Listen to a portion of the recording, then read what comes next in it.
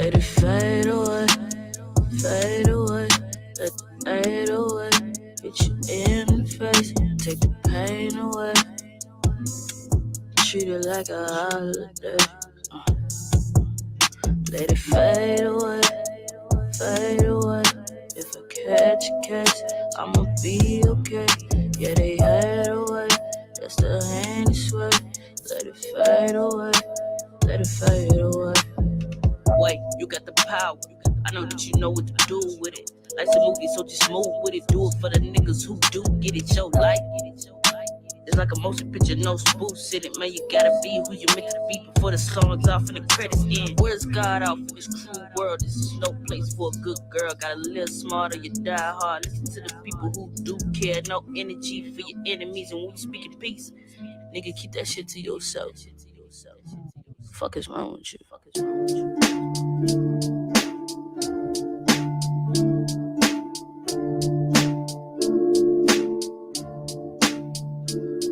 Talented nigga, above average.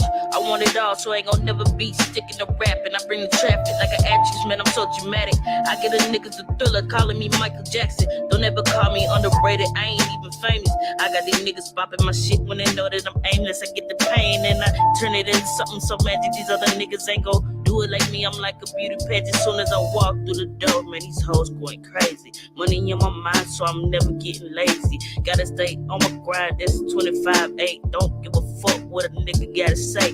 Put this shit right to his dome, make him think straight. These niggas crazy, they thinking they got me shaped up. Nah, nigga, you know who I am, bitch. Play with me again, I pull up with this stick and that's it.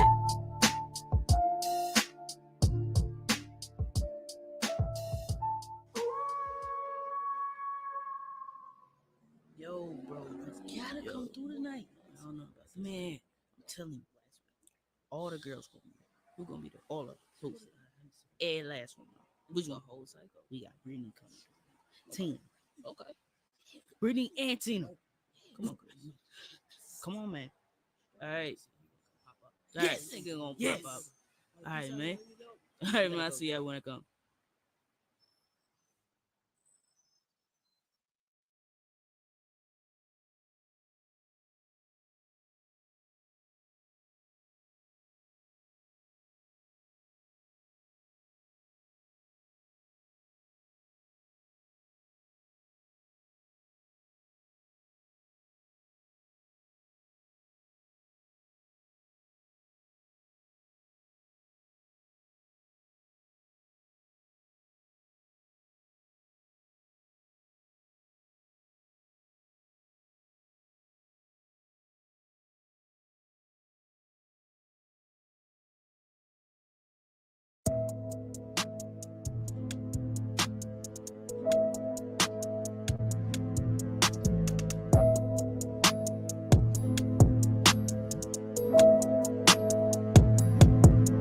Let it fade away, fade away. Let the 808 hit you in the face, take the pain away. Treat it like a holiday. Let it fade away, fade away. If I catch a case, I'ma be okay. Yeah, they hide away, that's the hand sway. Let it fade away, let it fade away.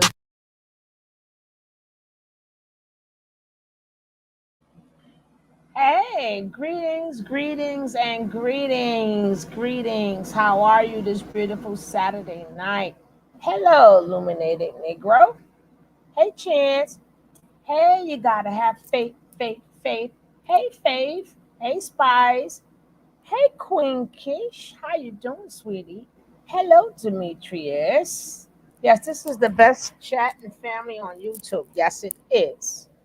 Now, I've been trying to cover this. Why time I go on live, you gotta come sit your butt right here? Oh, that's the cat. That's the cat. Now, I've been trying to cover this, but now we get a chance to cover this. You know, first we're gonna start with is Jonathan Majors. Boy, I wrote it terribly wrong. I said Majors. Anyway, I'll change the spelling later. I be typing typing so fast. I think this computer, the keyboard got something against me. I think the keyboard is spelling the stuff wrong. Not me. It's the keyboard. Put what I want to put in it. I'm telling you, if it ain't the cat, it's the dog, Demetrius. But anyway, this video comes from For No Fame. Baby, if you don't have them, check them out. He comes on very early in the morning. East Coast time, he comes on at 7:30. He does great work and he keeps it real. He keeps it real, but I like to know, hey, Deanna, baby, I am so tired. I'm telling you, I am tired. I had a long day today. And with this season, hey, Job for 9, thank you. I gave you a big shout out today, Job for 9. Thank you. I appreciate you, Deanna. I gave you a big shout out for all the support that you give the channel. And I believe it's my duty to show you guys, or my people who donate, what I do with your donations and let you know that I am thankful. They are thankful. And that is just one. That's just the first one of this season. Boy, oh boy, wait. I don't usually tape up all the videos that I do, but sometimes you have to show your supporters, like, even though you could do whatever you want to do with your money if somebody donated, but I like to show people where their money go and why I be so thankful. So thank you guys. Thank you, thank you, thank you. Now, back to Mr. Job for 9. Job for 9. Mr. Johnathan Mayers. Do you think his career is over? Do you think he got set up? Like, throughout the whole situation, right? Like, even though from the storyline, she had no business touching his phone, right? She had no business pulling his phone. She had no business looking at his phone or his messages. But if you're sitting there with your girlfriend in the car with you, hey, Jan, I'm just going to call you Jan. Jambia, how you doing? Welcome. But in the same token, if you flip it, why would you be texting another girl or looking at a text from another girl right while your girlfriend is there? So even though, they say it's a setup, but at the same time, you set her up too. You set her up too by texting the next girl right next to her, and you didn't even have the common courtesy to say, because he is a big time star. Hey, Nick, my baby, he is a big time star. So it could have been any woman on the phone. He could have even lied. Hey, this is such and such from the studio. Let me get nothing. Like, none of this sounds right. But is it he was getting too high, too low? We don't know. But we're going to definitely check. Hey, Pink and Blue, how are you, sweetie? Good to see you guys. Let me put this little banner up there for Deanna beat me. Deanna, she's violent. She beat people and stuff. I don't want her to beat me. Deanna be out to get her sister. You know what I'm saying? Deanna, I'm going to get rid of your belt. But I'm going to also put the link there because, from now on, we're going to do a little open panel because I also would like to hear you guys' thoughts and what information or whatever you guys have to bring to the table.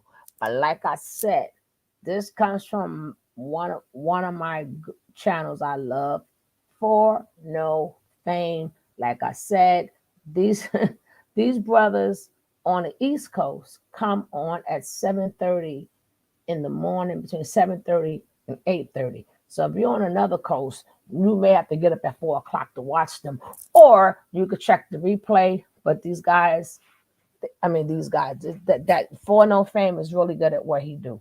So first thing we're gonna check out is Johnathan. Remember, let's go. I know, Deanna, you do it with the belt. You do it with the belt. With the belt, girl. As you see, they think For No Fame.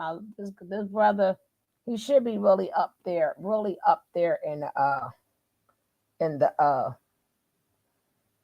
he should have more subscribers. If y'all do go to subscribe, say Sugar Love sent. Let them know Sugar sent you. What up?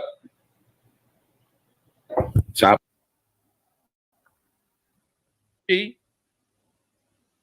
just gonna see how all that selling out don't get you nowhere, but we already know this around here. What up, Alan from the UK? Yeah, we already know this around here. We also gonna talk about R. Kelly, because R. Kelly, he just don't want to give up. He don't want to give up. He's starting to become delusional. He still think he's gonna get out of jail, and every appeal he putting in is nothing but a publicity stunt, and he's trying to prolong something. Salute Front Street for donating to the channel. Also, shout out to Ty Brown. I see you donated before I even came on. Salute to everybody that support this platform in many different ways. Definitely salute Front Street. So look, R. Kelly is delusional, and he just pulling stunts. Because every time he put in an appeal, he put in an appeal, people say, "Oh shit, he innocent, See, that's how R. Kelly keep working up his fan base. See, he's not put in an appeal, boom, get you a little leeway, call some more questions. Maybe he did it, maybe he didn't. Maybe I'm going to show you. I'm not going to keep talking about this R. Kelly thing because I told you, and I'm going to tell you again exactly why he's never getting out. I told people this a long time ago when they were saying free R. Kelly coming home. Anyway, like, also happy 420 for my smokers out there. Episode 421 For No Fame Live. This is how we do around this time. Y'all should already know. Hit the all notification bell. Leave a comment. Shout out to the reading. I already know what time it is. We locked in around here. Let's go. The Majors is finished. R. Kelly will not give up. Here we go. Here we go. All right. So people understand the game by now. That these people not just gonna come let you make all these millions and you think you just gonna do what you want to do. You got two, you either get the run or you got to get the money and go and participate. Because once you get to a certain level, you're turning back. But see, this dude, Johnathan Majors, he was supposed to be the next prominent Denzel or something like that. I guess that's what he thought. But learning the hard way, he ain't worth nothing. Because they all disposable. I'm glad you're feeling well, Nick. One won't do, another one will. So back to like I said about Jamie Foxx, same thing with Johnathan Majors, what they say, one monkey don't stop no show. So the show must go on. Hollywood games will continue to go on. Salute John for 9 for donating to this channel. Hey, thank you John for what you 9. Do for tapping in. That's right, John for 9. So let me get into this. My baby. Thank you very much. Cook. There y'all go. Y'all lighten up. Rap MDV. Salute. Thanks for supporting the channel. MDTV, thank you. I appreciate all of y'all. Be on it. Bless her soul. Slap. So when they start slapping all them charges, all them allegations, that's when you know they're trying to cook them. That's when you know they going, okay, they say, okay, Johnathan, you think you're going to get out this one? You think you're going to finesse that one chick that we might already sent at you to set you up? All right, now we got something else for you. We going to send a whole bunch at you, so you ain't going to be able to fight all of them. That's how they play the game. Yeah. That's how they put the nail in the coffin. So this boy is cooked. We saw this week what? His managers left him. I think a couple other entities he was dealing with is canceled. Hold on. He is cooked and done, and he was supposed to be the next. Well, he ain't cooked and done yet. But what was that other guy name? What was the guy's name? Oh God, dang it! He was another good one. and he did that movie, the Turner movie, and we ain't never seen him again. We ain't never seen him again. What was the name of that guy? Anybody remember something? What's his name? Johnathan too. He did the Nat Turner. He did the Nat Turner movie. We ain't never seen him again. They said he did something in college to a girl, and we ain't never seen him again. And he was a great actor, I, really good. We ain't never seen Homeboy again. Anybody remember his name? Hey, Deanna. Hey, my love. What's up, sis? Hey, baby. I am so tired, girl. But I had to see you guys. Well, you said you was What going to is the have a big day today. Yes, yeah, and that was just the beginning. Then them kids are terrible. I had to keep telling them parents, go get your kids, man. Go get your kids. Shit. Yeah, we always say go get your kids, but that means you go get your kids. Not me. I ain't got no babies. Them Except for your that baby. damn dog I had. Except for that dog I had to go get. And I was gonna lose his behind, right? The dog, the cat. The dog. I did a video. You gotta go check out. I did a little, it's like a short. And I Did was you? gonna lose. Now I was scared of his pappy, right? I come home. I come home without that dog, baby. I Mm-hmm. You come better not come home back without. home without that doggy. And then and Pappy come out there. He don't know me no more. Oh, it's like that. And I come here. Homeboy looked at me and turned his head. I said, okay, that's why I was getting ready to lose your behind. I was gonna let you get lost. Mm-hmm. They always come back home. Man, Kids and the animals, they always show up back home. I ain't even gonna try to lose them to find out. I am not trying to go through. I'm not trying to find out with my son.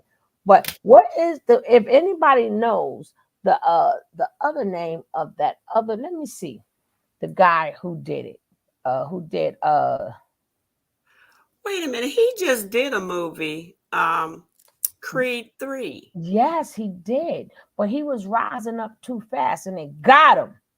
They got him. They had him take them pictures, all them pictures with the other guy.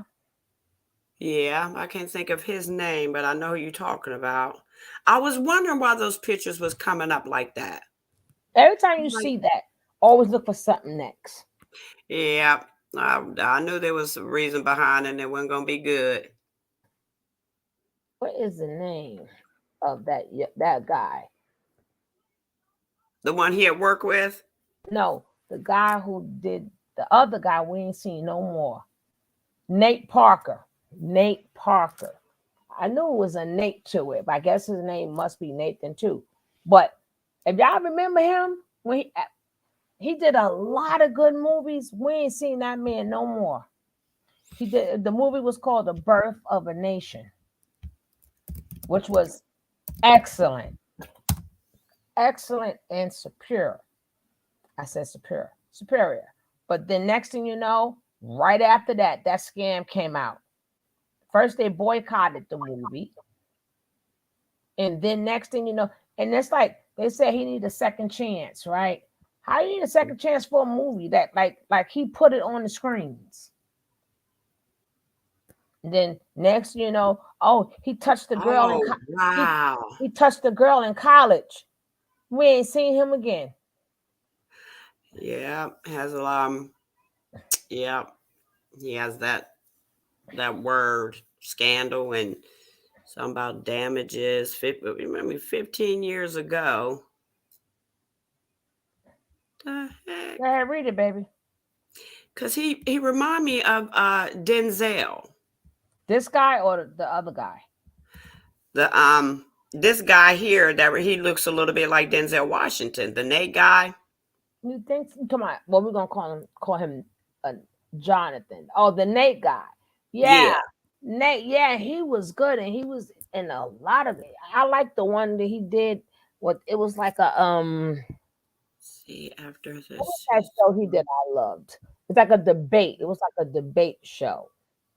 They was teaching them how to debate and stuff. Yeah, That the was voice of a excellent. nation. Every movie that man played in was excellent, and we ain't seen him Oh, no more. stop it, stop it, stop it. No, I'm not subscribing to anything. Move down. I hate that when you go into newspapers, they want you, can you subscribe? No. But I just I want to was, say this is not the first this not the first time this has happened. And let's finish going on. But I want y'all to know this happens on the regular. On the regular. Because my man Luke just came back up. He came back out of nowhere. Right? uh-huh. The one who did matter of fact, he did play with Denzel Washington in that movie. He was like the sailor and got touched on by the Foster the Foster Antoine Fisher. Yeah, Antoine Fisher. And remember, we ain't seen him no more. We ain't seen him. Nope. But Sure haven't. now he's out in he's doing something I believe on the Disney Channel. The other Yeah. one, Joaquin, he used to be in Yeah. all them older movies. We don't see him no more. Dang. Yeah, it's coming But at back. We least we did a didn't hear whole lot nothing. of them before. Yeah, but at least we ain't hear nothing bad about Joaquin. But this the same thing that happened to him happened to Nate Parker, baby. Uh, Yeah. Because when I saw him, I'm like, well, why is him and that other dude sitting on the couch, hug a bunch? Something get ready to happen. yep, and never fails. And this is what we push our kids to do, and it's sad. And then we're gonna get into Designer, but we're gonna finish with him first. But I just wanted to just say that. But let's go. Let's go. Big actor. But anyway, let's look. As Johnathan Majors prepared for a May 8th court appearance on domestic violence charges, his PR problems are about to get bigger. Sources familiar with the matter tell Variety that multiple alleged abuse victims of Majors have come forward following his March arrest and are cooperating with the Manhattan District Attorney's Office. The prospect of more women waiting in the wings would mark a dramatic turn. Pardon me. I said this before. I said, when put it like this, when this first happened, I said this happened in New York. I said that boy done, because other places you might get away with little stuff here and there, but in New York, when they get you, they got you. Because you know what? Those prosecutors and them lawyers love to get clout on celebrities. That's why they don't have no problem locking up no celebrity. I'm gonna tell you that right now. And I already broke all that down already. We already seen celebrities go to jail in a amount of time. So just because you got money, that don't mean nothing no more. Now these lawyers in these cities and these people that's in these, you know what I'm saying? They want to get clout now. So the judge want to get clout off you. The judge will put a celebrity in jail because he want clout. That's how it go now. It bigs the lawyer that put your ass in jail. His stock go through the roof after that. So that's how they looking at it. Because we also know there's a lot of lawyers. They want to be celebrities too. DAs, they want to be celebrities too. So they will do in a celebrity just to get that clout. So just understand we are not in a time no more where just because somebody got money, they ain't gonna be the case. That don't work no more. Not in this, not no more. They playing dirty. Anyway, the case comes on the heels of Majors' publicist and management firm cutting ties with the embattled actor early this week. So what is that, y'all? His publicists. Those are the people that come out and speak for him. They cut his ass off, basically saying, we can't speak for you no more. You too dirty. You done. They don't want nothing to do with him. Who else cut ties with him? His management. Who is his management, y'all? That's his mouthpiece. Those are the people that work his deal. Make sure his career is in good order. Making sure he got jobs coming in. They dropped his ass. What does that mean? He done. Look, they don't want no parts of that boy. You see how that shit go, right? You see how when you win and you get money, everybody your friend. As soon as you get caught up, there it go. That's how they do, black people, man. Oh, y'all know how this goes. So this ain't nothing spectacular. They dropped that boy like a bad habit, man. Quick. So he did all that selling out for nothing. Let's check it out. Cause I'm gonna show you some more selling out he did that people ain't even know about, because I ain't know. The Creed 3 star was arrested on March 25th in the Chelsea neighborhood of Manhattan on charges. Let's also pause right there. For those who don't know about Manhattan, the Chelsea area, I can say this because the Chelsea area is walk blocks away from the rainbow community. Let's just be honest. Yes. Anyway, we're going to skip past that part. in the Chelsea neighborhood of Manhattan on charges of strangulation, assault, and harassment. At the time, an NYPD spokesman said in a statement that a 30-year-old woman told police she had been assaulted by Majors, 33, and that she sustained minor injuries to her head and neck and was removed to an area hospital in stable condition. But Chandri mounted an immediate and aggressive response. Now, this is his spokesperson. Anyway, they're trying to speak off for him, but it ain't holding no weight. This is the main key of what we about to talk. Check this Ms. out right here. These are some of his other things that where he messed up at. Check it out. In recent months, Majors had become one of Hollywood's most promising stars. See that? Promising stars. Meaning he was about to be a star, but it wasn't a fact and guaranteed because he had some more things to do. Get it? So as you see, they was prepping him to be the next biggest thing. Probably was already pumping his head up with it anyway. You about to be the next star. You about to be the next Denzel. I'm telling you. You see what happened to Will, right? It's over for Will. You about to be the next Will. Gassing him up. I'm pretty sure that's what they did. That's why they say he was Hollywood's most promising star, with a series of high-profile and lucrative roles on the horizon. Now all eyes are on his future with the Marvel Cinematic Universe. Mind you, he was tied in with Marvel. You already know that. Disney. He had big roles lined up. Remember I said it the other day? I said, when you in Hollywood, they have 3 to 4 gigs lined up in advance, years in advance. That's what I was trying to tell people when I was telling them Hollywood fall and they going broke. They don't have them gigs lined up like they used to. They got to go from check to check. You get it? Do this TV show, hopefully get another deal on an underground movie. Then hopefully they get a little small role back in Hollywood. See, they gotta hustle now. Before, they might have had shit laid out. Like let's look at Gabrielle Union. It was a time she might have had 5 projects lined up from 2023 to 2027. That's how that shit go, y'all. But now it's not like that. But as you see, Johnathan Majors, he was rising up that ladder, so he had jobs already in. He had jobs waiting for him that was gonna get him through past 2025. Now check it out right here. See, look, he was going. He was supposed to be a Marvel Cinematic Universe where he is poised to play the titular king. I don't know what that is. I don't know about Avengers. Avengers: The Kang Dynasty. Majors is still attached to star in that film, so he's still supposed to star in Avengers coming up.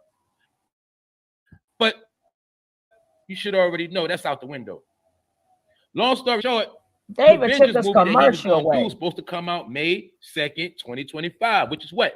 2 years from now. And he's poised for a $20 million payday, including back-end compensation. So as you see, he already had a $20 million deal on the table for 2025, which is what, y'all? 2 years from now. Also showing you that they were prepping him to make Will Smith money. Once you start making 20, 30 a movie, that's Will Smith money. But as you see, they had it set up that way, but it might have been a front because he's not going to see that money. And then again, I'm going to say this too. He might have offended the wrong person. And now he's getting blackballed. That's how it works. He might have offended the wrong person. It could have been a certain executive wanted to bust his ass out. And he denied him. I'm just telling y'all. Allegedly. He had to offend somebody because allegedly. Look, you don't get all these deals on the table and it like get it. You don't get all these deals on the table and all of a sudden they just gone. Obviously, they was behind him, and obviously he had to rub somebody the wrong way for all these deals to come crashing. But once again, it's the Hollywood game. You also will see similar to him and Jamie Foxx, actors. He was just in the movie of Marvel, and he was Ant-Man. Yeah, and he did a phenomenal. Every movie he did a phenomenal job.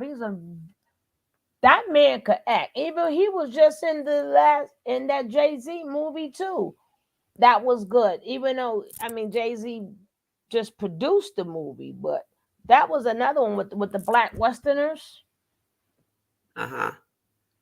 Oh, that was good. I think he didn't fall in line. But it's not a movie this man has done that he did not do a great job. Well, like they said, he was rising too fast. But they don't want to let him rise too fast. But it's not the fact of him rising too fast. It's the fact of the things you have to go through them doors. Yeah, so if you go through them doors, they'll push the heck out of you. But And he probably didn't fall in line. or remember, at some point in time, they all have to be humiliated. Mm-hmm. That's how they know what your real star power is. Like once you humiliate it, and then you got that one good movie, like somebody like the other guy, Nate. So like he he was not to be seen again, right? He was Mm-hmm. not to be seen again. So this guy may be seen again. Just like on the social media, people is absolutely wrong, right? Even though they're not part of anything, but the same rule applies. Like you support a lot of people is wrong, and you basket what they do. You support now you become what you call fans or stands. So in their eyes, nothing they could do wrong. You're just their fan or stand. So Ooh, that I means you know some have people passed the like that. test. Right. So that means you have passed the test. So even though they shutting them down, because usually when they shut you down, but when you go through this, even like with a lot of musicians, remember when Lil Wayne went to jail? He went to jail too. And it doesn't matter what they do. Once you got your fans or stands and they're still behind you and you can still make them money, you have passed the test, and now you can go through the next doors. They're not gonna let you in them doors, a good guy. You gotta have some scandals along with you. Let's see. Yeah, that new movie, King Dynasty. So they're going to have to work really hard, or probably not too hard, to find somebody to take his place, which that movie is due to come out May 2nd. If it's coming out, then it means the movie's done already. Yeah, I mean, like you said, they have these things done in advance. So if you have it done in advance, you're going to really have to push somebody to jump in his place. No, I'm saying if the movie comes out May 2nd, that means the Yep. movie they can't get nobody. The movie's been done like a year ago. Yeah, it's done. It's due May 2nd. I just checked. May Right. 2nd is So going the to come movie out. was completed about a year ago. Because remember, you got to go through the editing and all these other things. So anything moving forward now they want to see how this movie does though with him in it. So they want to see are you still valuable to before we open these doors? Because that's the only way you really going to know if you got the fans or the stands. Yeah. Now, as of May 2nd, when that movie come out, we'll see what it does, and that might determine, what happens to him. Just like that other guy who was on what was that show with the movie Isaiah something. He was phenomenal. He made one little comment. I'm not going to say what the comment that he made. Blackball to the point that he had to retire. That's what retire means. I'm blackballed. And then how did it go from him? Like I said, the whole thing is just doesn't sound right because they said, oh, she set him up because she started with him because she was in a car with him and another woman was on the phone and she went, ah. Well, my thing is, if you flip it, if you know that's your lady, how you texting the next woman right with her sitting right there? Right. And then you have a lot of business you do, right? You could have been like, oh, this from the studio. Okay, let me finish talking to this lady. I'll get right. Nothing. So, and then they get to the house. Then they say she lied. And then I'm like, again, he could have prevented that by just saying I'm talking to whatever. So even though she lying is wrong, her attacking him on his phone is wrong, but that's your post. Like they don't have no regards no more for husband, wife, a woman, girlfriend. A lot of people don't believe in that legal paper. So if you don't believe in the legal paper, then you are my husband. We just not legal. And there is no boyfriend, girlfriend. If you don't believe in that legal paper, then I'm your wife. The same way other cultures do it. So, Right. It don't. Well, it don't sound right. It don't make no sense. right. So that's what's happening there. But that's this Hollywood for you though. People can't wait to get in. They change Get their in body. Hollywood. Get to be famous. You're already famous. You don't need Hollywood. You're a child of God. That's all you need. Yeah, then they rearrange their nose, they rearrange their butt. Face. A lot of them go get them. A lot of time we see them men, and we be thinking they working out. They go get the liposuction too. They get the liposuction. They get the cuts, like the muscle cuts, the 6-pack. Yeah, they get that done too, baby. Oh, that you're transforming your body. What has been alleged about him, that he beats women, Miss Kim. He hits on women, and that's what we was basically going back. So that's what happened, allegedly. Well, that's what they said what happened. It's not alleged no more, but allegedly they was in him and his girlfriend was in the car, and she claimed that he was on the phone talking to somebody. She tried to snatch his phone, and then he hit her. And then she called Popo. Then come to find out, she said something happened in the house, but it wasn't true. So now, out of nowhere, more women are coming out saying, he hit me, he hit me, he hit me, because they're trying to build a case on him. So that's what's happening, Miss Kim's.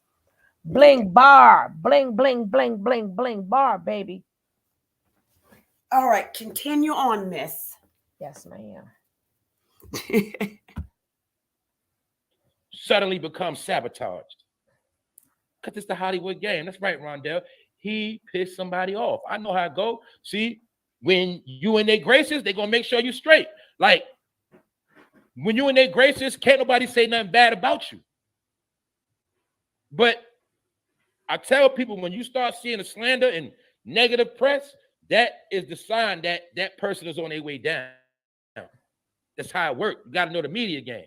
This is how the shit works. So anyway, I'm not finished with him. We about to expose this dude once again. He already been exposed, but I'm going to give you an update on his exposure, and I'm going to show you how he played everybody. Because you got some men, black men, will do anything for a check. A Disney spokesperson declined comment.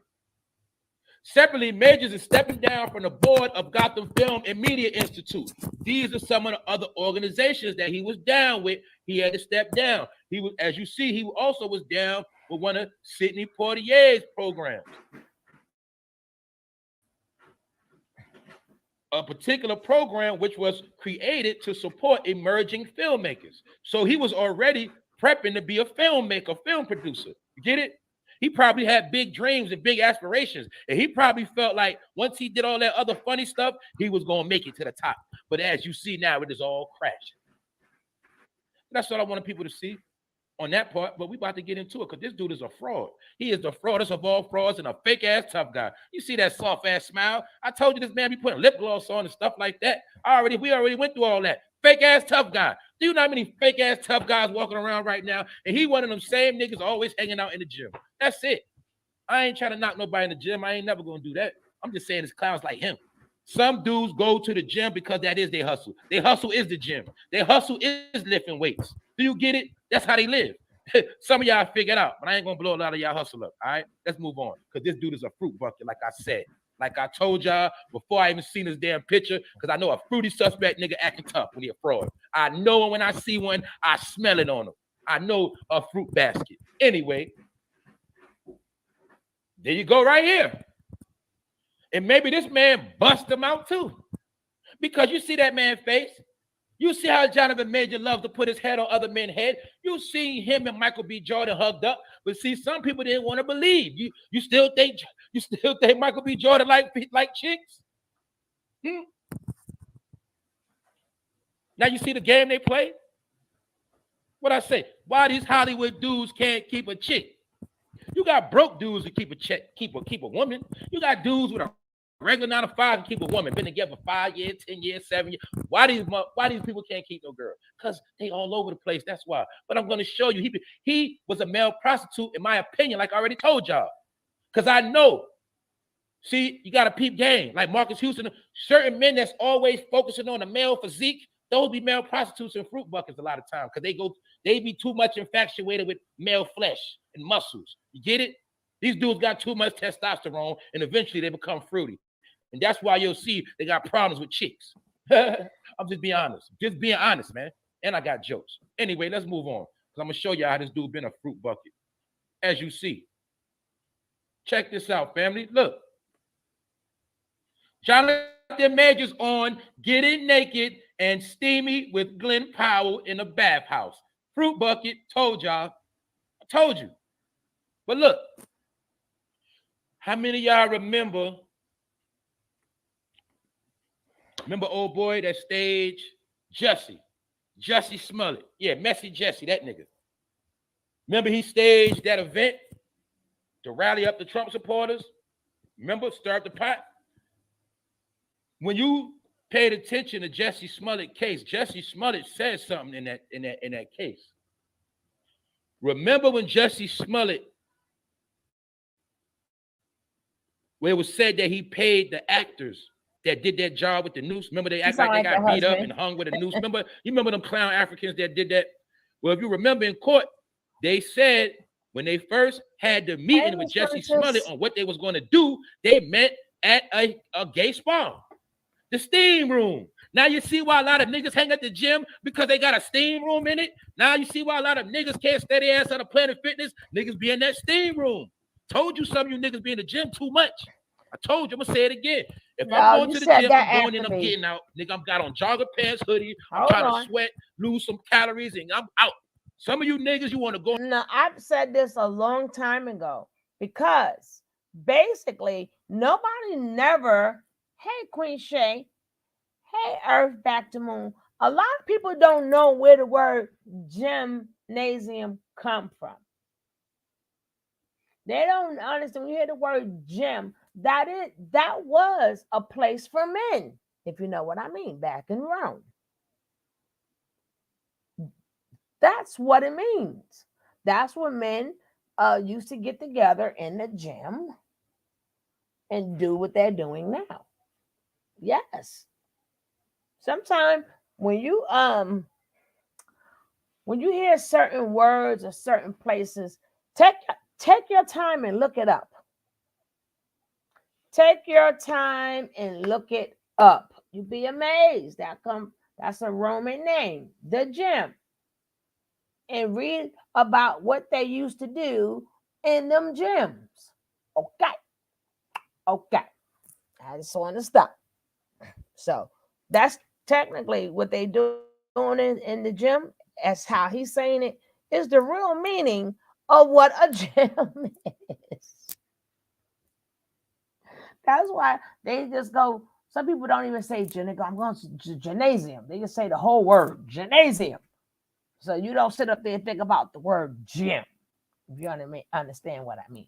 Just think about it. Gym. Ain't that a man name? Now let's go.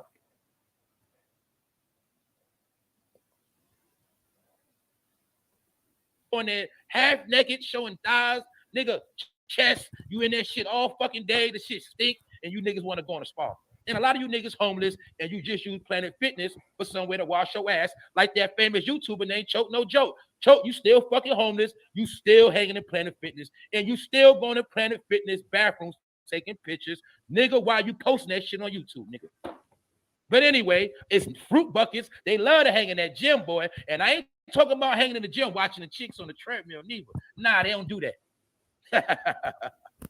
But here you go right here. Johnathan Majors on Getting Naked and Steamy with Glenn Powell. So he was not hiding. I told you this shit was right in your face the whole time. The dude was a fruit male prostitute. Look. Johnathan Majors and Glenn Powell went to a bathhouse. That's a slick spa, whole house, slick. You get what I'm saying? And got naked together. No, that's not just in head canon it really happened. In an interview on Jimmy Kimmel Live, the Ant-Man and Wasp Quantumania star recalled the hot and steamy meeting when they first discussed being in a movie, basically. But my point is this: a wise man said a long time ago, I never forgot. He said when they do them big movies, them big Hollywood movies, they all of the cast have to sleep together. That's what I was told. I don't know if it's a fact. Allegedly. That's what I heard a long time ago. And Allegedly. I ain't gonna lie, it's starting to come to the light. Them big Exactly, blockbuster movies. Miss Kim. Got The it. big joint. They say the cast got to People sleep don't know together. that. That's why you always see they always had them grand opening parties of them particular films. That's all alleged. But this is kind of proving it right because both of them are stars of movies. If I'm not mistaken, that is the man from Ant-Man. They're both tied in with Marvel, meaning they're both tied in with the same company. Then they're both telling you they was in the steam room naked. But look at the title of the article, my family. See Pride. Because when I start Googling Johnathan Majors in drag, look what came up. This is a gay pride website. See that? Pride. This is my point. I'm going to show my people how they market both ways. Them niggas are slick. See, they'll market themselves to us, but then on the back end, they marketing themselves to the gay community. Because I told you, they know the gay community is a bag. That's why this story leaked within the gay community. We didn't know about this story. We didn't know about a site called Pride. But my point is, the rainbow community knows because on the back end, he is being promoted as under that Pride umbrella. I told you they've been finessing. Told you they all about that gay money. Long story short, they're going to portray that role to the women. You got to get the women because you ain't going to get nowhere without the woman. They understand that all they need is the woman in the rainbow community, and then you have a star. That's how it works. I don't know how people don't figure that out yet. That's how the whole game worked now. So as you see, this story. Look, I'm showing you how they wanted it to leak. Johnathan Majors on Getting Naked and Steam with Glenn Powell, two prominent actors. We did not see this story at all, but the story was released on a gay pride site. See that? That was promotion to the gay community. See how they play it? Pretty standard procedure. Now, this is what they're saying. They're saying meeting in a bathhouse as actors or meeting in a bathhouse when you're trying to negotiate a deal is normal. See that? Look, pretty standard procedure. You have a meeting, say, hey, you want to be in a movie? I'm like, yeah, we could love to try it. After the director, the next thing is to meet with Glenn Powell, who's also our executive producer, Record Majors. I go, yeah, man, let's go to the Russian Turkish. Pause right here. Let me clarify it. Look, he's telling you that is part of the procedure. What is part of the procedure? Meeting up with a man somewhere. Where these men meet at? In a bathhouse, a spa house. Get it naked. What Jesse Smollett said when he gave those two individuals the blueprint on how to stage that fake event, Jesse Smollett had them dudes meet him in a bathhouse because they were gay Africans and they came out and admitted everything. The two gay brothers. They met in a bathhouse. So as you see right here, they telling you what he say. That was pretty standard, meaning that's how it go down in Hollywood when you want to roll. Then he said what? After they met in the steam room, then he told them what? Now we got to meet a few more people. We got to meet the director. We got to meet the executive producer. What does that mean? Maybe we got to do something funny with them too. See, I'm telling you how they tell you the game. But look, if we didn't see this on this Pride site, we wouldn't know. This also proves what I was telling people, that they don't hide this stuff. It's right in your face. But see, when I Googled Johnathan Major in drag, this came up. And we never seen this article, never heard of this website. But I'm showing you how they've been finessing on the back end the whole time. I told you all of these people, like Michael B. Jordan, whole time they be marketing themselves to the gay community, man. That's what I told you. That's what all that stuff be about. They don't want no chicks, man. They don't want none of that. It's just cool. It's just for looks. All right? So right now you see why Michael B. Jordan had no problem hugging up with letting that man hug on him. They was telling you, they talking signs and symbols. Signs and symbols. Looking like they might do something. Well, you want to hit this real quick? See that? Stuff like that, man. These dudes are suspect, man. See? Exactly. But I already told you that nigga Michael B. Jordan. Exactly. I told you that nigga name is Wallace, Negro. man. His name is Wallace. You will always be Wallace from The Wire. I told you that, Michael. Your name is Wallace. No. And Wallace played the role of a young snitch in the wire that got killed because he was snitching on the organization. No, he will always be the boy from All My Children. That was Erica Kane's son, damn it. So he already showed you. He had two Caucasian parents when he started out. He had Erica Kane and Jack. Forgot his name. If you watched All My Children, you will remember. That would be his starting point, not The Wire. He started out on the soap operas. Let's not forget. Now let's go. A lot of people forget that. But yep, he was on All My Children. Let's go. Did he get his nose done? His nose was so much cuter when he was younger. Why it looked like his nose grew muscles. See how straight his nose look here? Now look at his nose grew some muscles. But let's go. So if you know the history, when Michael B. Jordan came in the game, he played a sellout role. His whole role was playing a role of a snitch. And he got killed for snitching. But that ain't the point. This is my point. Hey, it is what it is, James. You don't think them executives was playing around with Michael B. Jordan back then? Let's be It honest. is what it HBO, is. big deal, come out of nowhere. You on the HBO, you go from HBO to a big star. You don't think them people was kind of fonder of young Michael?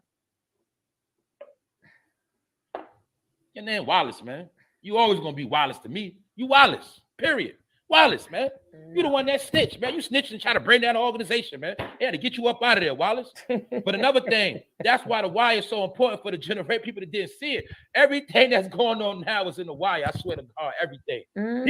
He was Tekashi 6ix9ine back then, man. They were showing us the whole game, how it was gonna fall. The wire showed you how neighborhoods was gonna be destroyed. They done did that all over America. They done showed you how the police was sanctioning to sell drugs. All that was in the wire, man. Everything was in the wire.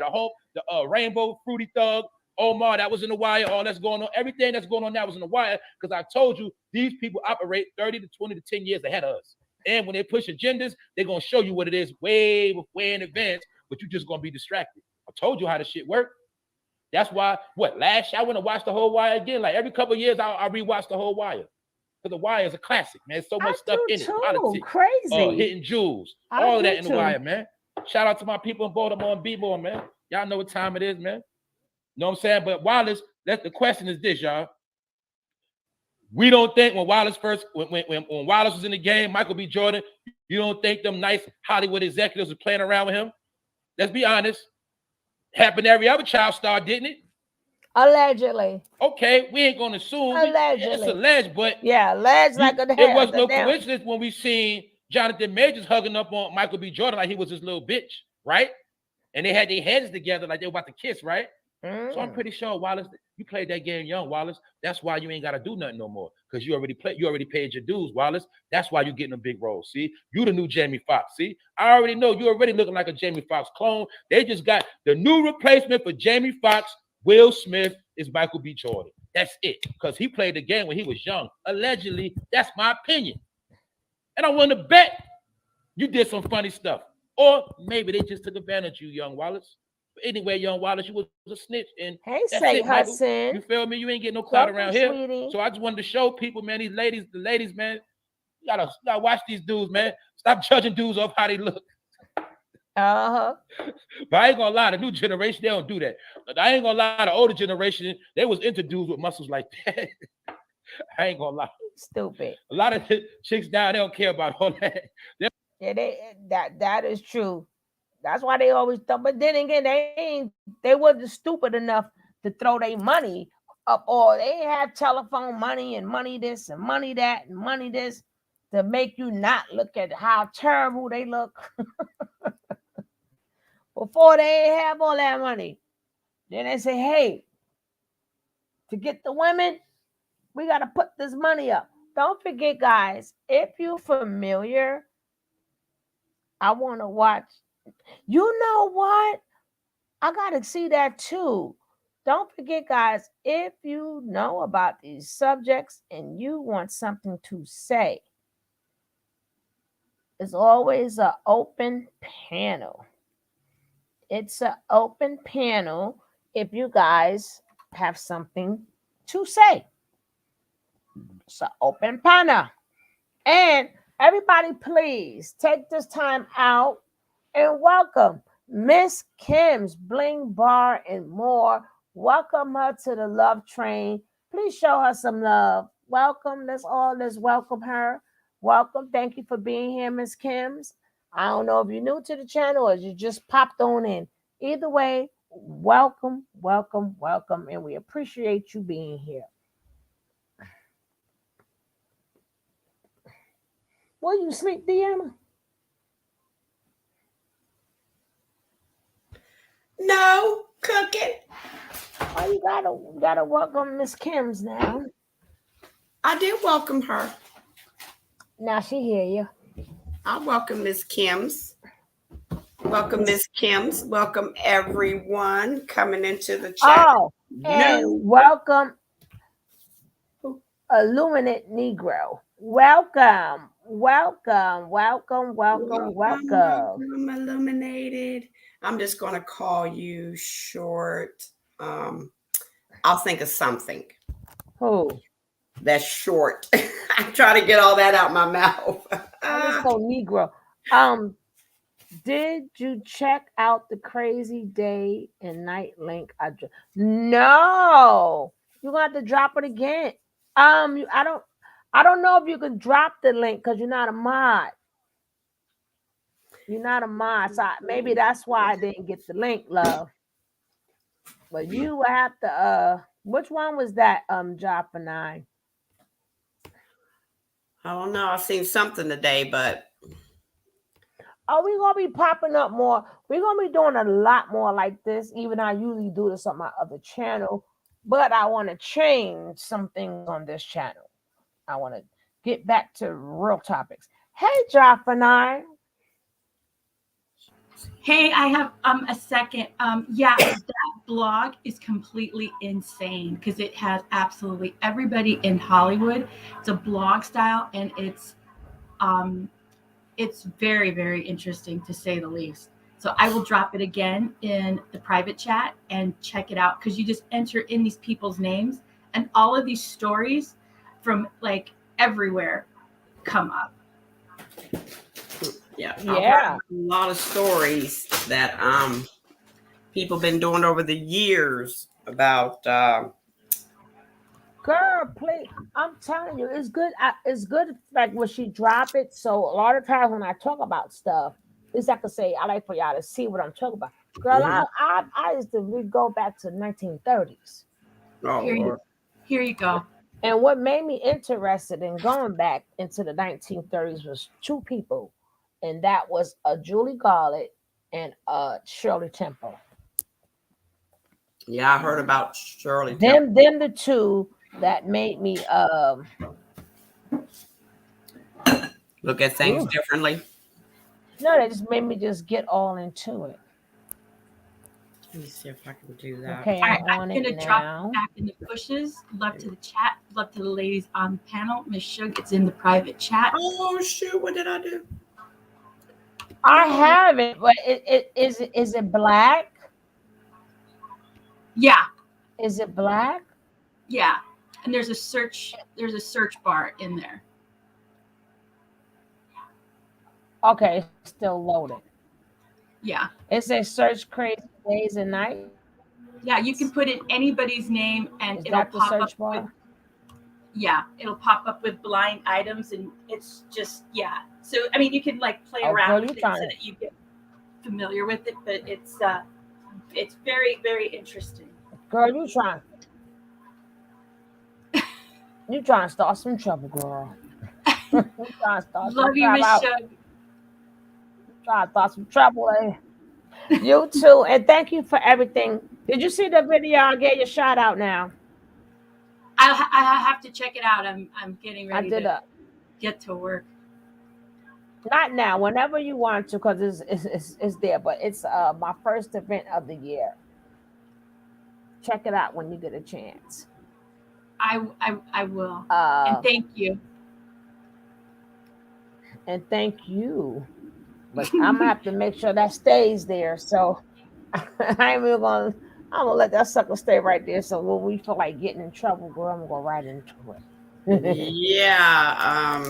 I've seen some things that he talks about. I've learned some of them things early on, especially with Shirley Temple.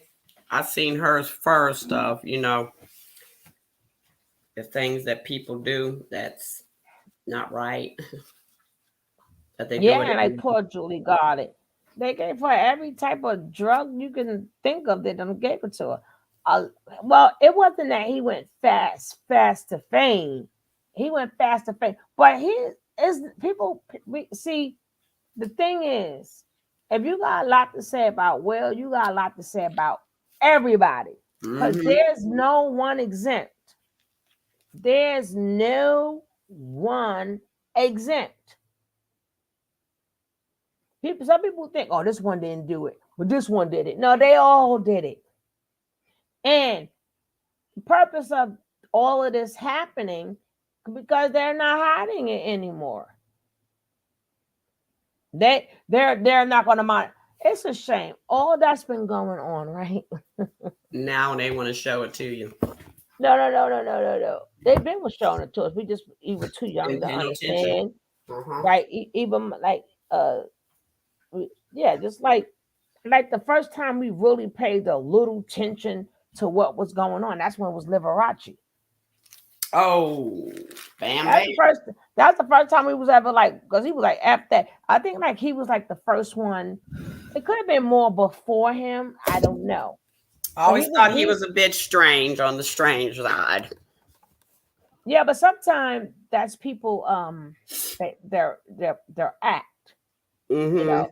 But he's the one that was like the first one that came out and then, caught that caught them letters, right? But like I said, it could have been some before. I wasn't born then. I wasn't even born then.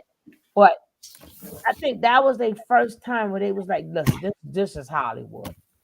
You understand what I'm saying? So in a sense, they let it be known. You guys have to make a choice. This is what we do. Yeah.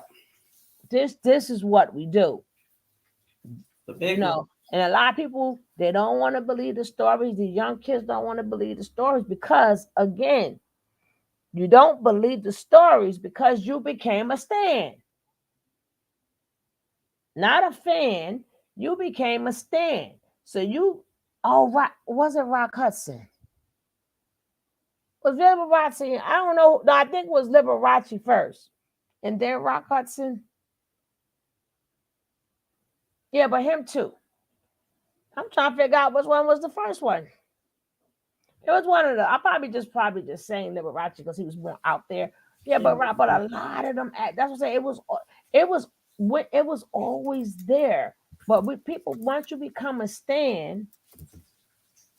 Oh, sure, Miss Kemp.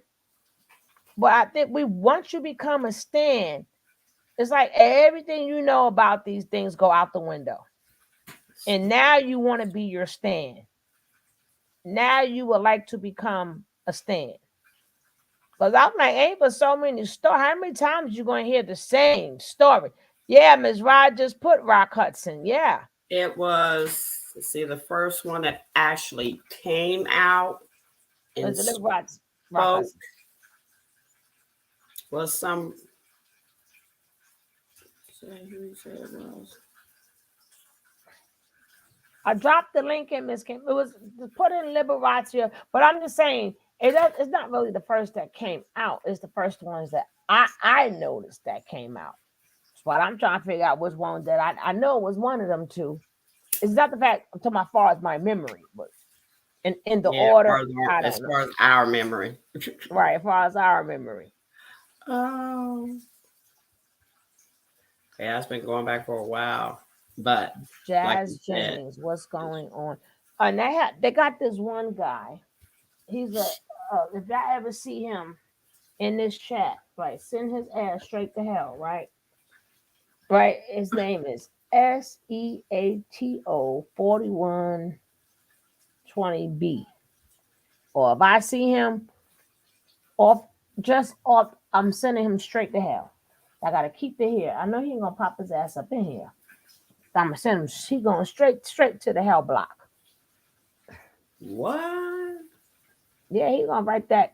on my nice thing I did today, he gonna leave that dumbass comment on the thing. But I couldn't see the comments because I'm live outside. On your Facebook page? No, on this page, but he wrote it in the thing. But now you got me searching. Hey Kim, how are you, beautiful? Wonderful. How y'all doing tonight? How are you doing, Miss Kim? Good, good. Thank you for letting me come up. I just wanted to share something with you all because it reminded me of something that happened in our family. I have a first cousin who was an excellent vocalist. She's up in age now. I think she's 78, but I remember she was really moving and shaking, and we were in the Chicagoland metro area. And she went and she got a chance to sing, and she was contracted at this really nice nightclub in Chicago. And it was one that it's kind of like Studio 54 of New York, except for it was Chicago. Mm-hmm. And so she was really doing it, and the whole family was happy, like, oh, yeah, yeah. And so she told us she had this gig where the owner was saying that he wanted her to entertain some special guests on his yacht and to meet down at Navy Pier to do this. And so I remember her getting her clothing, you know, and everything. I was a real little bitty thing, but she had all these pretty clothes, you know, that I wanted to get into. And she went down there, and probably within 3 hours, she came back home, and we're like, what happened? And I wasn't supposed to hear it, but you know, my ears. She was never the same, huh? She said, I went into my dressing room. The yacht was gorgeous, beautiful. And I got dressed and I came out, and they told me where to go. And I'm expecting all these people to show up. It was only the man, the owner. Mm-hmm. And she said, where's all the people? He said, you'll be performing for me. And by the way, when you sing, I want you to take off all your clothes. She said, I say, what now? You heard me. You know, I need you to get naked right now and sing to me like you singing the song to me. And she said, I can't do that. And he said, well, if you don't, he said, you can pack your things and you don't have to come to work anymore, and you won't be able to work anyplace else in the Chicagoland area. And he wasn't kidding. Yeah. Yeah. See, this is what I was trying to say. And then that's why Billie Holiday is my favorite girl. Because when she sung, she made me totally feel what the entertainment business was about. Even though I'm young and I don't even know if I was born, I don't even know. But but when she made you feel how miserable it is. She made you feel like all I wanted, like, remember that play? I don't even know what was the movie, but it used to be a play called Mama, I Want to Sing. Mama, I want to sing. But I went, and that's all she had wanted to do was sing. And it's like you never seen, even though it was other ones like that, but something about Billie, I can feel it in my body that even though when I was young and I used to have a good set of pipes, and I could be doing some of everything. Mm-hmm. But then that Billie was like, no. And at this point, she's long gone. Long gone, right? But I think, and a lot of them have passed away so early because all the things they had to do just to sing. So you could see where they didn't even enjoy it. They just they sung, and you can hear, if you ever hear how her voice goes and everything. And that's how a lot of them was back then. Like now, maybe the drugs is different now, but the drugs that they had then just to keep them up, put them to sleep, keep them up and put them to sleep, you know, maybe now they got the ones that make them hyper and you know, does other things to keep them where they more happy. They didn't have them happy drugs back then. Yeah. Like the Sparkle movie, yeah. But no, not really like the Sparkle movie, but yes, like the Sparkle movie. But that's because that was because of a man. That wasn't because of the industry. I know what you mean by the way that Lady Day sung. You could feel it. Nobody sung like her. And when she sung that song "Strange Fruit," they were trying to prevent her singing it. And you know why? I'm like, why people do things bad, but then they don't want you to tell about it. Mm-hmm. You know, you hanging people, you doing all of this, so why don't you want her to sing about it? And then she put it in a nice way. She just said "strange fruit," you know. I mean, she even dressed it up for you and put a little icing and everything. She said, and what if you wasn't so guilty? If you wasn't so guilty, what would make you think strange fruit is? Because they would believe what she would say is true. Because people would believe her. They're afraid of what people will believe. No, they it wasn't even the fact that they believed it. They knew it because that's what was going on. It was the fact for other people. Knew it, yeah, but still, that's just like if I go out here and tell people something that I know is true, they're going to believe me because I know it's true. Hey, Say Hudson, how you doing, sweetie? Hey, Suge. Hey, ladies. How are y'all? Hello. We are so fine. And that's one of the things that I like about a lot of people talk really poorly about the country of Germany, but what Germany has done is they want to make sure that what happened over there with the Jews never happens again. So they teach the real history in their schools, unlike here where they're trying to prevent the schools from teaching. But their history is not real. They teach it's not their real history, but they teach what they want to be consumed as real. You mean in the U.S.? In Germany. Oh, no. Because in Germany, what they have done is they have an area, I forgot what it's called, where they have the people's names that died and what happened and how the atrocities happened that they call, you know, and I just respect that they didn't try to hide what happened there or say that it didn't exist, because there are people here that are actually saying, oh, that didn't happen. The Holocaust didn't happen. No. And so I like that they do that, but over here they really don't want to discuss the atrocities that happen. Which is true, but they're even, you know how many times like the school books has been changed over and over and over to lighten it up. Like at one book they said that we came you know how they put like when other people came here on the boat, they came here like for a better life.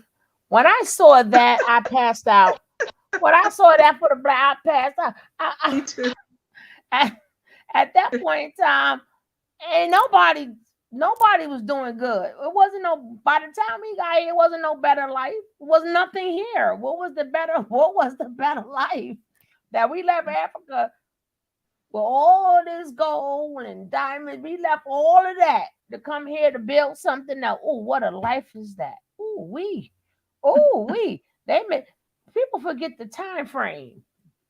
They make it seem like by the time we got here, all the buildings was here, the highways was here. You know, it was just beautiful. Jobs was lined up for us. Yeah, okay.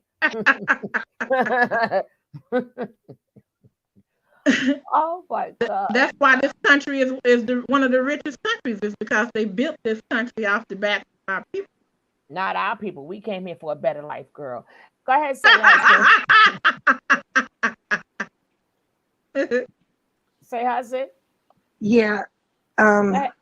With the industry, with Hollywood or just the entertainment industry in general, with a lot of people, my experience or whatever, what I experienced, and granted I didn't, what I experienced, I was only in, had a toe dipped in there or whatever.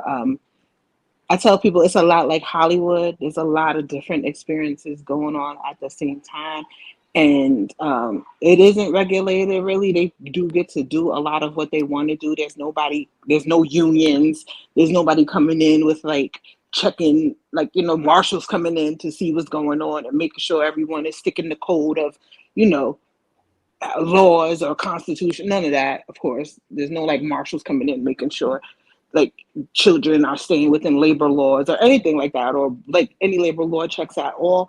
But also it's a lot of parents like literally offering their children up on a platter too.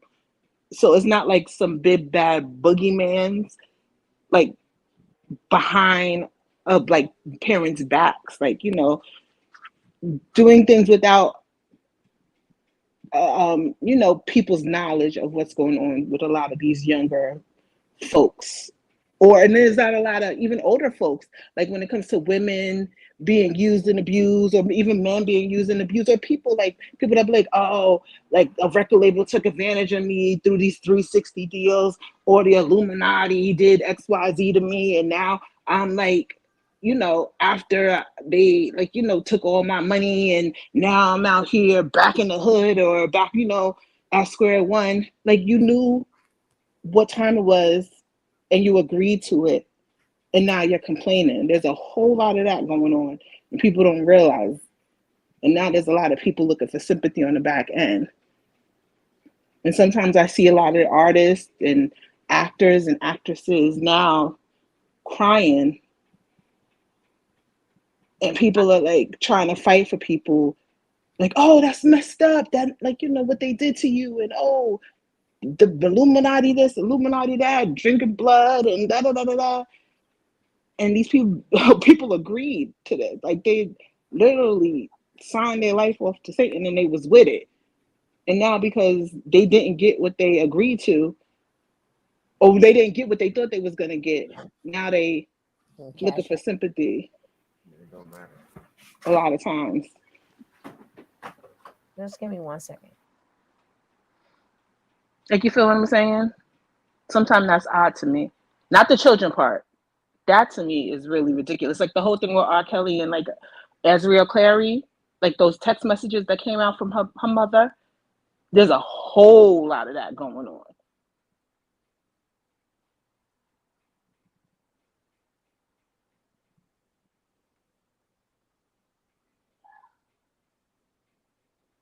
Hello? Is that my phone? Hello? I'm here. I was listening to you. Well, you're right. There's a lot going on. And to look at it as sympathy, and I would sit back and say the same thing that you would say. Why are you crying about it now? Why didn't you? Because people are looking for, well, certain people, I'm just going to say in general, people want to be famous in general. People want to sing in general. So they're going to fall into what's going to make them money, which is the biggest problem in the world when you sell yourself for money. So I think we're under more than what they're doing. I mean, look what they're doing to us who are not famous. Would you think that's the same thing they're doing, but we didn't sell our souls, but they're doing things to us normal people too, regular people. But for the movie stars, and if they sign a contract knowingly or unknowingly that they did it, then they realize what they did. And it's like, oh my God, what did I do? Da, da, da, da. And now since you was on that side, then you want to come to the side of who is the boss of us all. Then you want to go run to him now. So I get it. I understand all of it. It's a lot. Like at this point, if someone's running to someone that they know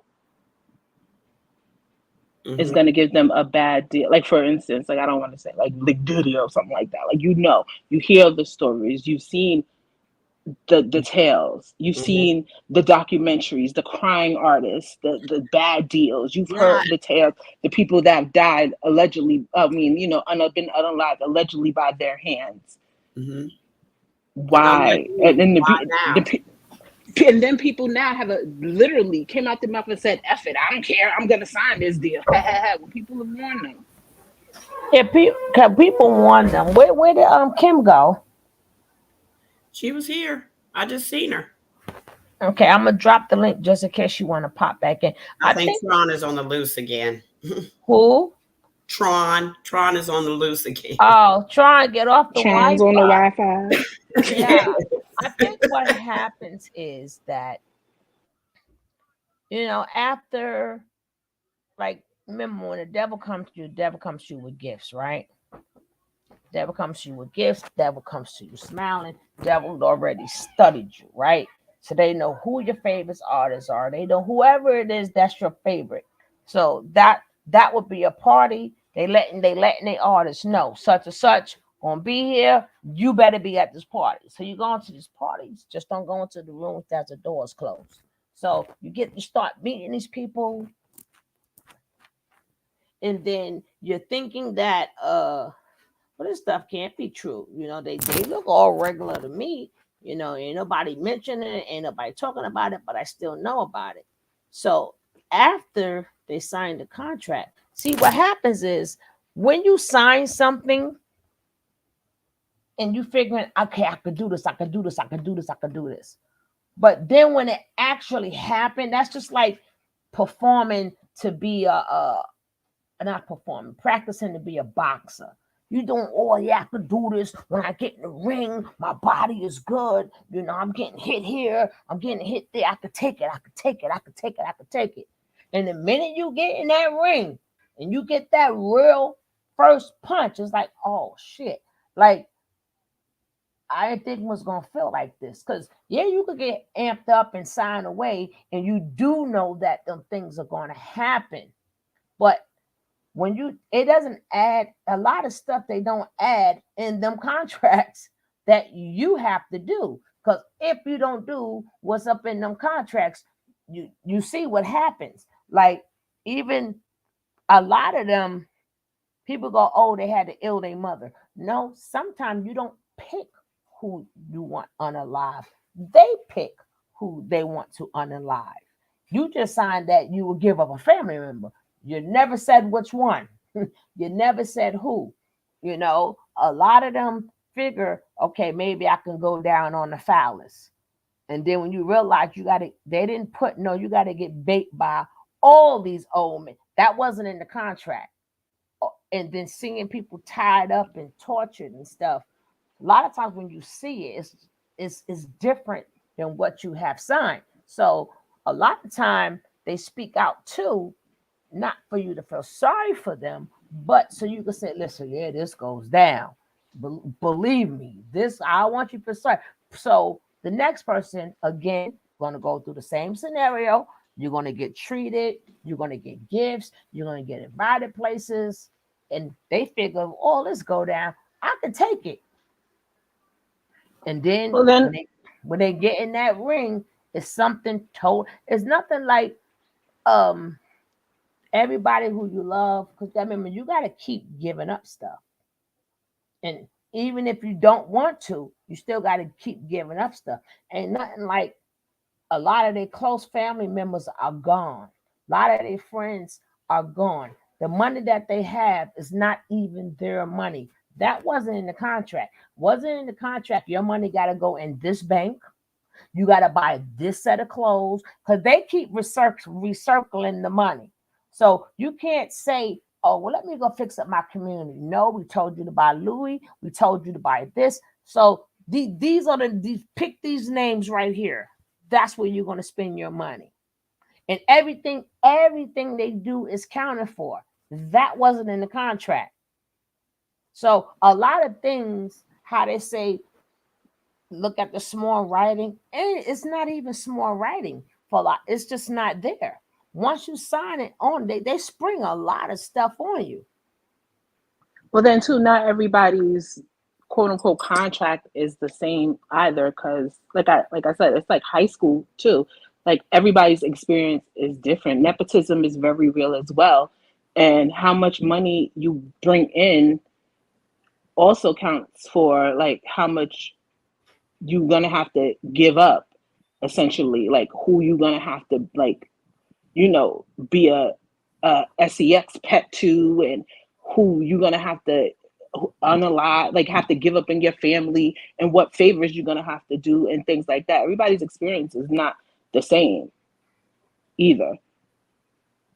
Yeah, but none Like, of and if you are becoming more of an annoyance, you just like, a lot of them come in an annoyance because, first of all, a lot of them is they didn't put in the contract, oh, you're gonna be working. You no longer control your life. Like you have to even ask permission. And here you go, the star. You have to ask permission of this, ask permission of that, And then for a lot of things that they seen, because remember, a lot of them they put on drugs. Hey, we need you to stay up all night. Here's a cocaine for that, or we need for you to go to sleep. Hey, you got to take a pill for that. It's like everything you need that's wrong for you. This is what you have to do. Why? Because you got this concert coming up. I'm not saying yeah, you got to chase the sun, especially if you go on tour. You got to chase the sun. If you got to be in New York one day and in Japan the next, you got to chase that sun. That's why they have these people on a lot of drugs and stuff like that. And so after a while, you got to work. Right. So that would now make your body hooked.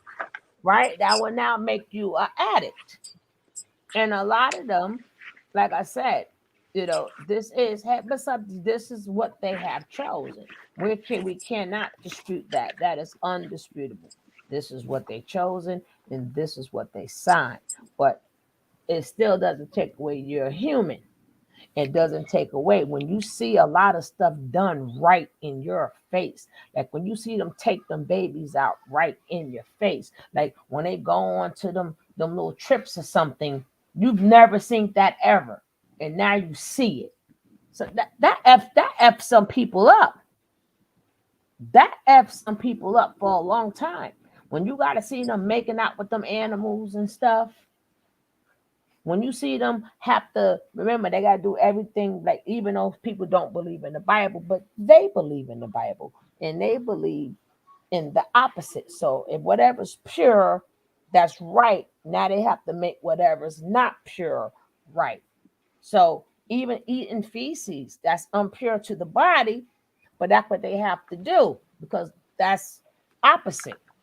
A lot, they have to do these things. So it's different when you seeing it and when you actually doing it. And like, damn, I just want to sing, So I wanted to didn't mind giving this up, but I didn't know I had to do all of that.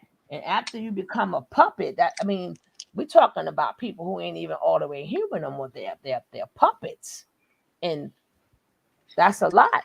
So yeah, they do sign for these things.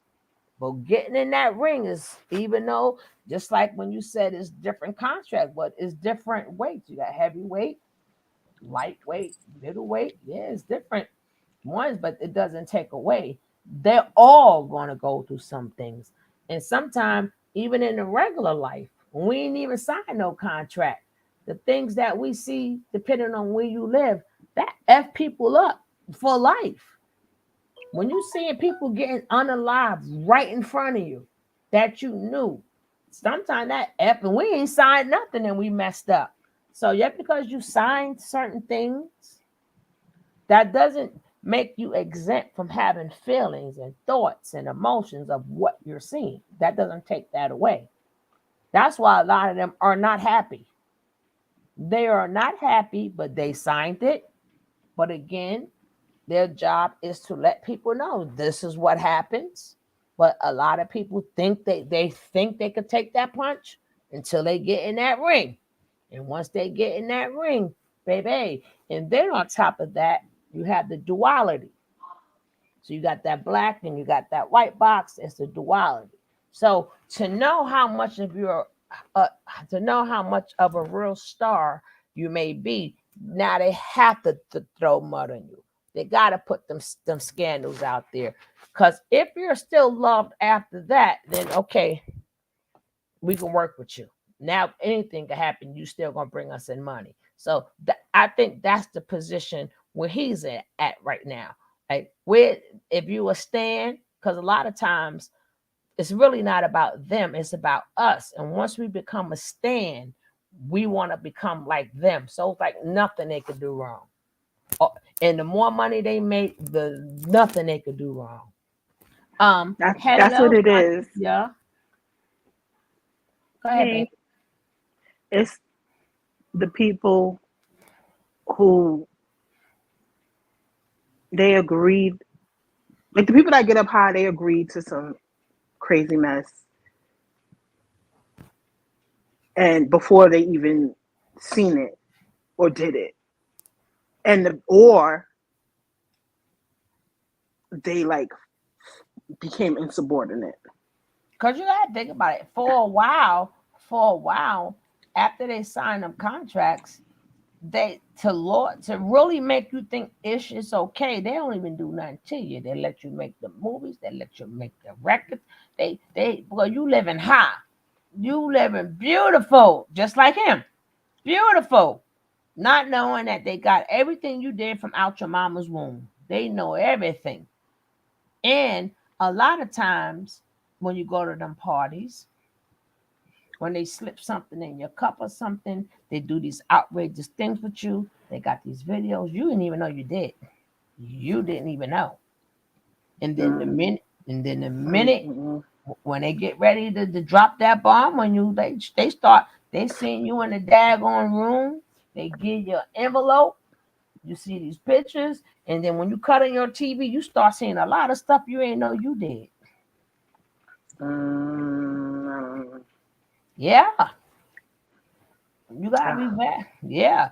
And then that's when it's Operation Takedown. And you trying to figure out what the hell? I don't remember none of this. And they got you in awkward positions. They got so many things in your mouth, girl. And then they done got you from the front, the back, the side, everything. And you don't even know.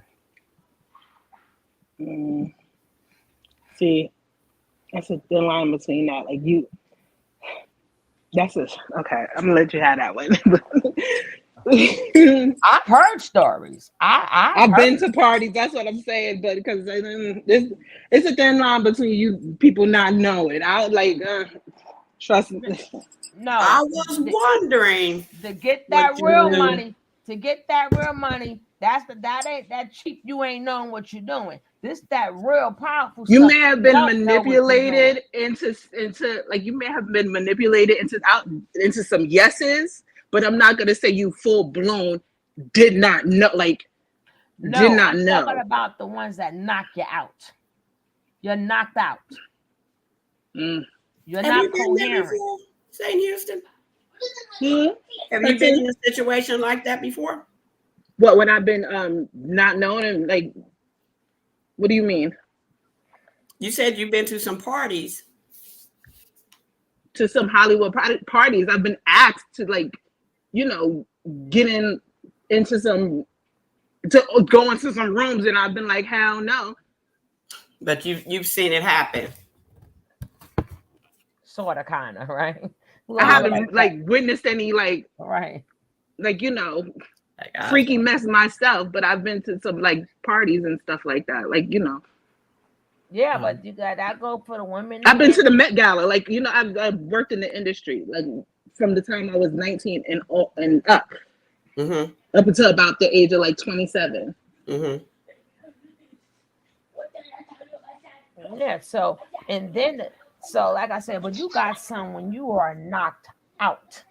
Like you call me a nepo baby. Like there's a lot of nepo babies too. So like I said, I tell people it's like a high school. And she's like a high school. There's different levels. Like not everybody is on the same level. Right, but there's a lot of. But that all depends on where you want to go. Because you got that till you get to the $1 million. Then you got the 1 million to the 5 million. Then you got the 5. Because once you hit 20 million, you done it all. Yeah, that's what I'm saying. The more yeses you get, the further you could go. And it's also the more yeses you give, the further you could go. If you're highly talented, the less yeses you have to get to get farther up, but you still have to give some yeses. The nepotism will get you far. That means like your father is like Tom Cruise or something like that. Like, you know, like a you know, Jamie like Lee my Curtis. father. Yeah, but my mother's Jamie Lee Curtis. So right. nepotism can get you very, very but far. Even if but like you're there's on a different lower level, if you're a lower level, but you're like I'm saying, people still people gotta will give. say, you still gotta give. But people will say, oh, like, you know, when things don't start going right for them, then people will tell, like, you know, the people will tell the public, XYZ happened to me and I was taken advantage of, and da da da da da. And there's like, you know, like Bill Cosby put you know, sedatives in my Jello pudding.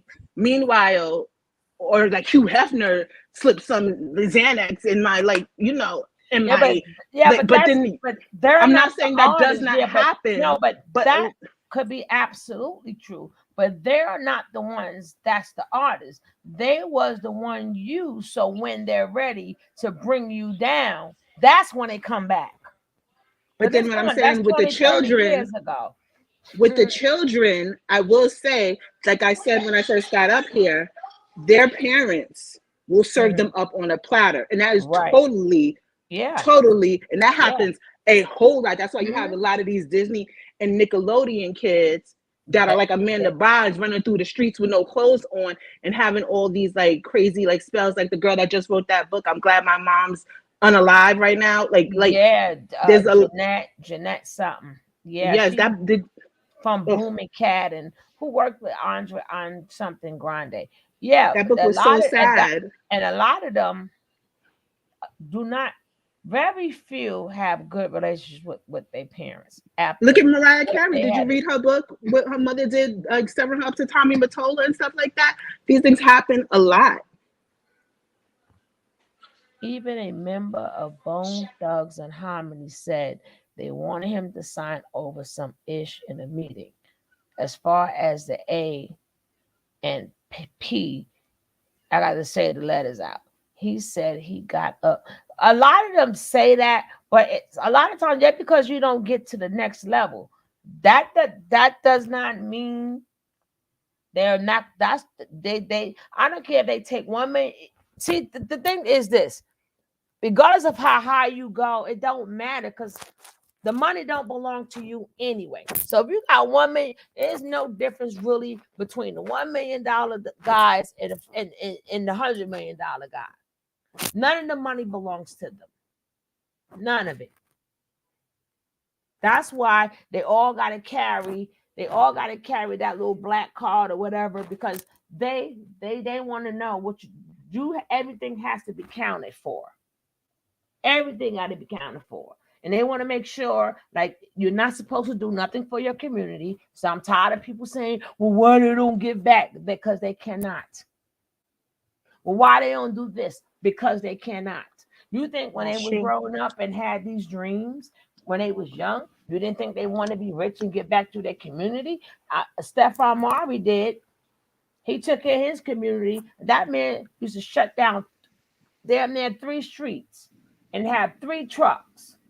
And right after they got tired of him doing that, and then next thing you know, you don't see Stephon Marbury no more. He's still here, but all of that went down. Nope, you get a lot of debt as soon as you sign a contract. They give you a lot of debt. I mean, the label, and especially in Hollywood, it used to be the studio, but they stopped that. But with music, because I work mostly with music and fashion in the fashion industry, I was signed to a fashion house. A fashion management company. But the record label owns your house, they own your car, and they send you a lot of bills. And the most you may get is a bunch of like PR from, like, you know, you get a lot of PR people sending you stuff because they want you to wear their stuff all the time. So you'll get a bunch of packages in the mail, and after a while, it becomes freaking annoying. Y'all see that on YouTube. Y'all used to see that with a lot of like beauty YouTubers. They used to get like free lipstick and crap in the mail. Like, you see a lot of that. That's about it. But the money, you have to chase down people for your checks. But the worst thing is, all of them is really scared because they don't know when they number up. they don't know. Ms. Rod, you're gonna have to mute something.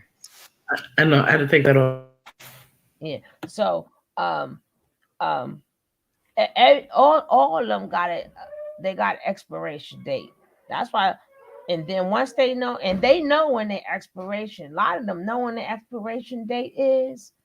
And then that's why you'll start seeing them like really started getting crazy, and they gonna start doing, or some of them they get on some type of suppressants, and then they start just doing interviews just to say whatever last things that they can say. That's why you always hear somebody right before they pass. Here was their last interview. Why was it last week? Like some people ain't never did interviews. Now all you see, all of a sudden they doing nothing but interview. Like they give you clues. They give you a lot of clues. If you look out, they give you a lot of clues. A lot of clues. You know. And then I know a lot of you. And one of the clues, as you was talking about clues, back when we all like watching Oprah Winfrey, and just using her example to how real it is about they will give you money, but the rule of thumb is you will not use your money that we're giving you to support your people in United States. Because I started investigating, why would she build a school in Africa? I didn't understand, and I know I'm into it. All these millions and millions of dollars she put into Africa for the school, for the girls' school. Why didn't you help try to build up Chicago? Doing it in Africa. Hey, I can tell you what she said. I can tell you what she said. Allegedly, she said she didn't know there was any poor people in Chicago or in the United States. Allegedly. She grew up in Mississippi, so she know that. You know that's a lie.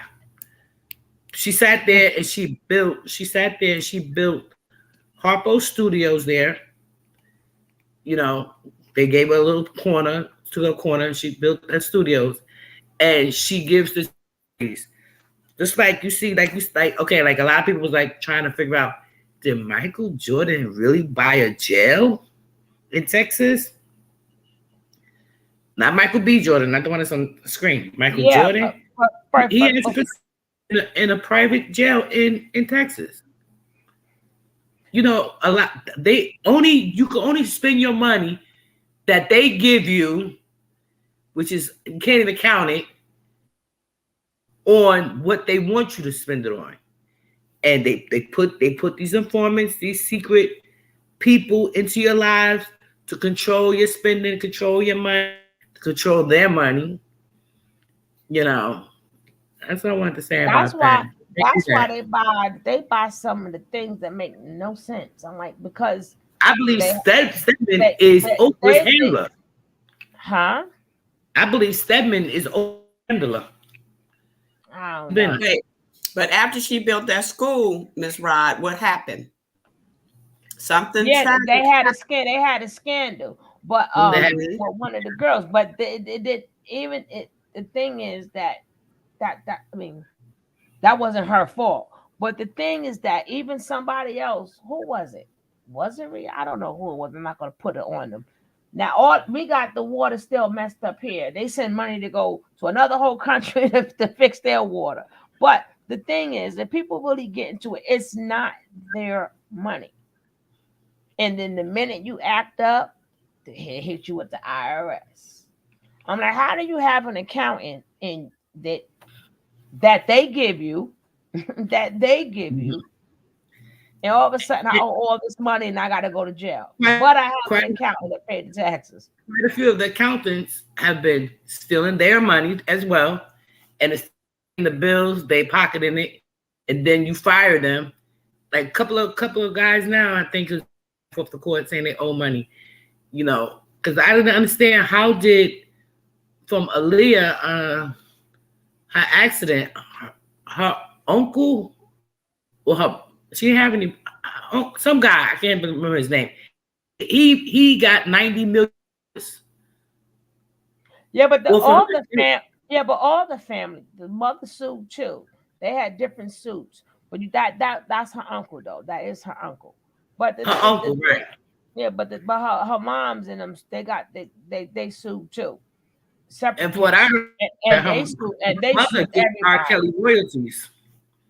They sued. See, the plane that she was on had like 5, 6, 7 different owners. If that was just one owner, but one person owned that. One person, they went and got everybody, right? She and Gail them some. All of them are the same. See, we gotta keep. That's why we sit up there. And, oh, but that's a black brother. Nah, not no more. Now, once you sign that, no, you're them. Period. Them, and you're gonna be there for their agenda, and that's it. We always want to be like, oh, well, let's support them. No, this cat. Oh, let's support them. They sorry. They're no longer your brother. They can't speak out. I mean, they do a lot of stuff. They all this. Oh, I want to express myself, and we can wear. No, that's not you. Stop it. But what about that Shazam character that going around on TV saying to help the hungry kids? And when I saw it, I'm like, man, you really got a lot of nerve to tell other people to help them kids when you're well more money-fied equipped to do it. I'm so sick of them. I even when I was young, I couldn't stand that. Why y'all got all these phones here? Got a bunch of all y'all together is billions of dollars, and y'all want me to send what? I didn't care who kid it was. I'm saying, here they go, and that's all you do, and it's for the help like 18 families. Every time he come on, I mute it. Yo, I still think about Jerry Lewis telethon. Oh my God, I just thought about it, Miss Rod. That's why that came out. Jerry Lewis telethon, only longest running thing every year, still running. Because Shazam said it. Give to the kids. I'm like, mute. Shut up, man. I don't watch commercials. This can't be a part. Y'all don't understand. This is everything. Everything is a show. Mm-hmm. Everything is a show. It's up to you. That's why to have the most freest mind that you can have. That's the only way. The only way you combat a lot of this. Some stuff you're going to be in it just because you was born. And you was just born. But like we can't stop being a stand. We can't stop sending rich people money if we try to. Now, if somebody could be like, oh, I'm down on my luck, can I hold a couple dollars? You would tell them no in a minute. But here go somebody you claim you like. There's no way I'm going to turn down somebody who ain't got nothing just to give somebody who got $2 billion, $1 trillion, like everything they come out with, we have to buy. Because Shazam is based on a kids show, like the kids turn into superheroes. Right. That's especially when Black Adam came out. You know, his word was Shazam, and then Shaquille O'Neal played Shazam in the movie too. Mm-hmm. I think Shazam coming out again. Another movie, Shazam, coming out again.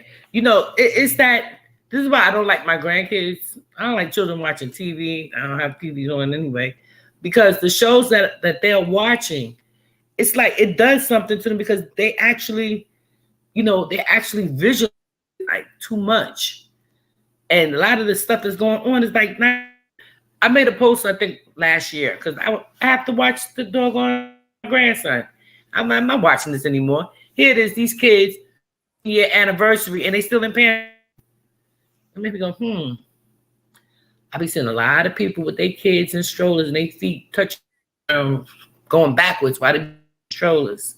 That's so true. That's so true. Years older than a stroller. And like, still stuck in the bottom. I think they making extra large pull-ups for these children. Why? Stop. But see, the thing is, whatever we can think of, they thought of like 20, 30, 40 years ago, right? So we figure, okay, we cut the TV off. They figure, well, they got to go outside, right? They got to go to school. You know, like they gotta eat food, right? Just like a lot of people feed, they eat. Oh, I'm a veg. I eat soy. Come to find out, soy ain't good for you. You I'm understand what I'm supposed to saying? eat soy. Yeah, Right. but a lot of things people are not supposed to eat, but they know that you're going to eat it. But They see know that again. The man who told us not to eat soy, one of the black scientists who was I'm bad at names right now. Douglas, which one invented the? Hey, Lexi, but I'm saying even if we don't know the names, you can't get away from the programming. Period. So what a lot of or the most you could do is be the most free mind as you can be. Stop being the stand. I don't care if it's regular people, social media people, YouTube, TikTok, whomever. So stop. That's the number one thing. Stop being a stand. Stop thinking that a $300 shirt and a $5 shirt. Stop. That's my goal. A shirt is a shirt. You understand what I'm saying? And most of them come from the same factories anyway. Yep. It's just that you're paying for their name. I don't like you that much. I don't want to pay. I don't I want a bunch of clothes with my own name on it. Yep. I don't want to wear a bunch of clothes. But see, that's the goal, and that's what they keep putting in everybody's face. And they make you think that you're poor because you don't have this, not because you don't have a shirt. It's because you don't have that person's name. Like you don't even know that person. Like Birkin. Who the heck is Birkin? Who is him? Who is Birkin? I never heard of him. I mean, we all, but that's a pocketbook. Yeah, I know that. I know that now, but right. I never even seen a picture of the man, and yet I know his pocketbooks is worth a lot of money. Right. I'd be asking people, why y'all buying these shoes that cost so much money because it has a name attached to it? Go back to them dollar Converses we used to wear. Right, but they make you think that it's poor because of not because of the shirt, it's because of a name. So people is going into these just to buy somebody's name, and then they got houses everywhere. They live more in a hotel than what they live in a house. They might see their house maybe a week or two out the year. They on the road, they're doing this, they're doing that. By the time they get comfortable in their house, they're getting ready to give it to their kids because they on their way out of it. What year was it when you had that basketball player come out to your community and he gave them all sneakers and stuff? That was Stephon Marbury, but right. But and then his cousin Isaiah, not Isaiah, Lance something. But they actually is three of them, and all three are related. Mm-hmm. And so what?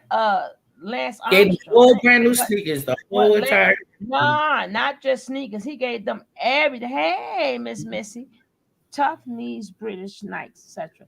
Pull-ups actually enable the child to keep peeing in it because it wicks the moisture away from them.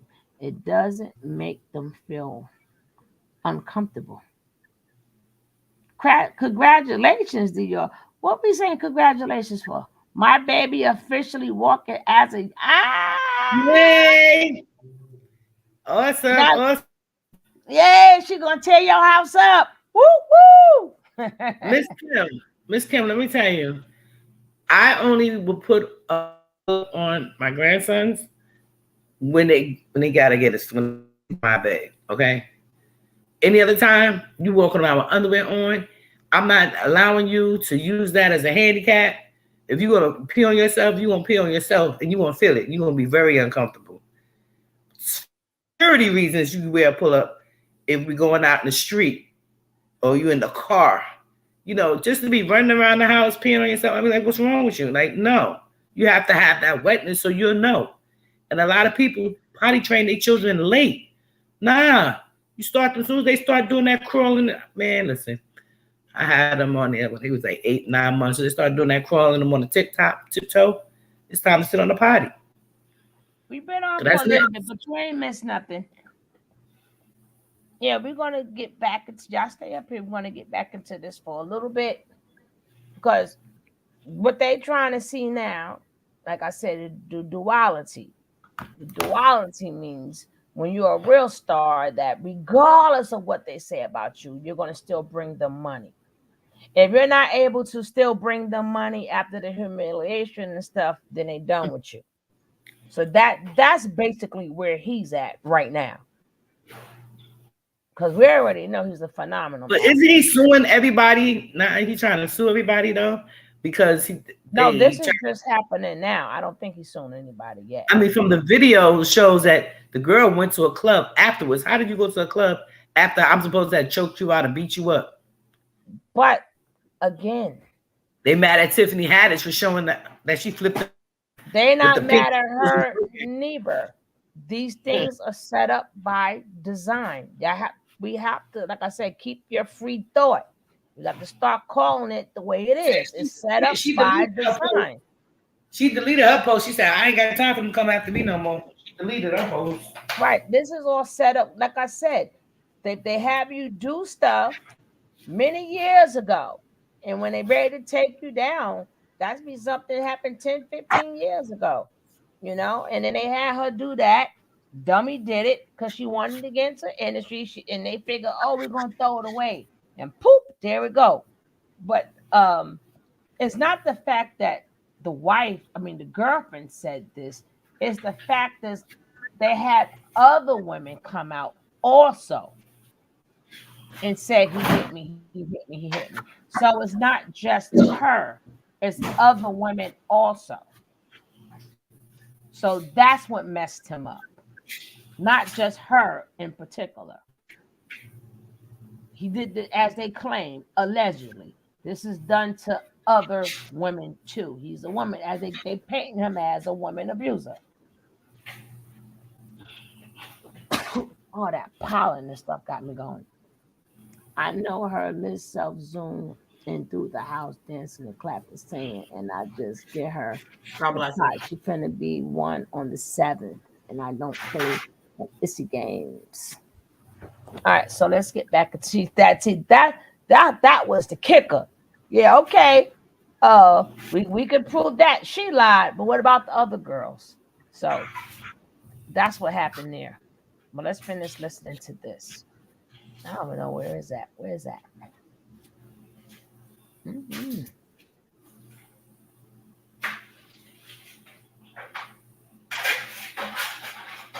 They don't care if the dude's skinny as a toothpick or he got a big belly stomach, man. Chicks don't care about all that muscle stuff like that. I'm just being honest. They don't. That's that old school stuff. Oh, he got muscles. That's why Diana Ross made that song Muscles, man. She was talking about fruit buckets with muscles, man. I'm just being honest, man. I ain't trying to knock nobody in shape, nobody that work out. I ain't trying to diss nobody. I'm just being honest, because some of them dudes, it's some among the many, they just take that shit too far, and these dudes are weirdos. And in my opinion, Johnathan Majors is one of them. Nigga probably in the gym right now. Anyway, Michael, you another one. And you already should probably assume, if you think these dudes ain't do nothing funny together, you might be lacking out here. My opinion, yes, Michael, because you ain't want Lori Harvey neither. You another one. You's another one. Maybe it ain't Lori Harvey. Maybe it's just a lot of these dudes are fruity and they don't like stuff like that. Maybe why nobody ain't never just figured that out yet? Why nobody ain't put that shit in their head? Maybe it's not Lori Harvey, dummy. Maybe it's just that these dudes, they are you know what. All right? That's simple. Well, she know how to pick them. Because if you let a dude in the hood get Lori Harvey, it's over for her. She gonna get knocked up, all that. She gonna have 3-4 kids, man. Well, she's supposed to be knocked up now. Shaft? I don't know if it's true. What up, Cozy? What up, bro? Sugar, what's up, Sugar Love? Yeah, man. Let a dude in the hood get his hands on Lori Harvey. Watch what happens. Anyway, man, let's move on, y'all. Let's carry on. I'll get back to Wallace later. Now look who wants to be an actor. Look who else is ready to come in the game. Look who's ready to play the game. Mr. Quavo. That rap career over, ain't it, Quavo? Told you that shit over, man. He already know that shit over. Nigga, they done sold your label. They done sold that shit. Nigga, you under a bogus contract. Any rapping you do, you have to pay 50%. The contract's still in good standards. Now you got to go to acting. Oh, well, who is he with? John Travolta and them people. Oh, how many of y'all heard about the stories of John Travolta being suspect and dressing up? Yeah. Quavo about to play the game now, y'all. Oh, you thought he was just in them little films coming out. Yeah, he ready to play the game now. Told you that's how they do it. They're gonna talk that hood stuff to the hood, and then behind those doors, it's gonna be somebody else. Don't tell the truth, y'all. Don't Quavo look like he about to go through something. Maybe they're in the elevator about to go run a train on him right now. Let's be honest. Allegedly. Yo, he look like that. Don't Quavo look like it's about to go down? I'm telling you that it's Hollywood shit. It's funny. It's real tricky and dirty like that. They're the type that said, let's take this selfie, and they about to go up in the hotel room. I'm telling you, they probably about to bust that boy out. Look at him. That nigga don't look happy, do he? Every time you see Quavo, that nigga was smiling, chains on, showing his teeth. That nigga look like he's trying to lay low key and on some regular shit, and maybe they about to run a train on his ass for that movie role. Allegedly. God damn. I know I'm reaching the shit. Hey, I don't put nothing past none of them. You feel me? But look at Quavo. You ain't never, man, Quavo ain't looked that sad with Takeoff died. Let's be honest, man. Come on. Damn. You ain't see him look that sad with Takeoff died. Damn. John, and he trying to get the movie roles. But let's move on, because we're gonna get into something that's real. This right here was sad. Dropped off at homeless shelter on 18th birthday. I can relate with this. You know, I can relate with this to a degree, because my 18th birthday, I got kicked out. But I got kicked out for being a knucklehead. So my mother said, okay, you ain't listening. You want to be grown. You already running the street anyway. You already don't come home. You already got your own money. Get out. And she kicked me out at 18. Facts. I already knew how to hustle. I was already doing my thing. So I wasn't messed up out here. But I got put out at 18 on my birthday. So this kind of touched home. But it was kind of sad for this person, because this is a female and this is 2023. And her 18th birthday, her ass got put out. But let me say this. She could have been bad as hell. She could have been a problem child. But it was something else within this. She is adopted. As soon as she turned 18, they dropped her ass like a bad habit. And she homeless. This showing people the agenda that being that she's 18 and homeless, she could end up dead somewhere. She could end up snatched up. I'm just showing the people how easy it is to be messed up out here. But let's think, who is that grimy to drop somebody at a homeless shelter on their 18th birthday? A female at that. Do y'all see how the world is moving now? But like I said, she could have been a problem child. Who's moving around? That's still low. That's still kind of sad. That's low. Right. You feel me? Even if she a problem child, you got to try to get her some help, work with her. Not on the that means that she was 17. As soon as she turned 18, get your ass out. In 2023, that shit don't fly like that. So she liable to be anything: drug head, junkie, kidnap, rape, pillage, chopped up, all of that. And it's funny because that bag running out. So now they won't let her go. Or maybe she could have been smart enough to get a bag in her own name, because maybe she could have been disabled. You know, people was getting checks in her name. Maybe she got smart, try to get the checks in her name. And my point is, after she wasn't, profitable, they dropped her ass. Because don't get it twisted. Some of these people out here acting like they love kids and taking care of people so much. A lot of them just doing that shit for a check. Don't get it twisted. Y'all know that. People got to understand the foster care program pays mortgages, car notes, trips, shopping sprees. A lot of people that take care of kids live a lavish life. I'm not knocking the ones that take care of kids and do their job. I'm knocking the ones that do it just for the money and shit on the kids. But this particular black young lady, she got dropped off on 18th birthday. That was her birthday gift. Dropped off at a homeless shelter. Now we got to get into what we already been talking about. I give updates on this channel about the real world. And now we have to go back into the real world. Also, shout out to my people that's always sending me stuff. Whether I see it or not, y'all keep it coming. As you see right here, also shout out to Sean J. the Great for posting this. And I'm just showing y'all, like I said, I'm not the only one that know about this. I'm not the only one campaigning about this. I'm not the only one trying to wake my people up about this serious topic. See this woman snatched up. What did your boy Fame tell you, family? I told you most of this goes down in the daytime. I told you that. It's the day. Don't keep thinking it's some nighttime shit. It happens broad daylight. Like Keisha said on New Jack City. When that Rasta man got his head blowed off in broad daylight. All of this, the most wicked shit happens in broad daylight. You see, why you think when a dude get killed at the store a lot of time, broad daylight? Why? Because he had to go to the store and get a blunt that morning. And he had beef. And all they had to do was wait for his dumb ass to go to the store and get a blunt. He gonna come out eventually. We gonna catch his ass at the store early in the morning. We think niggas sleep. Boom. I'm telling you real street politics right now, man. So look. See that? Woman walking down the block. Her ass got snatched up quick. Look. Play by play. See the dude talking to her? What I tell my ladies, I said, the way they play the game, they're going to have a dude trying to holler at you. And while he hollering at you, somebody's already lurking. I'm going to keep telling you women because I don't want to see none of y'all name missing on this channel. You in these clubs, when you in a club, be cautious on what nigga trying to holler at you. You could be getting lined up now. Nigga just hollering at you because he was already clocking you. He was already studying you. He just want to see your money flow, how you're moving. He already know what car you in. He just watching. He know you came off the train. He know you walk from that way. They know you're. He's just hollering at you. He might holler at you a couple times and don't say. But one day you might holler at him in that parking lot somewhere in public, and the snatchers are lurking. I'm telling you how the game goes. I know this firsthand because it happened in the area, and I showed y'all on the internet when it first happened. The girl posted it on Facebook. She said a dude with dreads was trying to holler at her, and a white van was lurking with some people in it trying to get her. This is real shit. I told y'all this for months. I'm going to keep telling you because I don't want to see none of y'all missing or none of y'all family. But look, the dude is hollering at her. Distraction. Now they getting her ass because you see the car pulled up. While he talking to her, see, look, let's go back to the beginning. He's talking to her. You see no car. As he's talking to her, car pull up. You also see in the other footage, you see traffic moving. What does that mean? People out. It's ain't nothing new. Cars moving like a regular day, right?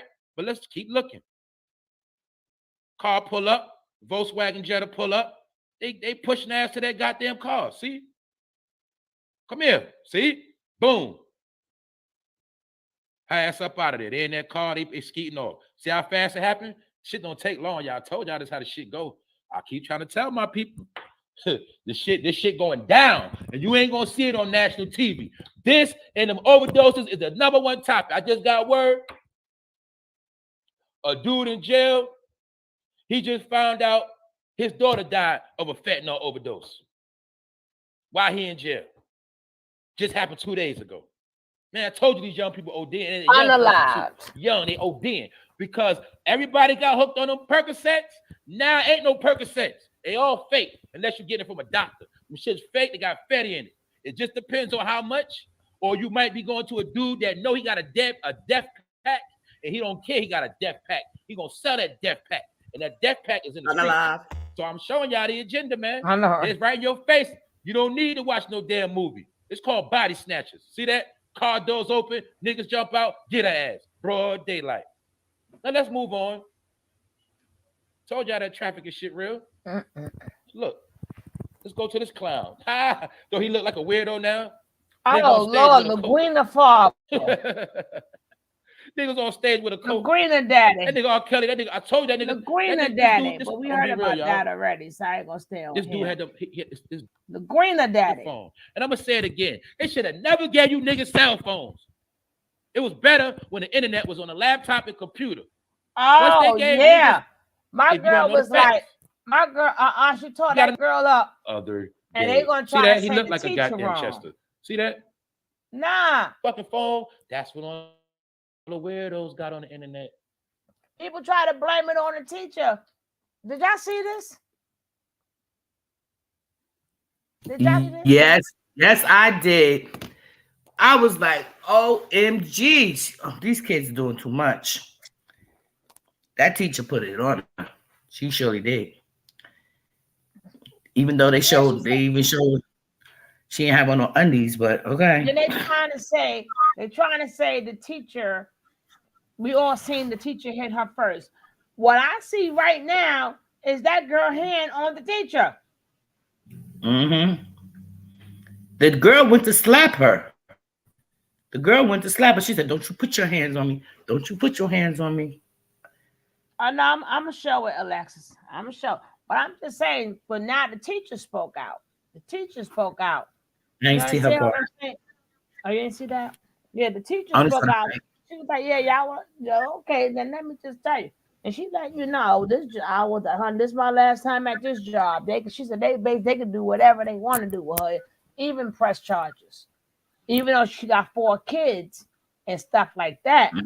But I'm telling you, these are new breed of kids, and I'm tired of people over and over and over saying what they do, and what they don't. Our parents, everything you do in these days and times, you could do whatever you want to do. I know what I see. All that go out the window. You just got to pray. You just got to pray that your kid go in the right direction. Because what you could do everything right. Everything right. That doesn't mean they're going to, once they get a certain age, they're going to follow it. Some of them kids mess up by mistake. It mess up by somebody could be slipping something in your drink. People go, "Well, don't put your cup down." They not stupid no more. They know the bartender. So when you order something, the bartender already, so when they bring it to you, it's already in the cup. Or if you buy a bottle, pour your own drink. It don't matter. They put it in the bottle you bought.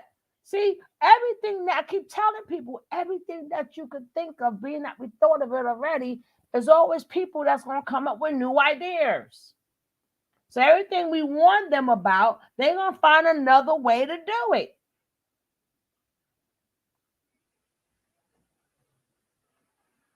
So there is I'm the best, and this kid ain't gonna do that, and more my kid. Yeah, you don't know.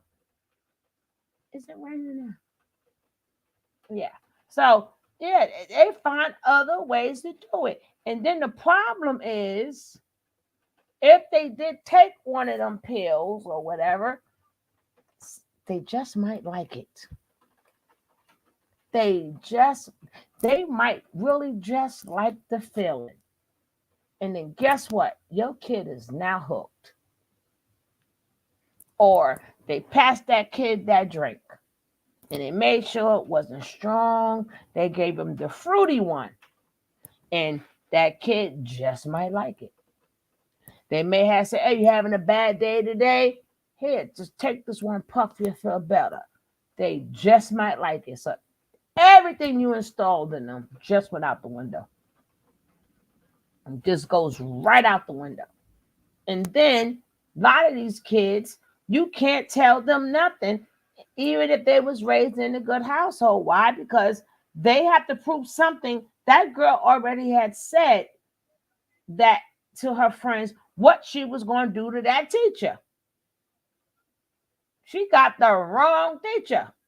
And even when I went to my son's school, I'm like, "Boy, there's some big, gruesome kids." I'm like, "Oh my goodness."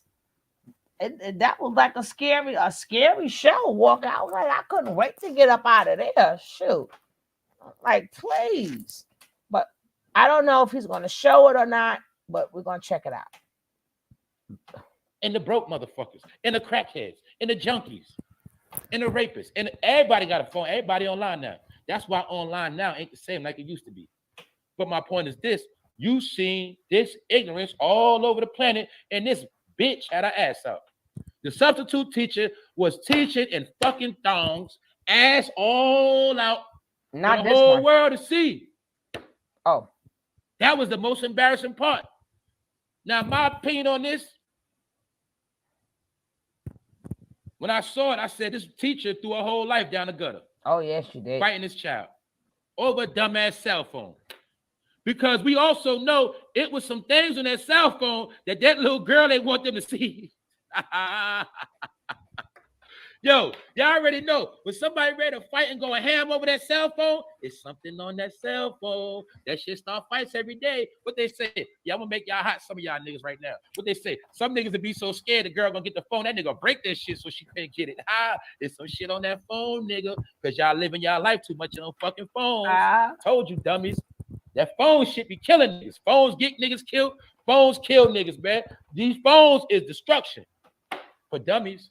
Anyway, as you see, don't touch me. They on some hood shit. And yes, that teacher, she wrestled that girl to the ground. Well, the young girl saying, "Get this bitch off me." Well, either way, it was a bunch of fucking ignorance. It represented bad parenting and bad teacher skills. Either way, the whole shit was a loss. It was an L for black people. It was an L. Also, you see the pattern. What's the new pattern we see? You see how they strategically showing us all these videos now of kids fighting teachers? Because that's going to go with the agenda of what? Permanent homeschooling. Keep them badass kids at home. See, the first time was a test run. They understood that most parents ain't going to make sure their kids do their homework anyway. They also getting hip. They say, a lot of these parents, they think school is a damn daycare. Oh, you think we just going to watch your kids for 8 hours and feed them? No, they're going to be your fucking problem. So eventually, they're going to start making these kids stay home permanently. And eventually, you're going to be responsible for your own fucking kid, lunch, dinner, all that shit, and the inflation, right? Boom. And it's also as a way to cut the budget of the city. Now we can cut out a lot of teachers' salaries. This is going to be the new wave coming soon at a theater near you. All these teachers going to be without fucking jobs because they're going to make it online. Meaning the lessons, matter of fact, people that took up college courses and got degrees online, you already know what I'm talking about. All they're going to do is take what college is doing right now and make it for standard elementary and the rest of them. Where what? It's online. You either participate or you don't. Your ass failed, you just failed. They ain't going to waste no time worried about your kid and all this shit. That's what's going to happen. That's going to be the last step, which is going to be another burden on the parents because now your kid got to be home every day, and that's how they going to fuck your money up. Get it? For those who don't got no babysitter, but you got a bunch of kids or a couple kids there and there. My point is, I told you, one of their plans is making your kids your burden. Kids supposed to be plentiful. We're supposed to be fruitful, multiply the earth, supposed to have plenty of kids walking around. They're making it in reverse where your kids become your downfall. Also, this is their way of winging it, saying that we're not going to keep helping these people, not even teaching your kids. Okay, you gonna make sure his badass do that work. You gonna do that shit. We ain't doing it no more. My ex literally jumped out the shower, soaked all on deck, and all went the phone rung. Afraid I was going to see who was calling. Laughed my ass off, scared as okay. You talking about that phone? That's right. Yeah, and man. It's crazy because a lot of these kids don't like. If you got a good teacher, you better appreciate that good teacher. A lot of these kids, once they adult turn their back on you, you're on your own. Once some old ladies, when they used to sit up there, because they're the ones that could see, and they're the ones, oh, leave that baby alone. But once you become so disrespectful that an adult turn their back on you, you are now on your own. You do not have the protection of an adult anymore. And that's one thing they do not understand. And them, the blind leading the blind friends can't help you. And it's a shame that that's the first people they go to for advice and information, who don't know nothing. But the children, the teachers, they want the teachers to start carrying pows in some states already. And they were like, I didn't sign up. Mind you, the teachers union is one of the most powerful unions in America. Mm-hmm. The teachers unions. Mm-hmm. And the teachers, like they're really like afraid of the children. Mm-hmm. And it's sad that woman had to defend herself and then on top of that lose her job. Can you imagine what kinds of she should sue the school for allowing that kid to be there? Man. Yeah, but the bad part is legally you can't kick them out.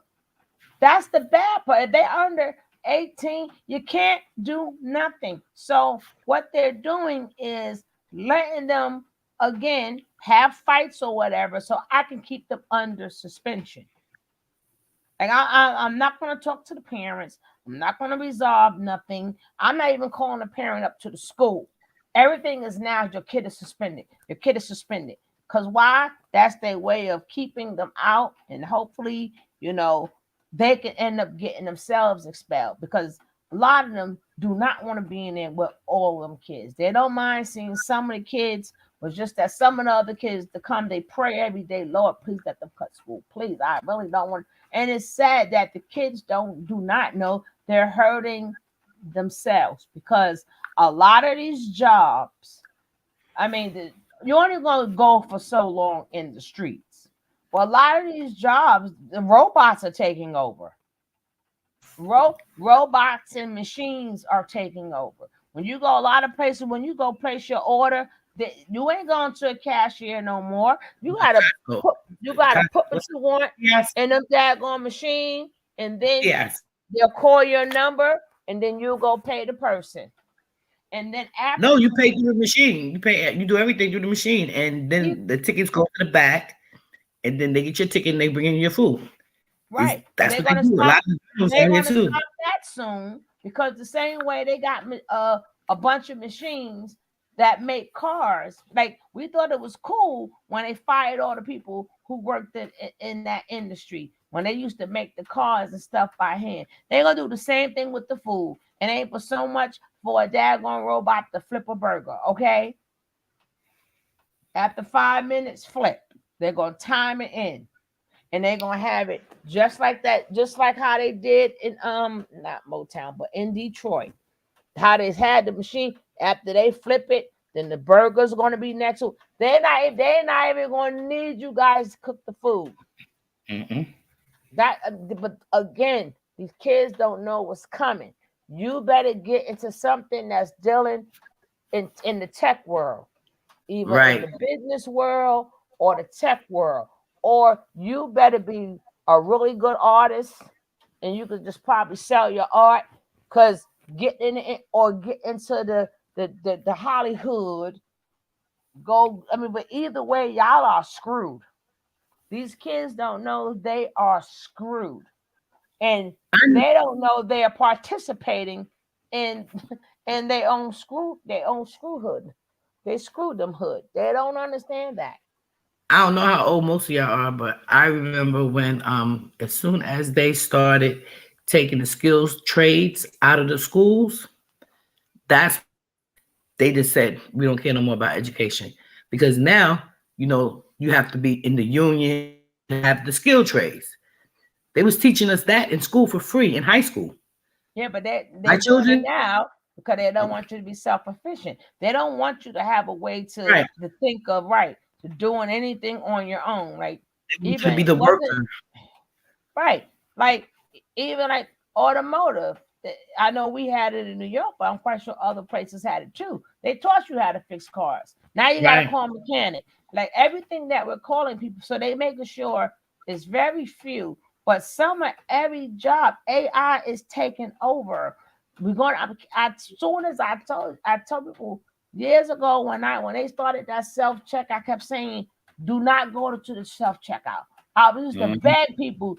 I know you don't want to stand on this line, and then now look what you do. But now they got it used to be a real long thing where it was a bunch of cat. Now it's just like one little spot where maybe find the cashier. She's in customer service. She in customer service. Look, I got to take out these coupons. I don't know what to tell you. It's to the point now. I don't care who you call. You're speaking to a machine first. You're arguing with the damn machine, and some of them, they got the machines getting kind of snappy right back with you. Like, ain't you a machine? Shit, I know you ain't talking crap. You're a machine. What do you mean? Then, I did not hear you say that. So before you even speak to somebody, and they're not even in this country, they're making you speak to a machine so you connect to somebody in India somewhere, and they don't even speak English. I'm like, what you say? What? I'm like, can you put the damn machine back on, please? Can you put the back? But it's like, I don't care who you call. Ain't no more They want to see if they can help you first.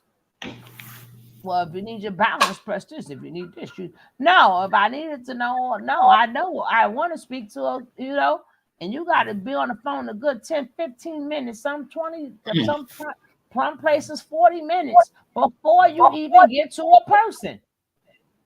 Like I be telling them, I'm like, I am not going to be on hold, talking to no computer, spending my money. Oh, do it all online. I don't want to do it online. That's the purpose of me calling. Come on. I mean, oh, this is 15 people ahead of you. Seriously? I'm like, this is why I get them late charges taken off a lot of my bills. Because I'm like, listen, to make a payment, Oh, 2 hour. Come on. What? The sky is falling down here. You don't hear? Oh, Lord. It's raining? What?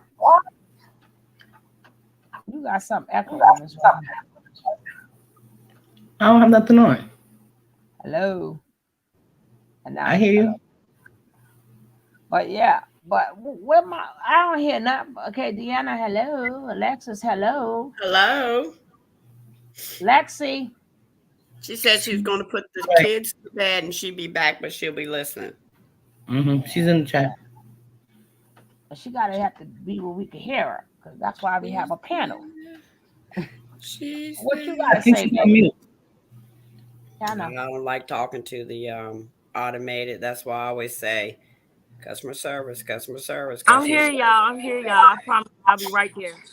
All right. I don't even pay no attention to them. Customer service. That's what I want to talk to. Stop talking.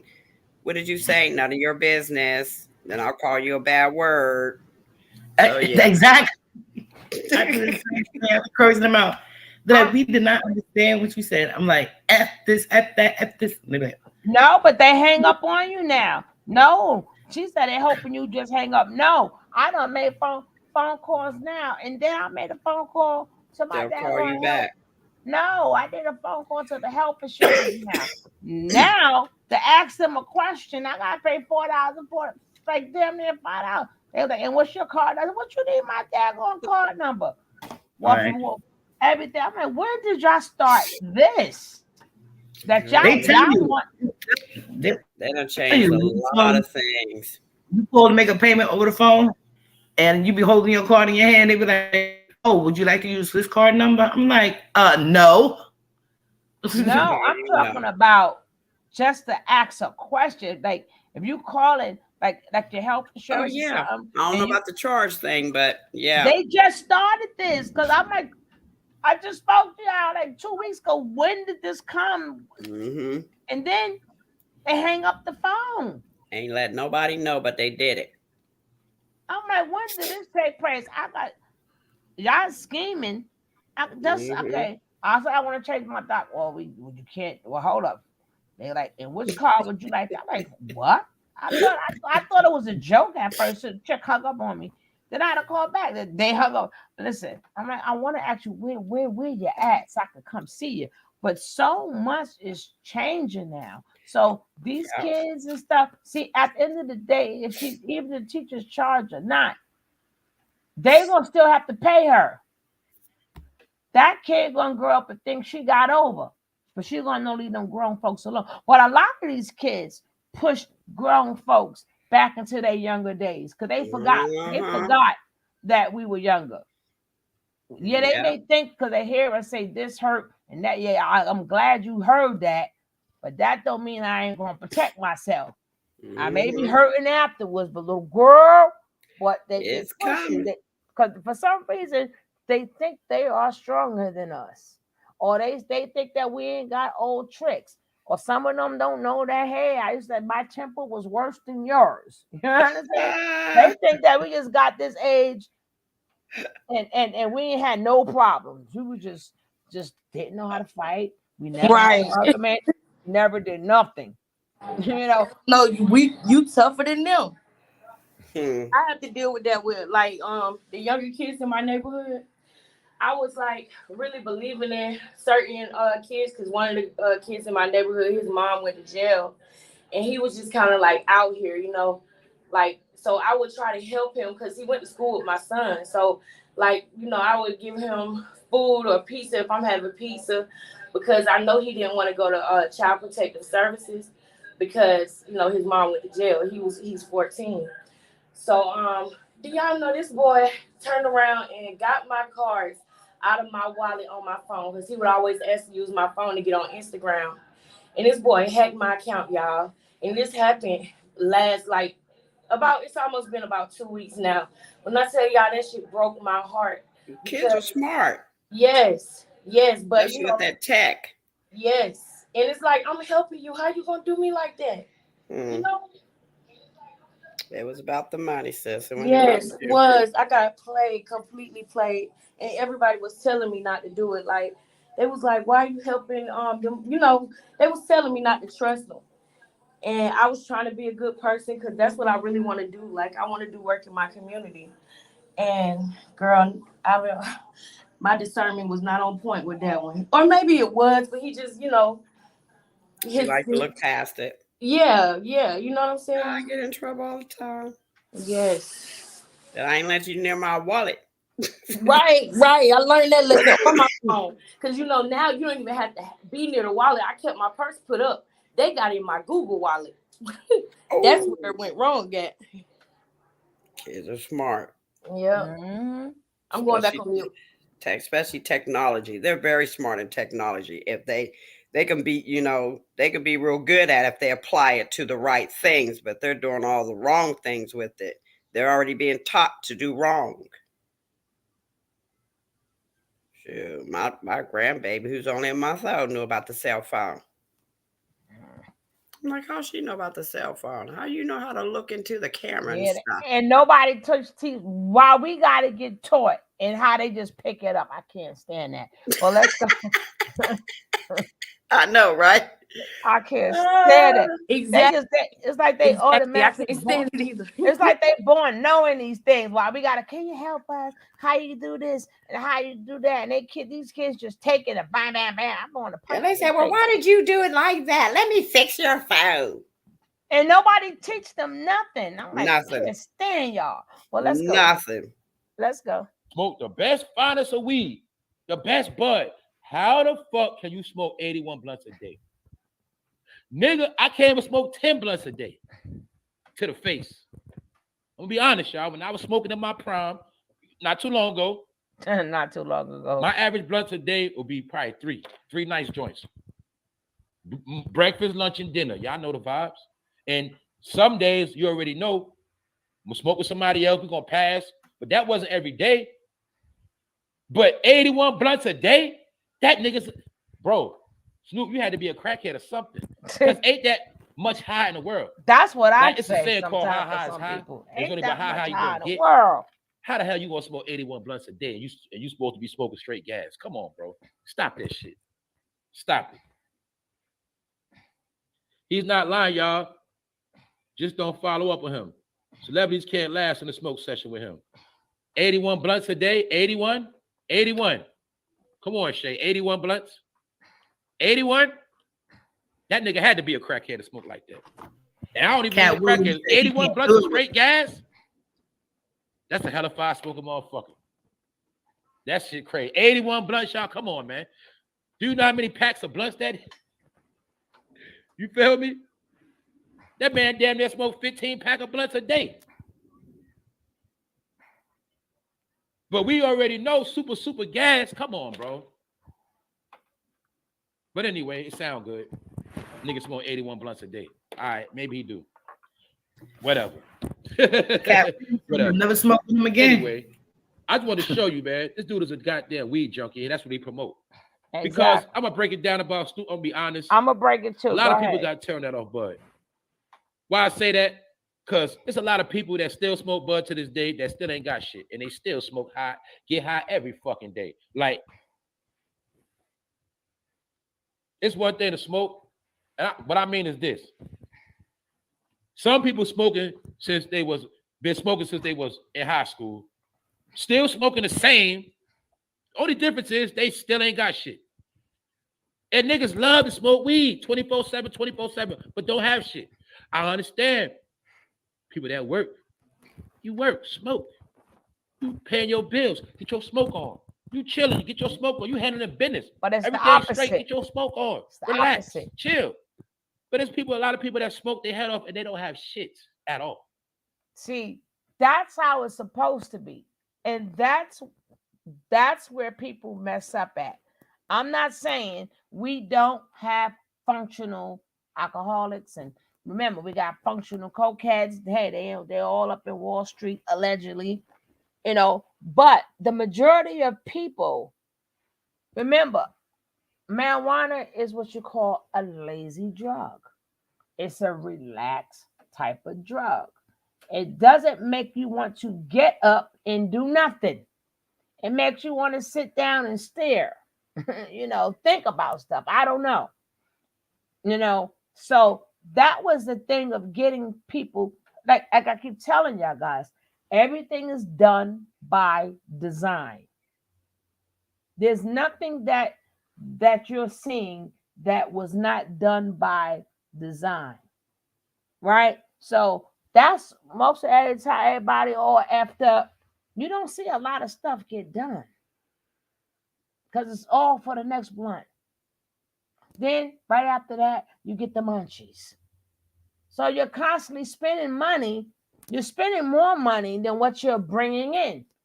And then if you at work or if you at a schedule, that's why a lot of them keep losing their jobs. Unlike people in the entertainment, they don't have a work schedule.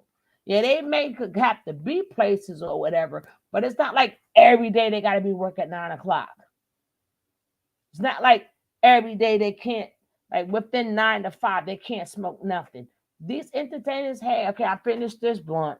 Hey, we in the studio, blunt. They can do that. And people, again, when you become a stand, you think that whatever they do, you can do. You cannot. Just like you got some alcoholics could get up and go to work every day. They could do it. And you may think that you can do it too. But a lot of ones that do get up to go to work every day that are alcoholics, by the time they get home, they are not very nice people. They take a lot of stuff out on their wives or on their kids. They're very not nice people. Because now they want to come home now because they couldn't drink all them hours that they was at work. Now they come home and overdrink. They want their food, and then they're very angry. They get the yelling and screaming and arguing and allegedly probably beating whoever they're beating or whatever. Yeah. Mm-hmm. But this is what they're pushing. They're pushing this happy, fake life with all of these supposed to be happy drugs to keep your mind not right. They don't want your mind right. They don't want you to think about anything. That's why they always want your mind to be free. Why do you people don't never get it? Why do you want my mind free? Why do you want me thinking about nothing? People don't think about that. Because that means when your mind is too free like that, this is facts. You start making bad decisions. I'm not talking a free thinker. That's different. Yeah. Girl, R. Kelly ain't coming home. He's been trying.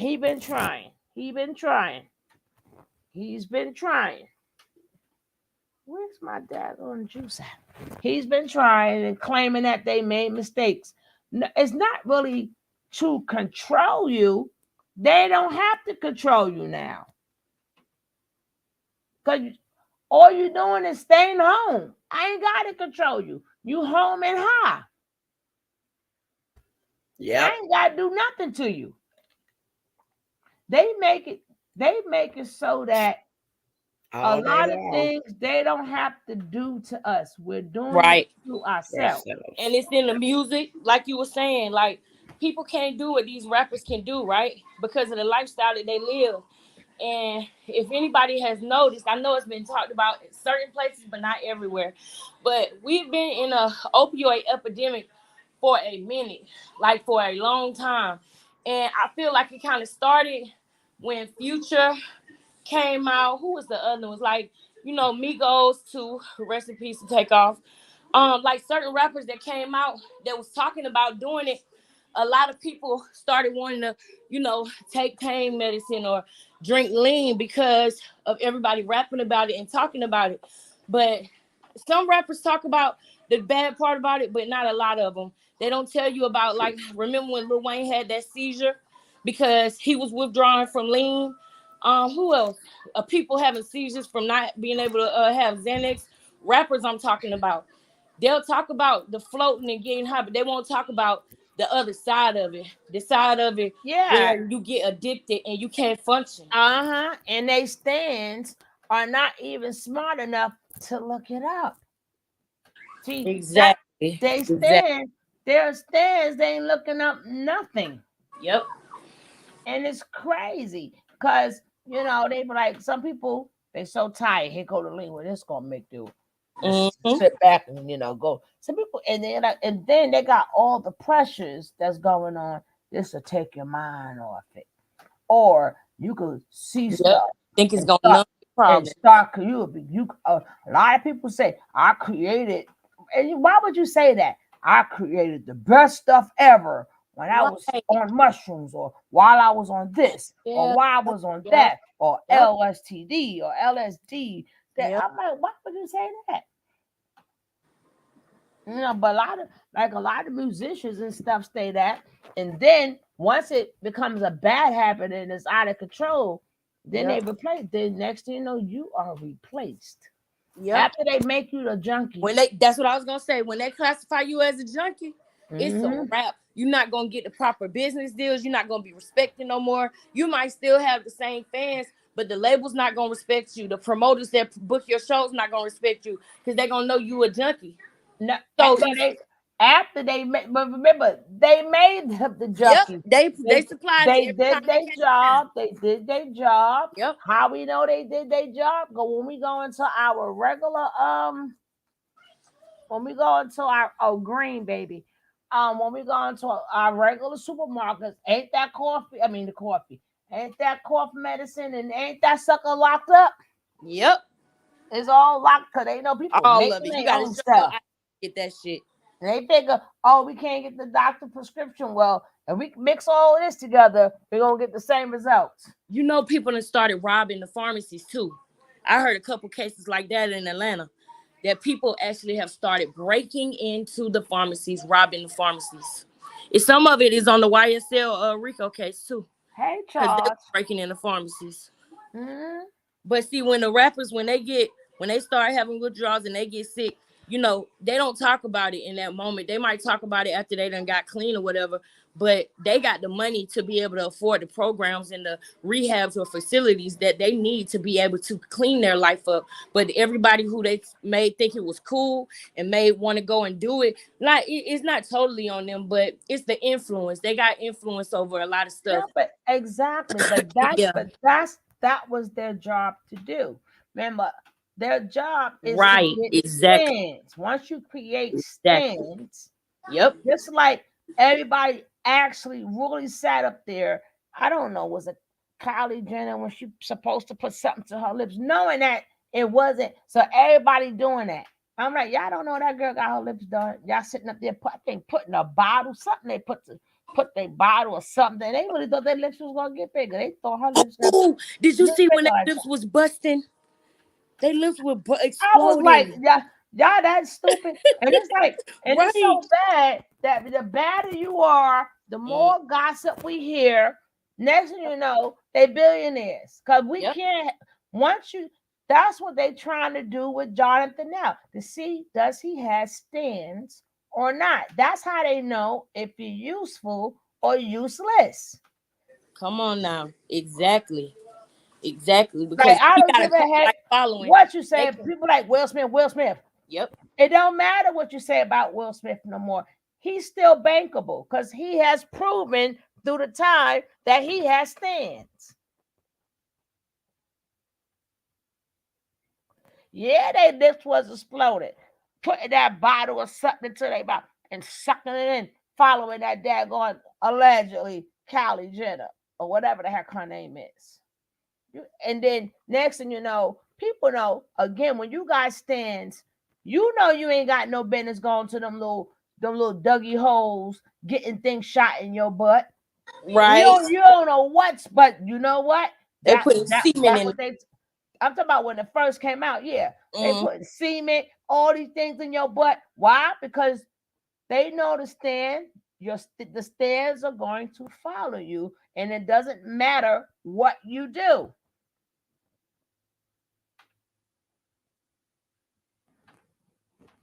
So now, Tiffany May can rise, but Tiffany doesn't have the stance that she thought she had. That's why she ain't get back in action yet. Because really, nobody misses her. Not saying that she can't get no more. She's not going to get no more deals or nothing. Yeah, she'll still be able to. She's not, technically, she's not missed. Yep. Because every last one of them went through scandals. Every last one got humiliated. And they stands ain't give a hoot. R. Kelly still got stands, that man come back out. If he come back, all he needs is one good record. One good record. I was about to say. It's like nothing happened. It's like nothing happened. Because why? It's been proven time and time again. Every time R. Kelly go to jail or he go and do something, he come out with one good record, all that goes away. And he get more. He come out stronger and richer. Uh-huh. A lot. That and like I said, that even go for social media. Look how many times we watch. We love the beef sector, and we watch all the F stuff they do, but they stands is right along with them, knowing they dead wrong. To the point that they really start thinking they got the YouTube celebrities too. That people they didn't sign nothing, but people know they dead ass wrong. And their stands will be right behind them. Yeah. Yep, that's true. That's true. Well, if you love this person now, we all love them. We all love them. You don't like them. You don't like them. No. I'm like, really? Right. It's not even about the content no more. No. It's really about the personality. It's about the popularity and the personality and the influence. Right. That is true. And they do what they could just sit there talk about a person all day or all night, and they stands like, yeah, because and regardless what they do wrong, yeah, and you know what? You're right about that, because it can even be a case where a person might think one way one day and offense, everybody behind them. But if they have a change of heart and they change their mind and they go another way, it's like the whole audience can go that way too. And that's when I see stuff like that, like even in the sectors where people do vlogs and stuff like that, like I'm like, because I remember a lot of issues like that happened like that with like Queen Naja and everything. And I was like, say the names though. Oh, my bad. But they don't care if you right or if you wrong. They don't have to see things the way that you see them. They literally are just gonna do what she says. And I'm just using her as an example. And they do what they want to do because they know they can. Because they know they have developed stands, not fans. A fan is a person that likes what you do. Yep. A stand is when they're about the person. Yes. So like if I could put in somebody that you don't like. How I know I done did it. Yeah. Put in somebody they don't like. It's tried and as long as you catering to what they're saying, your room is packed. As long as you're in agreement. Yeah. Right. That is big facts. And then the minute you talk real stuff, where the people at? See, them people know who they real people is, and people who just like the drama is. You get to know which one is it. Yep. And then most of that is not even about the drama. You're there because you're backing the person. Yep. It don't matter what they talking about or what they doing. Yeah. That's why it doesn't even pay to even have these beef sectors, because both of them have stands. So regardless of what whomever put out about them, it doesn't matter. And on both sides, a lot of it be true, but your stands don't care and their stands don't care. So what's the purpose of having an exposed party? Right. Because I'm gonna say to my stands, well, you know, and they're like, yeah. And then the other stand, well, you know. Well, my favorite thing is when they get together, like the two people, whoever they may be, when they get past their differences. My favorite thing is when they do that and they get on the same page, because then their fans who are standing for them just look stupid, because now they're good and you were so busy standing for somebody else, doing all type of things to make the other person hate you. Now you can't interact in the live because you're blocked, because you've been harassing somebody else that's cool with the person that you worship. You know what I'm saying? And a lot of them don't even get no and that's real by money. design. Yeah, and a lot of them don't even get no real money, but they like how it feels. Oh yes, they like how it feels, because, like I said, money is whatever, however how you feel about it. Because what's the difference? Like, you got the people who don't have who eat out of a wooden spoon or a dollar spoon. Then you got a person who eat out of $1,000 spoon, which does the same exact, or let's just say a fork. Then you got people like, damn, all of that, I can pick this up with my fingers. You know what I'm saying? For free. You know what I'm saying? Well, I don't need this to eat a chicken wing. Give me that damn chicken wing. But people, like, some people, when you get rich, the rich think, people think because you're rich and you cut up your chicken, they really think, nah, dude, give me that damn wing. You know, I don't need nothing. Now tear that chicken wing up. But if you go to some places, right. If you go to some place, they're gonna have. I mean, I just think like, this fork is for this, and this fork is for that, and this one is a salad fork. One is a this. And you fork. must sit like this, and you must use your hands like this. Right. You must use the left hand. because that, yeah, because they want to they got to do something, because they know money really is. People be like, oh, it's about the power. It's about the stupidness. All right, it's about the stupidness. Only time now, when you got that big money is not about material. Big money is about moving people around. Yes, the power, the control, the influence. Yes, the power and control. So with big money ain't got nothing to do with clothes and cars, baby. Big money is, okay, I'm going to take your business and you're going to do what I want you to do.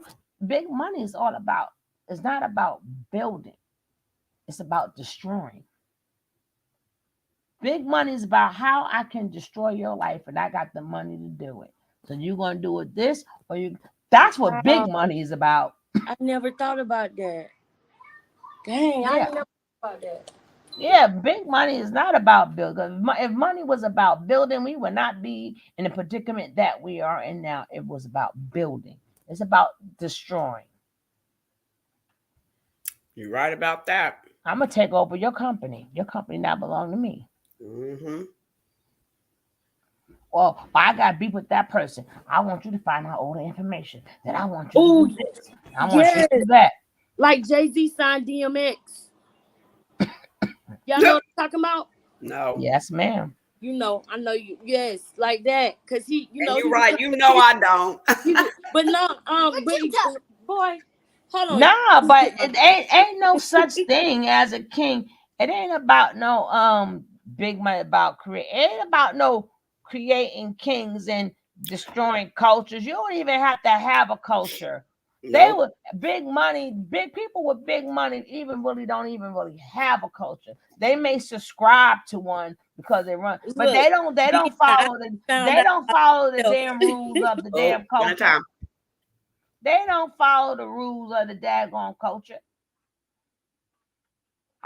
That's like people pray 7 times and then they go rob a bank. What's the you know what I'm saying? Or like people, okay, we halal. We don't eat pork. We don't do this. But then when you walk into that store, you'll smell bacon. We don't do drugs, but damn if you don't sell it. So what's the purpose of having a daggone culture if you don't follow it anyway? So again, it's about destroying. Yeah, I think it's about destroying and neutralizing. Like neutralizing, like when I brought up the Jay-Z and DMX thing, I brought it up because when DMX passed away, I saw a story about how he was actually in competition with Jay-Z for a long time, and he was actually winning in that competition, but he had a weakness. He had an addiction, and his addiction actually is what made him fall off. Jay-Z actually bought the record label that he was signed to, and he didn't buy the record label. He became president of it, right? President of Def Jam. Yeah, but and in all reality, made better music. I think when he was high. Yes, girl. But the thing was, the trick to it was, well, the point you forgetting was, there was another artist that was in that trio who outsold both of them. So they sent somebody else to get him. Now, who was that? Yes. Biggie. Nope. Big L. Nope. Big L. Who was it? Ja Rule. See, that's how I knew she would know it, Deanna, because she up there in New York. New York. Nah, it got nothing to do with being in New York. She knows the music. So they sent 50 in. Dang, criminals. And they did. See, they neutralized them. So now Jay-Z and DMX can ride. Until Jay-Z let, not Jay-Z, but until DMX succumbed to whatever his habit was. But Jay-Z was the bigger Ja Rule was the bigger artist. Yeah, he was. That is, you're right, Ja And Rule. they sent Jay-Z, 50 Cent right in there. And Jay-Z ain't never been, and Ja Rule ain't never been the same. So that showed you who was the bigger artist. That's true, Suge. He ain't never been the same. He look, never mind, I ain't gonna see how he looked, but then one time, didn't he look all, well, he looked kind of cute, and then he was buffed up, like he been lifting weights. And then all of a sudden, you don't see him no more. Yes. He's still out there, but as far as they took everything, like they made you totally forget about the man, and they sent the man to jail. Wow. Yeah, that's because if you go back in the time, and after that, if I'm not mistaken, Biggie gone, and he's ascended by then. But Ja Rule was the bigger artist. Ja Rule was bigger than Jay-Z and that on X. You're right. But look what they had to do. And DMX was mad because he was supposed to have put Ja on, and everybody thought that certain songs that Ja was sounding like X. Yep. And then it got to the point when he said, how you gonna be mad at your son? You understand what I'm saying? Breathe, Alexis.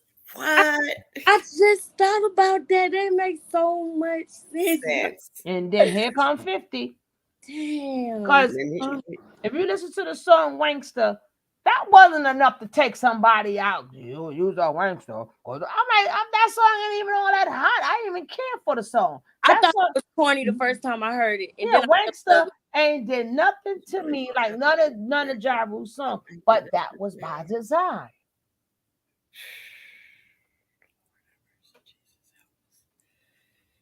We have to start going back to the prayer, Suge. When you do prayer during your lives, we're gonna need some serious. I feel like I got to go to the closet right now. Why? Because these people are just selling their gift away over but that's down to our Christian artists. Them too. That's like, even when I was watching the show, was beautiful, but they showing you where gospel music is going. It's the one with the Halle chick in there. and it was a very good show. I'll be right back, y'all. I'm about to go to. Oh, do you know there's another one coming out?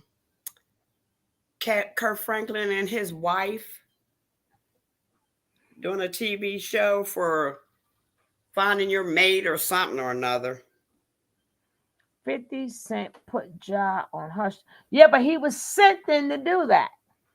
Mm-hmm. He was sent. He was sent. Do what your master tell you to do.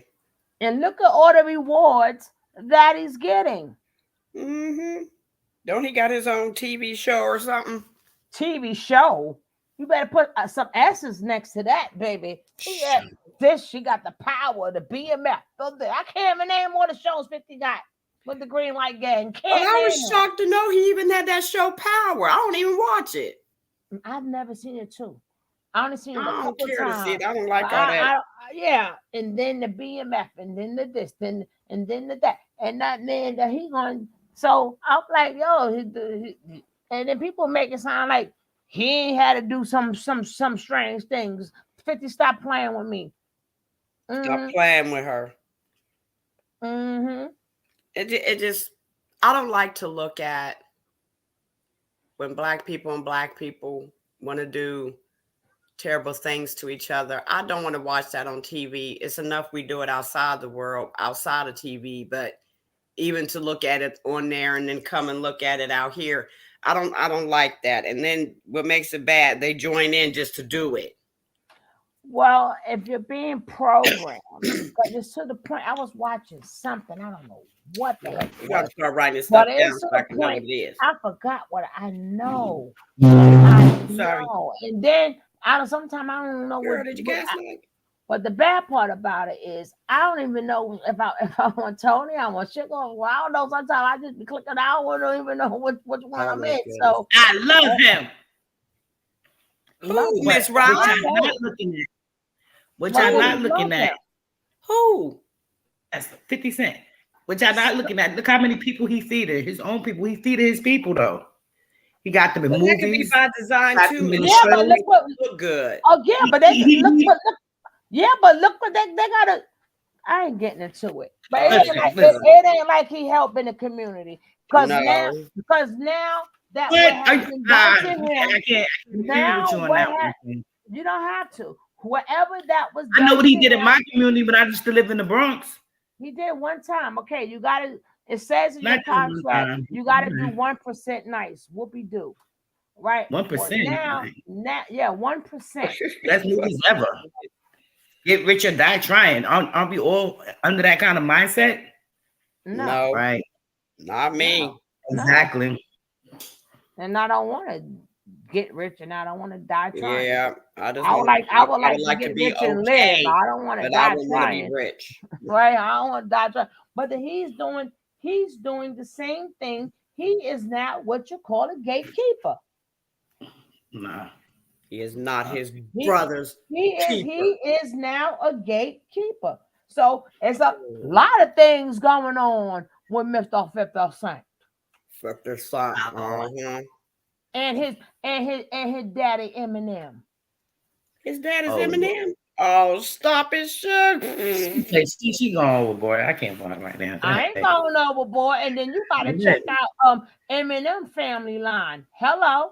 You want to go there? Yeah.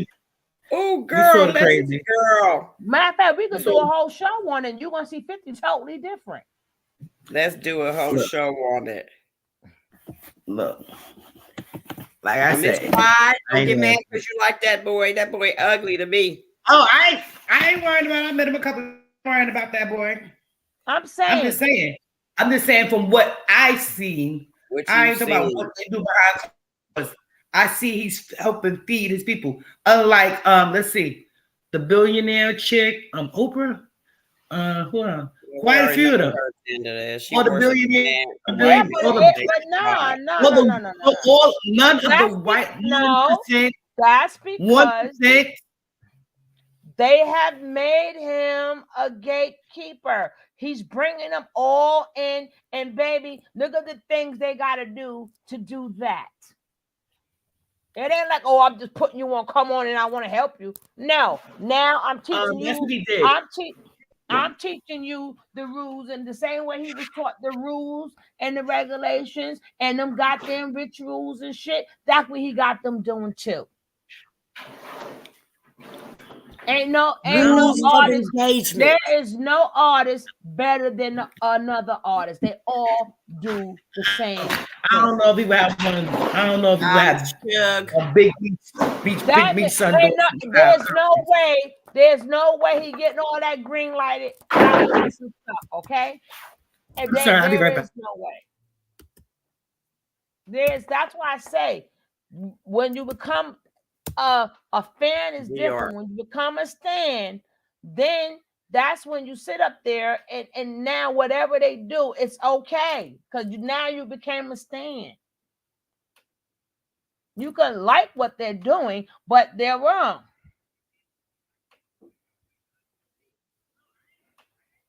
Like I said, I used to How like am I supposed to make these graphics and stuff? Snoop Dogg. I was out all day. I'm just saying him and Puffy doing the same. They doing the same damn thing. Dior left you a message, Jay-Z. That's because I ain't been home, but I'm gonna check my messages. I got you, Dior. Don't beat me. I'm saying him. They the new gatekeepers. You got him. You got Jay-Z, you got Puffy, you got 50. These are the gatekeepers. So to get to that gatekeeper door, baby, if you notice, a lot of people around on 50 Cent don't look, what's that other one? Yeah, I heard about his. That one with the braid. Well, everybody around him, we don't see them no more. Everybody be around his daddy. You say something about you like him so much, you say something about his daddy, Eminem, if you want to. Okay. Now, I don't agree that Eminem is number one. That I don't agree, but okay. I want to say anything about his daddy. Find out what happened. Let me say something. Mm-hmm. Okay, so we were raised to believe what is right and what is wrong. But now it's in reverse, okay? Stop right there. So if a person who's in status does one or two things for you and knowing that you know that person was wrong the first time, does that make them right now because they've done one or two things for you, or was they still wrong the first time because anybody told them they was wrong, so they accept the responsibility of, well, they did this for me, they did this for me. So since they did that for you, does that excuse the wrong that they've done and still doing? No, no. Do something wrong, you do something wrong. Right. So that's what I believe now is the mind game. Just because you know they've done something wrong and they do one or two things right and you know they're wrong, is that acceptable? In today's time, nobody's perfect. In today's time, sadly, yeah, but it's not supposed to be that way. Right. That's what I was trying to get at. Like you said with 50 Cent does some things for your community, right, Miss Rod? I mean, other community, what I've seen myself. Right. What I see myself. He's done for other communities, other people, or whatever. But is it on constant basis? How many times did he do something for your community?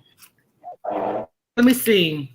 He filmed 3 movies in my community. No, that's not containing him making no money. No. What have he done for the community? Yeah. Well, he doesn't live in my community though. Without him making money, black community. Without him making any money, what has he done for the community? Let's see. You tell me. You said it's your community. So I'm asking you, without him making, he donated. He only was in there. He donated. He bought food, gave out shirts and stuff from the show. Okay. I mean, was he making a movie? He was making a movie. Right. So without him making any money, what have he done for your community? Because he got something out of it. Yeah. What have he done that he wasn't making no money and he didn't get nothing out of it that he did for your community? I wouldn't know right now because I'm not in that community anymore. I don't know. Oh, okay. I don't know. I'm just trying to get you to understand what I'm learning. Can't nobody make me dislike somebody that I like. So no, I wasn't trying to get you to do that. Oh no. I'm just telling you what I've learned. Just because the stuff that I see what he do, that I'm not telling you not to like him. I don't No, I'm just trying to get you to learn from what I'm learning. I love arrogant men. It is what it is. Who? You like who? Arrogant. Oh, okay. So arrogant. It's Miss Rod. Arrogant. She likes arrogant. You actually threw all that in there to say that, Miss Rod. Yeah. Exactly. I'm going on mute so I can drink me a cup of coffee so I won't spill it. I done finished cooking my dinner already. Now I'm trying to debate, am I going to eat it today or I got enough for tomorrow. Girl, I always do both. I do a little bit at night and then I do the rest tomorrow. I do both. That reminds me, I might want to cook me some beans. What say you, Sugar? Or are you on the phone? She on the phone. I'm on the phone. She need to say time out, take over. You heard it say, right?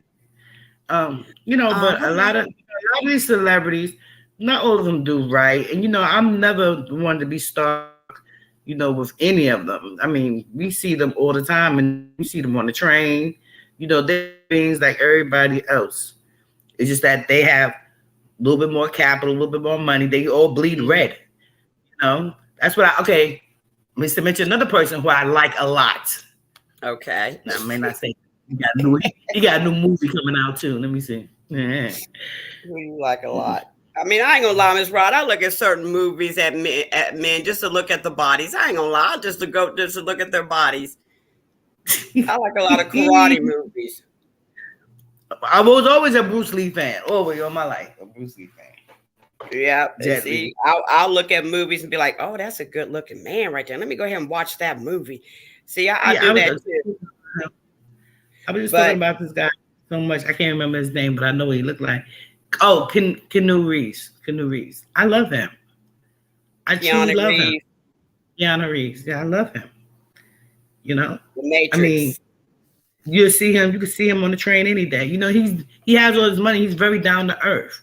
He has a couple. Well, he does say that. He said he can blend in with people than blending in with those who is stars. He blends in better. Yeah, he said he don't care about all that celebrity stuff that's going on. What you saying? But even that movie, The Matrix. Obsidian. I thought that was for them to tell us was, because good old Lucifer has to let you know what's going on. He has to put it in your face. I don't know. Have you ever seen a movie called Lucifer? It was a TV show. Yeah, come on. They had a few episodes. I don't even watch that mess because Lucifer trying to make people think, okay, I'm a good guy. I'm a good guy, right. And I'm a good looking guy. The whole thing about it was he was the devil, and then his twin brother. They're all devils, and a couple of other brothers were angels. And his father, the end, with the finale, when the father to Earth to come take form of a human, he came as a black man. You watched that too? I catch a whole lot of. That's why I watch movies, because there's so many things that's in the movies that are telling us what's going on with today. Yes. So many things, yes. And like I was telling y'all earlier before a couple of whatever about how more and more white people are accepting that Jesus is black. Yes, I've seen that and read about it somewhere. But they're already, it's not accepting, they're admitting. Admitting. Yes, they are admitting. Like they know who we are. A lot of people, I ain't gonna call nobody names, but a lot of people still have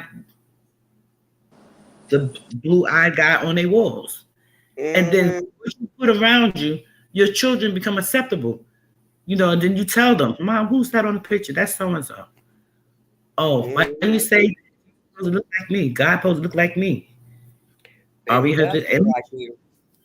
Okay, so that man on the wall with the blue eyes don't look like none of my family members. None of them. Well, mine either. But you know. But yeah, I was just what was I was watching something. It was a documentary, and it was talking about hello, music lover. Like I was explaining when we learned what's good and what's bad, and now they did the reverse.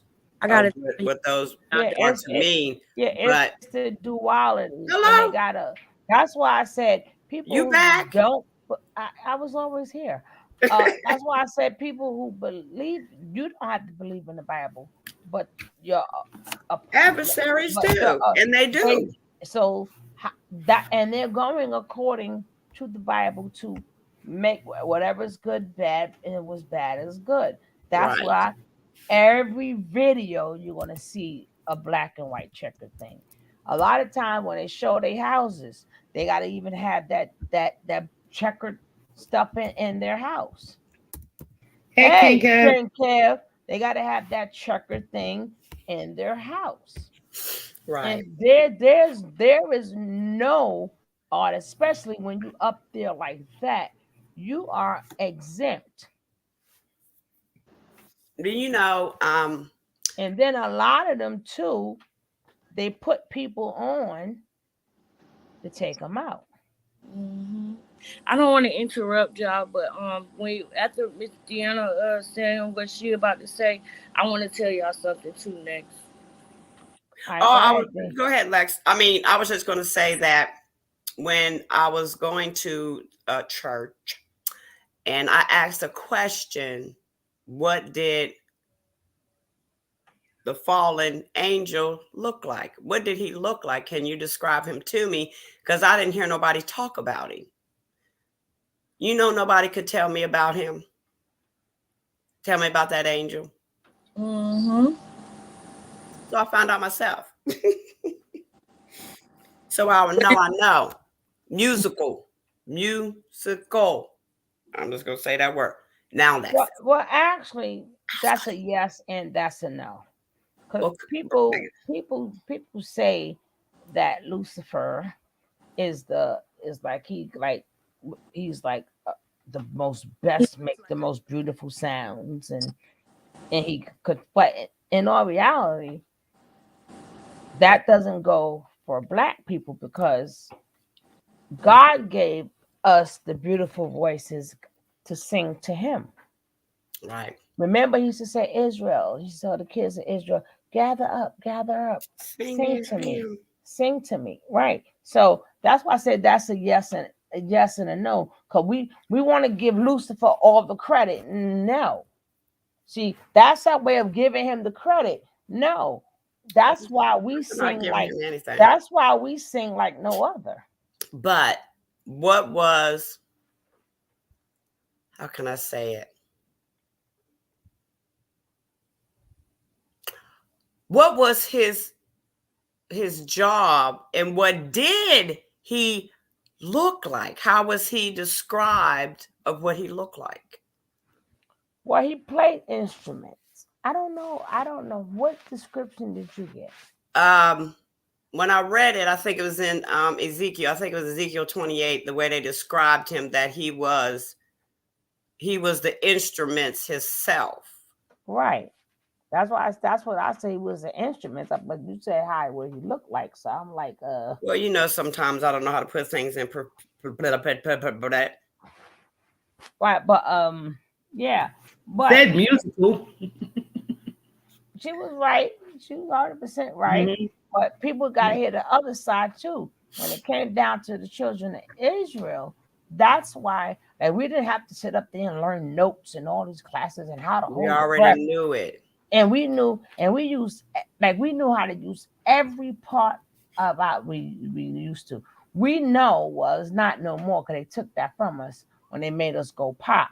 But we used to use every part of our body to hit whatever note that we wanted to hit. that either that Yes. leg will go up, them hands will go back, Yep. Them feet. or they'll clutch their hands. Yep. Close their Everything. eyes, open their eyes. Some had to put their hand on the hip. It all depends on which note you want it out. You understand what I'm saying? And then unlike no, we didn't need all that. And people used to go to church. They used to go to church every Sunday and hit them. No, they ain't never had a lesson ever. But whoever was blessed with the gift, that's why all of us is not blessed with that gift. That's why the ones that's chosen with that gift, look what they did with it. Yeah. Look what they did. They sold it. You can't sell the gift that God gave you. You're not supposed to sell it. Because it wasn't for, it was only for him. Can I ask a question? Mm-hmm. It's something I just wanted to know real quick. Say you got the same mother and father, right? Could sisters and brothers have beliefs in faith? Huh? Could sisters and brothers have different beliefs and faiths? Of course. Okay. Yeah, because see, the thing is, like, if you go about culture and stuff, yeah, because people who follow the culture, that don't mean they believe in it. Because some people in some places you could be more vocal about how you feel. Just like some could be atheist. You could believe I could be atheist, but some people, because of the culture, they follow the culture, but that don't mean they believe in it. And that's why a lot of them either run away or they become an outcast, or just for like some cultures you gotta like stay within your culture, like, and if you decide to fall in love with somebody, now you're out of the family, so, but everybody's not supposed to believe in the same thing. Did y'all hear what I said? No, ma'am. Okay, I was saying that I wanted to ask y'all something. Mm-hmm. But bear with me though, because it's like a transparent moment, right? But I feel like there is wisdom up here on this panel, so maybe y'all can help me work through some things, some thoughts, ideas, and suggestions that I've been having. I'm gonna try, okay? Just let me try. Right on. So when we was just up here and Miss Deanna, when you said that you was about to go to the closet, right? And then shortly after that, I said, I'm about to go to the closet, and I muted up. It was because you might not even know this, which is why I'm letting you know, that I thought that you was throwing shade at me when you said, me? Yeah, let me finish. Oh, no. No, I know. I'm just being transparent because it's something to the end of this. That's not really what it is. But it's something, yeah, I'm getting to it. Okay. So, but when I had first said it, right, when I said, okay, I'm about to go to the closet, because I was like, dang, she throwing shade at me, and you may not even know why I felt like that was shade, right? So I was somewhere else on YouTube, in this sector, and someone said that to me to be funny, to like someone said that to me in a negative way. It was a negative situation. It was all negative. It was a negative night for me, period, right? And for one, when I was a kid, I actually did used to go to the closet and pray. Mm-hmm. So that's one thing. It's like that's actually something that I really did do. And I don't know about anybody else, but they used to have prayer closets all the time back in the day. But if you're in an abusive situation, or even if you just are a spiritual person, period, sometimes now my prayer closet is the car. I mostly pray in the car. That's why, you might hear me saying things about the cars, because God will always talk to you in the car. Yep, because that's where, I have my solitude after I drop my son off at school, or if I'm riding somewhere, or like I used to travel a lot with my job, so I prayed in the car a lot. So anyway, to wrap up what I'm saying is that when I did get off and I did pray, my spirit told me to just talk to you about it, because, I really, really, really, really like you. And you might not have even known that offended me. You may not have even known where, that comes from, that does offend me. So it was said to me in an offensive way, in a negative situation, like I said, right? And I don't want to go around feeling like that every time somebody says that, because it's going to come because of how this sector is, which is okay. Hold up. Wait. Let me Let me stop it really quick. Okay. And now, when we you ever watch Name Triple A, Alexis? You know that. So that's why I hate to joke on this channel. We always remember he used to always send them to the closet. Yep. So that's when you hear us say the word closet. But it's the praying closet. It's the praying in the closet. They're not going to the closet, because I hear you say the closet all the time, trying to get Wi-Fi all the time. That's not a thing. That's not. I'm talking about praying in the closet. The specific praying in the closet came from a specific place, and I know that you may not have caught it, but I catch it all the time. And what I'm asking y'all really is, for one, I want Miss Desiigner to know that, because I don't think that you mean to offend me. I never got that energy from you, you know. But also, you know, actually, let me stop you.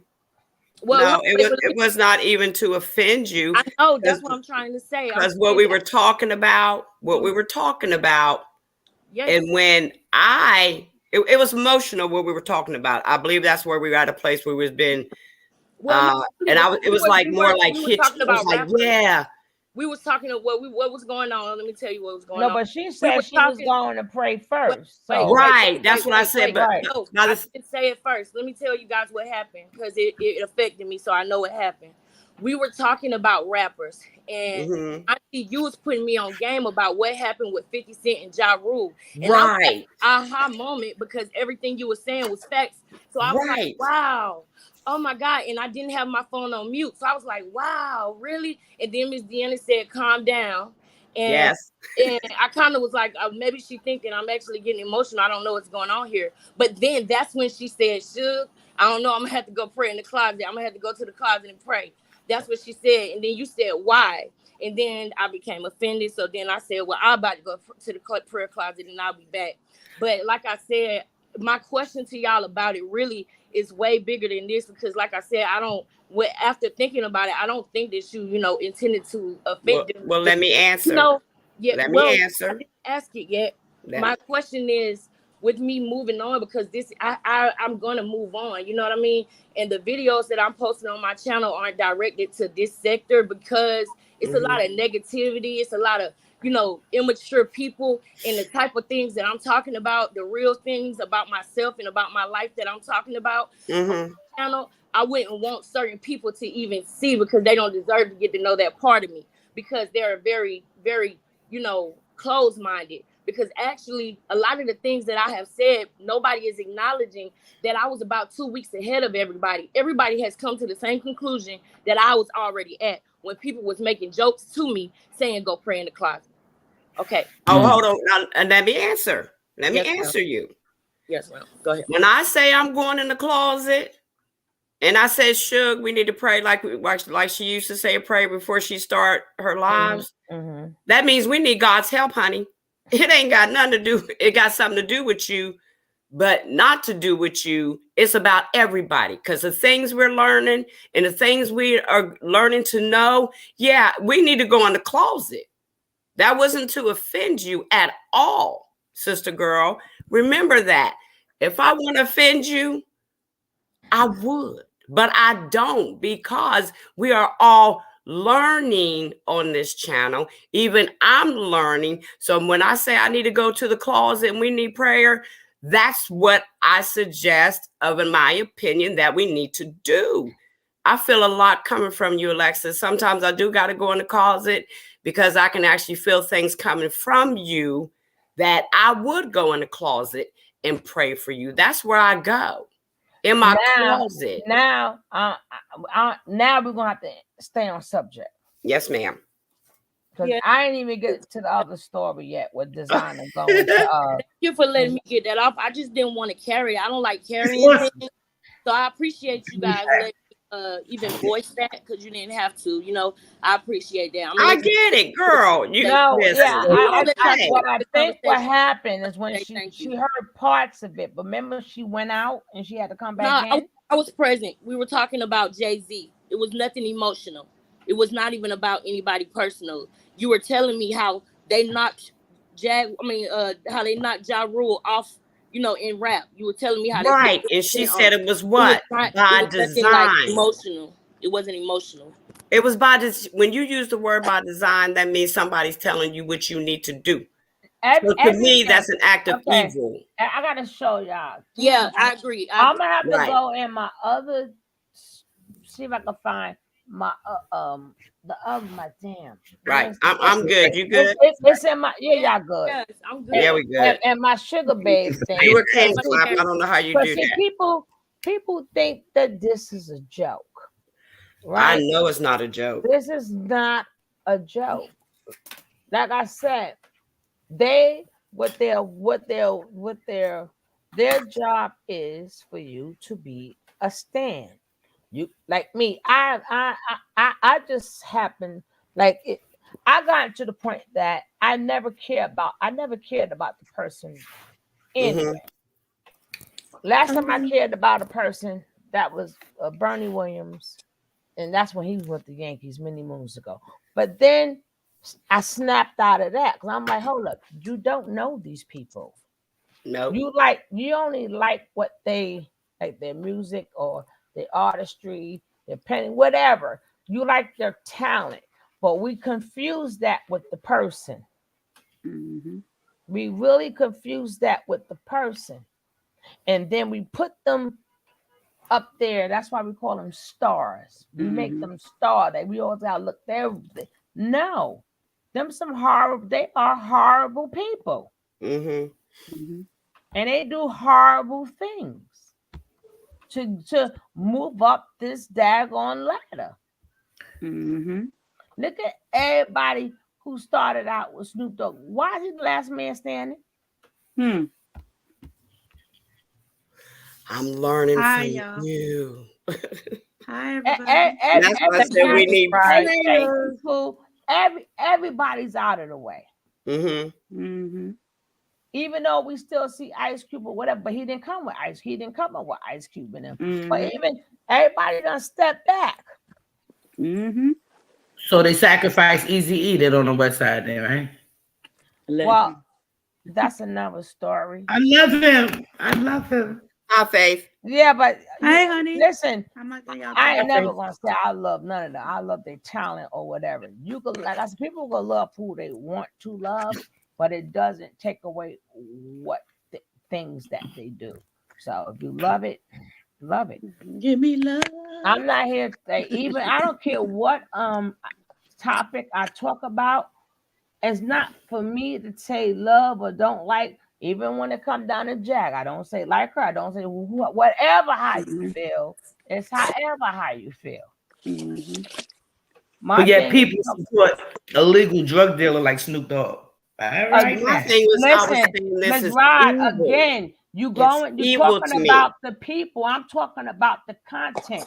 So if I say 50 Cent, because it goes with the content, why you just can't love them? Why you support this, we support that? Who people if they want to support them? No, I'm not saying you in general. I'm not saying you in general.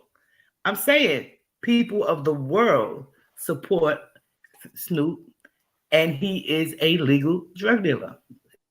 It's the truth. 50. See, there we go. 50 don't have no bush. I was just saying all the stuff that she was talking about is evil to me that people will do for money. 50 done bust a talking lot about of people. 50 done sold crack to a lot of people, mamas. We talking about now. Snoop Dogg has the cannabis. Snoop sells cannabis. I thought that was 50 getting ready to sell cannabis too. Everybody's selling that. Even Shaquille O'Neal's ex-wife sell cannabis. So all right, so what did that got to do with anything? He getting ready to sell cannabis. He sell liquor. I mean, it's a plant. That's what they say. I mean, all these are plants. Yeah. Every last one is a plant. Who's to say the plant is not for people? Because a lot of black people can't afford it. Again, they all are plants. Every last one. There is no exception, especially at the level that they are in. And I say it's evil. That's why I have to go to the closet. And guess what? I'm going back to the closet. Yeah, the closet. That's you can find a lot of peace in that closet. I can tell you that. Gotta pray on it. Because in each, people gotta realize. You eating that ginger ale? You say you're drinking that ginger ale? No, my son bought me lemonade. I got lemonade for. Oh, you got lemonade tonight? I got lemonade tonight. All right. The pharmacists, the entertainers, your pharmacists, your doctors, your lawyers, all of them work together. Yes. Okay. They eat together. The DA. Sometimes the DA. They all work together. That's why they got this thing called fraternity. Yeah. That's why they got this thing called sorority. Yes, obsidian. Yeah. Yep. Yep. You know, that's why they have. And that's why I have a. That's why they for cannot anger management issues. That's why they can't sit down without throwing up them signs. So wherever they at, they're gonna be letting them know that they ain't right. Whoever recognize it, you know what they saying. Yeah. Every picture with what we call a money shot. It's not one that don't have their finger. It depends, either right under their chin, on their temple, holding their glasses at a certain way. You gotta go doing by that sign. Doing that try every last one of them. Yep, you're gonna catch it. You gotta be real strategic with It's them. not no picture you gonna see with no artist that don't have one of them money shots. Ain't too many artists you gonna see that did not was in the tub in some type of tub in their video. Oh, like how they did right. Yeah. Mister, did you get my it was in the tub. You had got my email? I sent you an email. You got it? Well, everybody coming up here and talking about it, get the email. Y'all gonna stop. I'm gonna check your emails right now. I'm gonna do it right now. Y'all hold on, because I done been in trouble. I had a long day, guys. Obsidian been trying to talk to you for the past 25, 45 minutes. I seen my baby. I did ask her to check on you, Faith, to see how you do it. How I was doing? Yeah. Because I didn't have your email or anything. I didn't get it. Maybe she sent it to my DM, but I didn't get it in my not email. Today. I sent you. It was about last week, and I responded. Matter of fact, I sent you one and I said, "How you doing?" Because I didn't see you in a little bit. I said, "How you doing?" I wonder if it.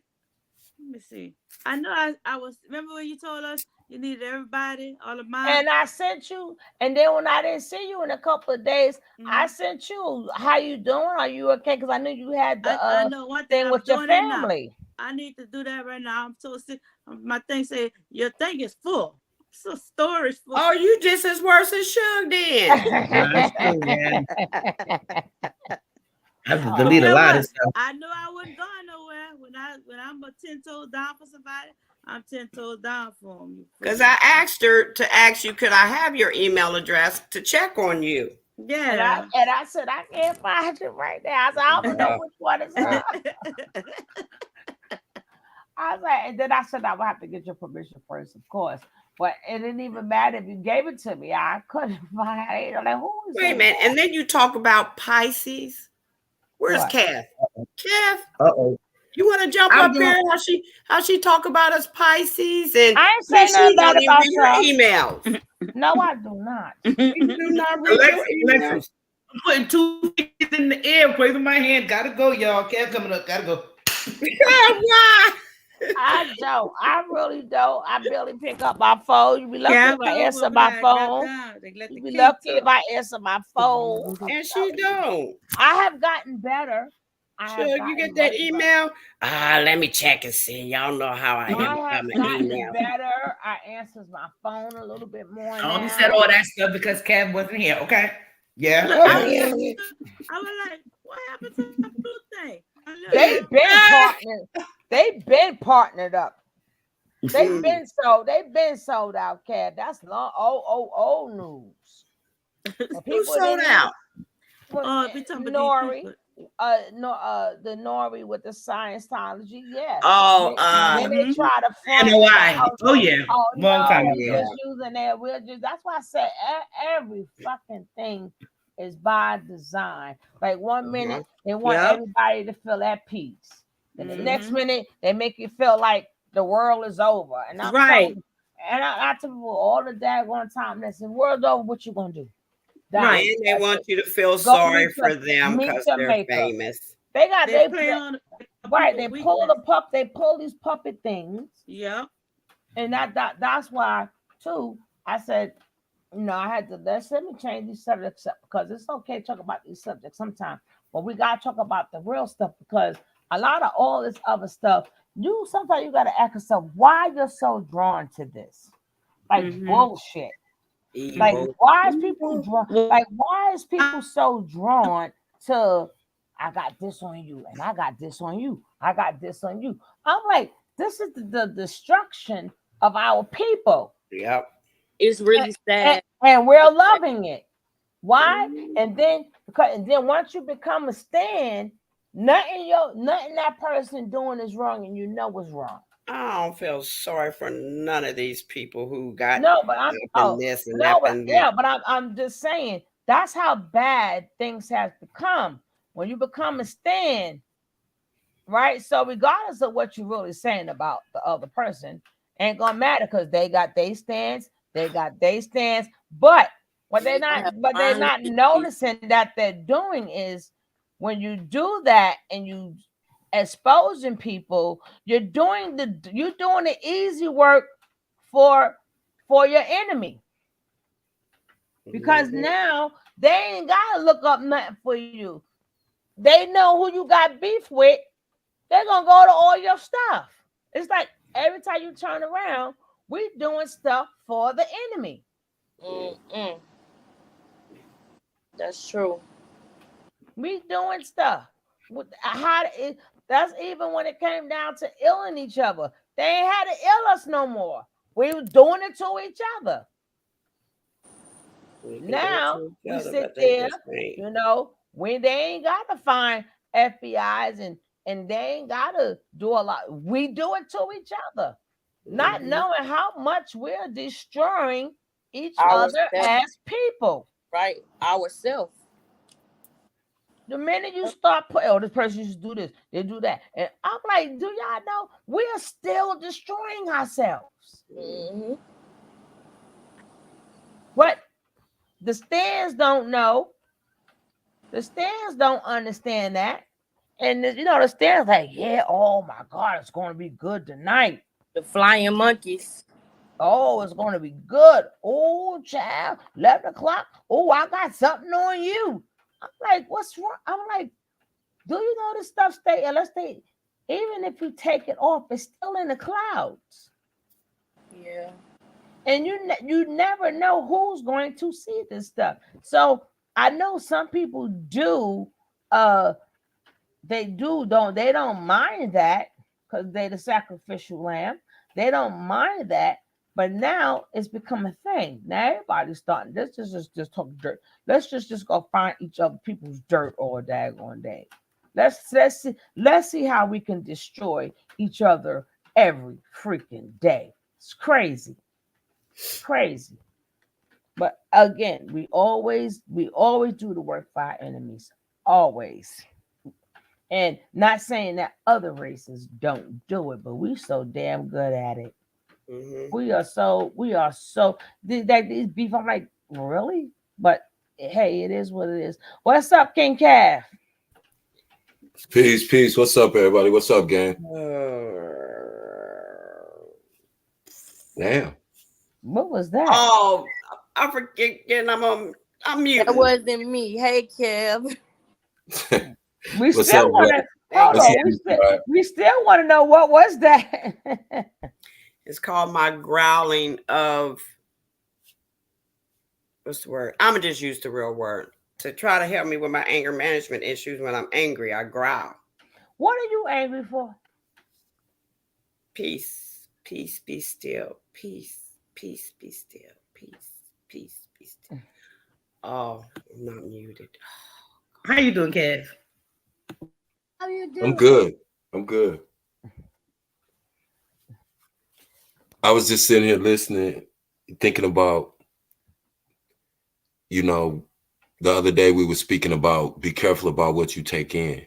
Mm-hmm. And this is, again, to nobody in particular. We speak in general.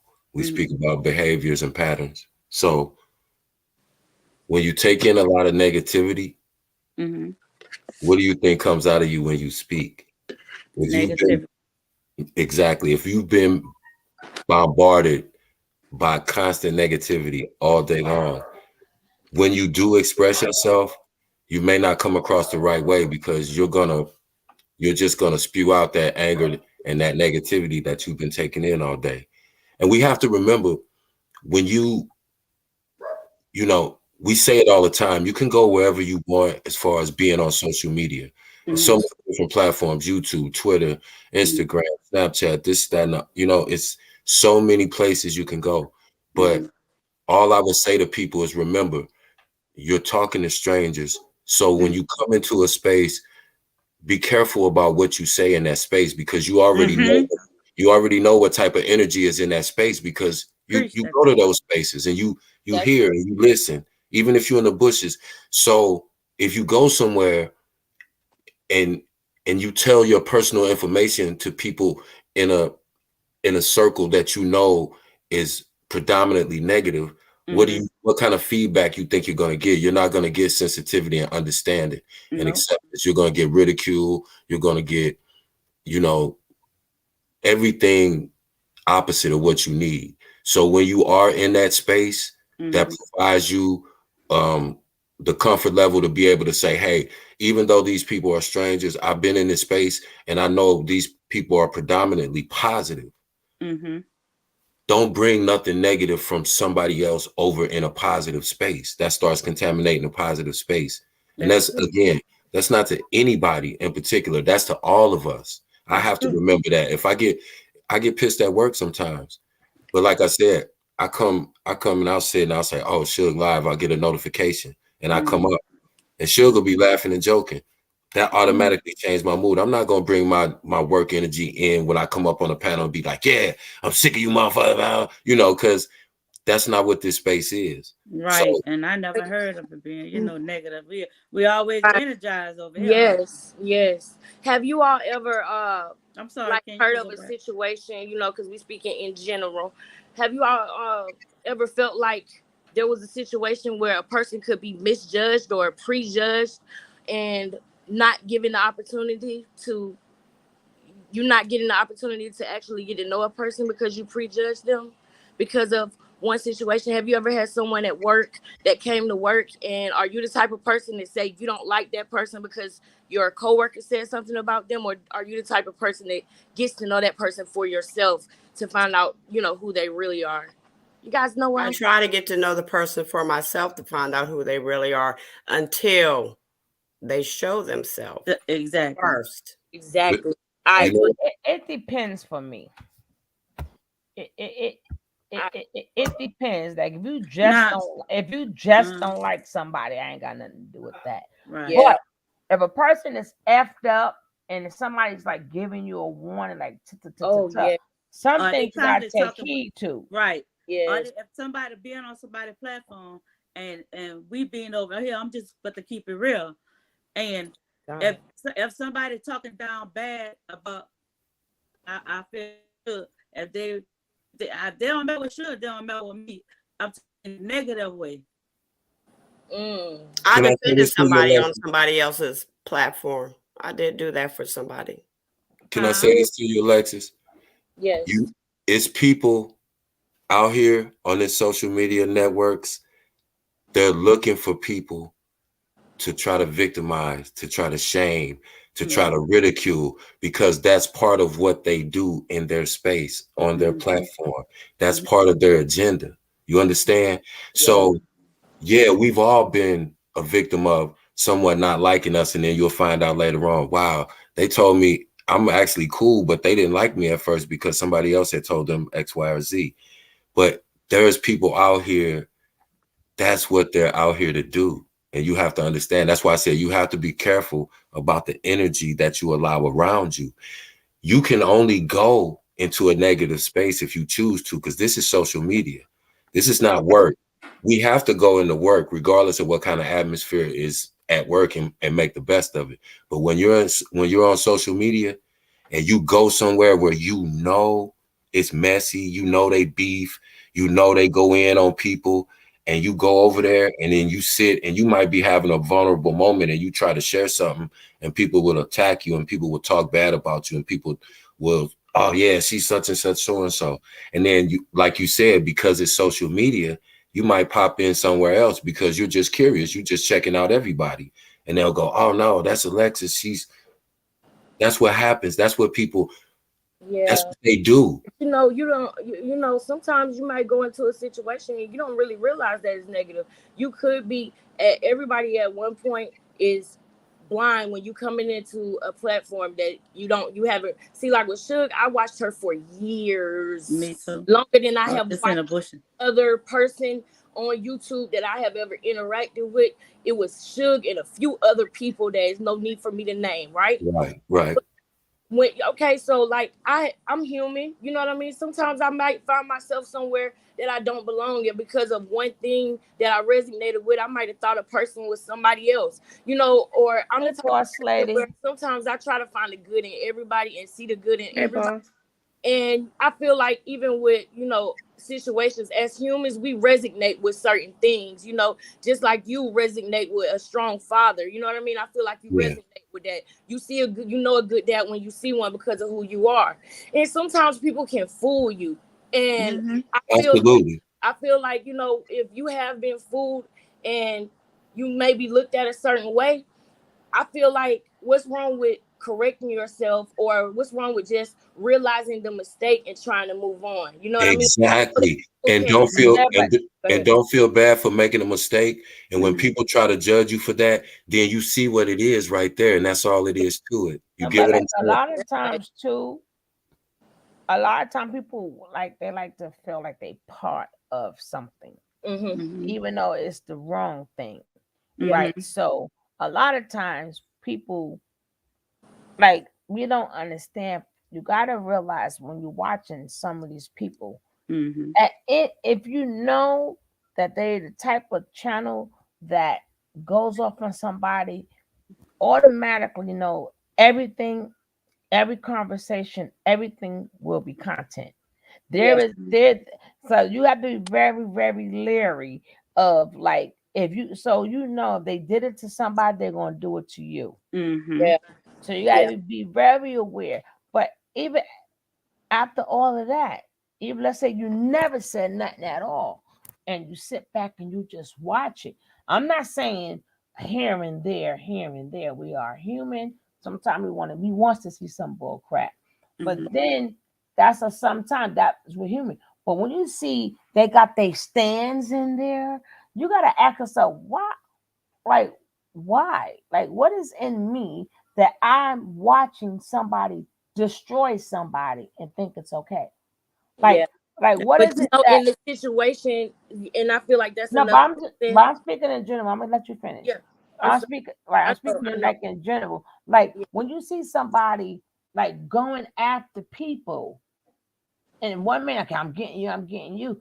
I'm like, okay, we thinking it's exposing, but in reality, you're destroying people's lives. People are going to jail. People are losing their jobs. Right. So look, y'all, might lose their car, might lose a lot of stuff. Forget about a page. You can make another page, but you can't get all that other stuff that you. And then, how did you, like? It didn't make you feel no way. Like, so like, wait, you guys. I just want to say this because you made a good point, and I don't want to lose it. With speaking in general, with what you just said, you know, sometimes we have to recognize when a person is trying to play a mediator in the situation, when a person is trying to bring the positive out of the situation. I feel like it's one thing if the person was joining in on the fight, putting somebody down, but if the person was the only one in the room that was trying to stand up for that person in the events that they needed to be stood up for, not standing up for the bad behavior, but just trying to bring another voice to the situation, you know, that person didn't have bad intentions. That doesn't mean that person is negative. They weren't being negative in the situation. They actually were on the side of the person who everybody was bashing, and they thought and they were led to believe that they could play a mediator role in the situation, not be a person that was bashing the other person. I don't like bashing people. Even if it's somebody who I don't care for, I just won't deal with them or talk to them or watch them. But I don't like bashing people, you know, and Alexis, can I? YouTube streets over here is a whole but lot you different. gotta remember, again, YouTube it streets over here. depends on the content creator. So again, there is no mediation because everything is content. Lesson learned, yeah. Can I say this in general? Right. Let me say So this in even if general. you're mediating, there is no mediator because everybody like how many times like you'll see somebody and you'll think that you're going on there to talk, but they got the person who you don't get along right behind stage. Right. So that's why I say it all depends on the content and the content creator. And people are gonna have to learn they are not your friends. I mean, that's the same thing go into life too. Or they get you to do things for them, and you thinking you cool with them, and the next minute they turn on you. Yeah. Oh no, we both said it at the same time. Oh. But I feel like the only thing you can do at that point is realize your mistake and just move on, you know. And it's not really your mistake. Once they do that, baby, they it's not really your mistake. No, I mean your mistake of yeah. Go ahead. Yeah, it's not really your mistake. That's just how they are. You just have to just move on, you know. But it's not your mistake that people are wicked and people use people because. And again, the sad thing is that because the room is popping, is everybody's up in these rooms, and this is what people like to see until it turns on them. But then you have to now go inward, not you. I'm saying this in general. We have to go inward and say, like, ask yourself, how did you feel when that person that's your favorite person, but what made it okay that you just saw that person pull up this on that person, pull up that? You know how many people lost their kids? Some people calling you don't see all you see is 5 minutes of my kids.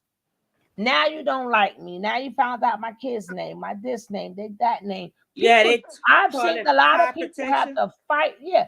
And I had to see a lot of people fight for their kids. Yes, and then they get their minions to do stuff. And I'm like, get all their people, they followers to call different things, and they're gonna make because they got about 500,000, well, more than that, 2,000 subscribers, 3,000. They got everybody writing different, columns and just right. So you thinking I'm gonna do this for you? We cool, but in all reality, you wrong too. And that's a problem that I have right there. When I'm defending somebody that I don't even know, but I'll do it because it was wrong that happened to that person. And yes, I did that for you too, Alexis. I didn't know you, but I put my comments there to defend you by what happened to you. I know. Not once but twice. Yeah, and that's why I didn't want to hold anything on my chest, because with this, where I am right now, like I said, is a place where I was watching y'all and I liked y'all before I even got here. So it matters to me a little bit more than it would matter anywhere else, because I was watching y'all. And even though it's YouTube, if you watching somebody and you agree with everything they saying, they come somewhat of a a role to you. You know what I mean? They become someone to you, basically. So even though y'all don't know me, your opinions matter a little bit more because I was watching y'all before I even ever came up here. So that's why I don't like to hold anything on my chest, and I just wanted to say it because I don't want that type of situation. I don't want to be holding nothing on my heart with you wondering, are you trying to be funny with me, or are you like know what Alexis, can I say something to you? No, I was not. That's not my intention. No, I'm just. You. I That's know not my you intentions wasn't, with anyone. Yes, no, I'm just telling you why I brought it up. That's the only reason why I brought it up. Okay, Kev, I'm sorry. And I'm saying this to you personally, and I want you to respectfully, I want you to take it the way that I'm saying it, and that's why I'm saying what I'm saying first. You notice I put in the chat earlier, Alexis, you supported over here. You are. Your opinion matters. I can tell you're a very passionate person. I can tell you have a lot in you that you're probably going to get out at different points and times in your life. I think that I just want you to slow down a little bit, because sometimes I understand it's a lot in you that's trying to get out, but sometimes when you have wisdom that's speaking, sometimes you have to listen more than you speak because you're missing jewels. And I think the most important thing I want you to understand is that we're all healing. We're all in different phases of our healing. And sometimes when you're healing, because your heart is good, you want to help people. But listen, we can't do God's job. You can't expect to be a mediator in a messy situation. That's not your job. That's bringing energy to you that you don't need because you're trying to heal. You're not responsible to help anybody else. God's got that. But I understand what you're saying 100%. And I'm only saying what I'm saying to you because I have children that are probably older than you, my youngest. And so I understand what you go through. I was your age at one time. And so you're coming from a good place, but you have to understand when you're dealing with people in social media, you have people whose sole intention is to look for your weakness. If they see that you speak a lot or they see you on a lot of platforms, they will exploit that fact. We won't. Like you said, you've been listening to Suge for years. She hasn't changed one bit, has she? Nope. And that's not to say that's not to say don't go anywhere else, but you've never had a negative experience over here, but because someone else treated you negatively and you took that energy in, soon as somebody said something, you automatically got offended not because anybody over here has ever disrespected you or try to, come for you like in a slick way, but because you have been taking that kind of energy in. That's why I said be careful of what you take in, because we don't realize, and I'm talking about everybody now. You can take in an energy and not realize it, and then as soon as you come in contact with another person, their energy may be totally different, but you're going to bring the last energy that you had, or the most. If you've been in negative, around negative energy all day, that's what's going to come from you. So you just have to be careful because you're in a vulnerable stage, because you're healing. You're going through whatever you're going through in your personal life, like we all are. And you got to understand there's still certain people that just because we're out here on a public platform, they will exploit anything for content, like Suge was saying. And we're only telling you that because we do actually care. We don't have to know you to care. We know that you're a Black woman. We know that you're part of our community. We see that you have good intentions from everything that you say. That doesn't make you perfect. That doesn't make you immune from falling victim to people who are narcissists and people who are manipulators. That's not saying anything about you. It's saying that we know you're smart enough to recognize the difference. You have to make a choice on what kind of energy you put yourself in, and that will. But what was wrong with prayer? I What was received. wrong with the word? No, wait, Deanna, just let's Cab already closed it up because I really received that. I really do. Right, now he already nailed it. He nailed it. Everything. Yeah, and I'm even gonna replay that, Kev, on some real shit. Like for real. And like you said, I am in a process right now. Well, maybe that's what I need to be doing before I go on another platform. Maybe I need to just let this energy clear first, because I don't want to take it everywhere. So y'all know I'm gonna keep watching. I'm gonna continue to watch, and you know what I'm saying. When I come back, I'll have different energy. You know what I mean? No. And I want you to think. We grow together. No, we grow together. Listen. This is what I want to say to you. We don't want you to go nowhere because this is how we are. We all have different things that we're going through in our life, but we try to make this a balanced place. So it may have been some different energy that you took in and you may have felt a certain way. But if you feel different and you feel better, then that means let's stay here. Because we're in a good place. We cleared up a misunderstanding. Yes.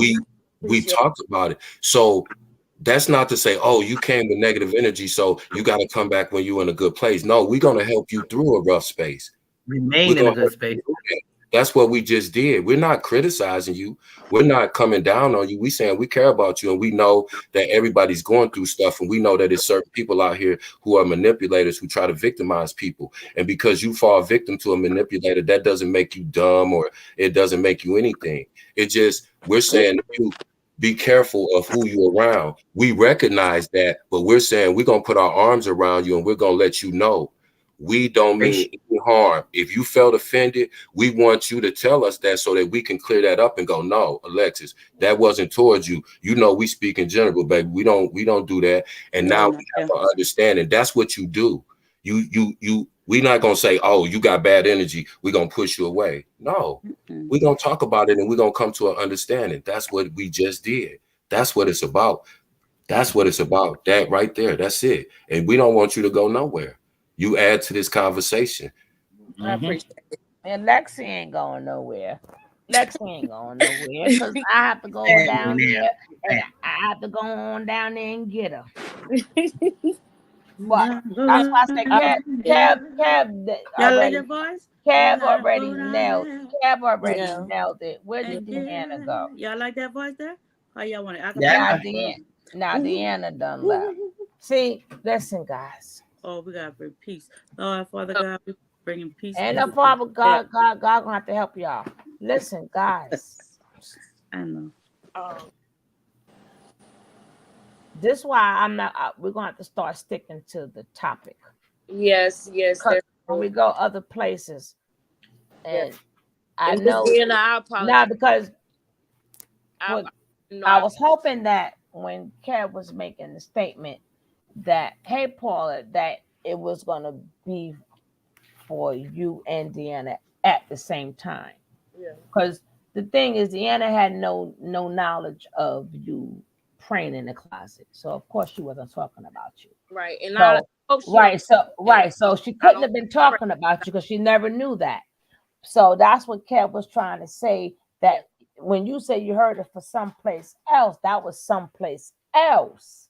Yeah, it was the place that she was defending me at. She was right, so it wasn't it could have never been about you because she didn't know. Right. No, she was defending me, so I know that if she did say that, like, it wasn't against me when I think harder about it, because in that moment, that very moment that was being said, I saw her defending me, and she, I ended up finding out that she was the one who was defending me, basically, is what I'm saying. So, right. Which we should never have went to none of them. So we're going to start sticking to the content. Yes. I just didn't want to be having like anything on my chest. You know what I mean? I don't want to have that because I don't know her. I don't talk to her, off of here or anything. It was no other way that I could have really addressed her, maybe in the back chat. I don't know. Yeah, but when you spoke upon the closet part, yeah, that was before we got to the topic of the defending.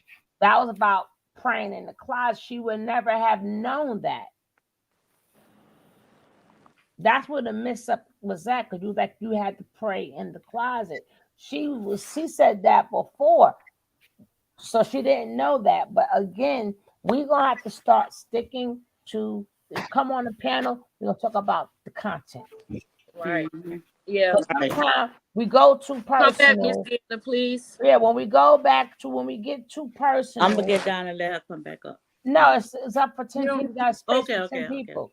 Right? So when we get too personal, and then it's just everything just goes a whole different way. So I don't know. We're gonna have to let's stay to the topic. Because I still ain't even show the other half of the show, and I'm 4 hours in. Like I do the panels because I like so everybody can have their different take on the show.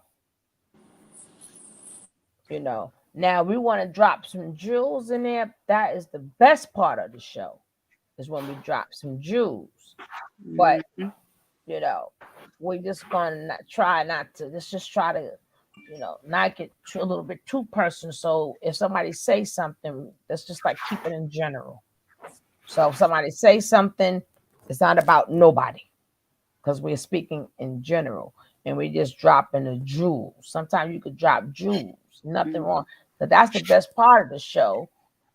Is to me better than the content is when we're dropping jewels.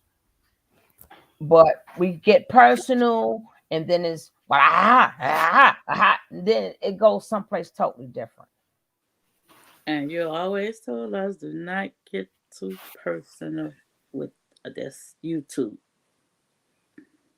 Right. So now people feeling a certain. Now I'm ready to stop the show. Now I'm getting off, because now everybody feeling the way. One feeling the way about 50. One feeling the way about this. One. I'm done. OMG, girl, goodbye. Don't start that. I'm just saying that goes for everybody. We went told. I didn't even do the show. We was talking about celebrities, these guys smoking and stuff like what they do. So it was part. No, whatever. Okay. See, this is why I stay in the chat.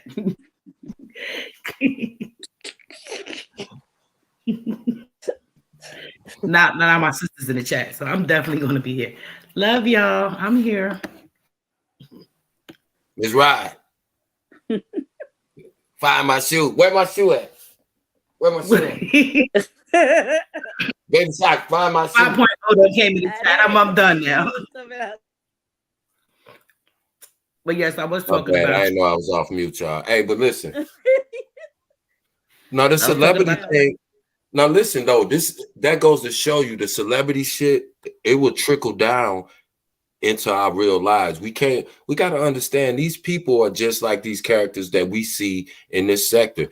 These people play characters, they play roles, they have positions, they have designated things that they are assigned to do. So everything that they show us is to guide our train of thought, is to guide us to what record to buy, to what artist to support, what movie to go to, how to dress. Every single thing that they pump out. So when you see these celebrities are never who they are in real life. That's why they tell you, don't ever meet your idols. You will always be disappointed. I know that to be true. I know that to be true. So we got to understand, like when we idolize these celebrities and, we start feeling real emotions for these celebrities, you got to realize, you look at these people and these people unalive themselves. These people, homeboy just had to check himself into rehab, That's the next story. Okay, my bad, Suge. I didn't mean to get ahead of the game. You can bring it up because I'm like Desiigner, Panda was the biggest record in the world 4 years ago, 5 years ago, whatever it was. Biggest record in the world. He was all over everywhere. Dubai, Japan, everywhere. And he checked himself in a mental hospital yesterday. Mental illness is real. You know how much mental illness is going on within the record industry? Because if you were already a person who wasn't strong-willed and strong-minded, and that doesn't mean to say that you're weak-minded if you're mentally ill. You can be the strongest-minded person in the world. It's a biological, chemical thing. So, but you find that the record industry and the demands of the record industry and the things that they require you to do to get to certain levels and certain positions, it brings out that mental illness in people. I strongly believe that happened to Jaguar Wright as well as a bunch of other people.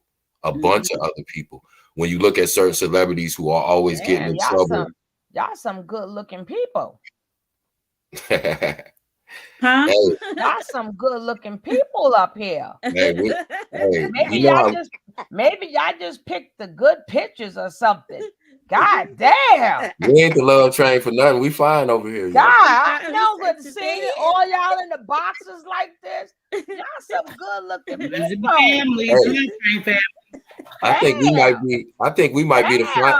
I think we might be the finest network. I think we might be the finest network.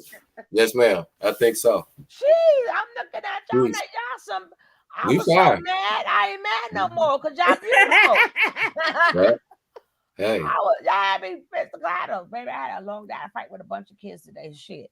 I'm done. I'm telling them, come get your damn kids. Get your kids. Damn it. That was beautiful what you did. See, that was just the beginning. Amen. I didn't, because I couldn't go no further than that when the music and stuff comes in, because I'm gonna be hit with copyright.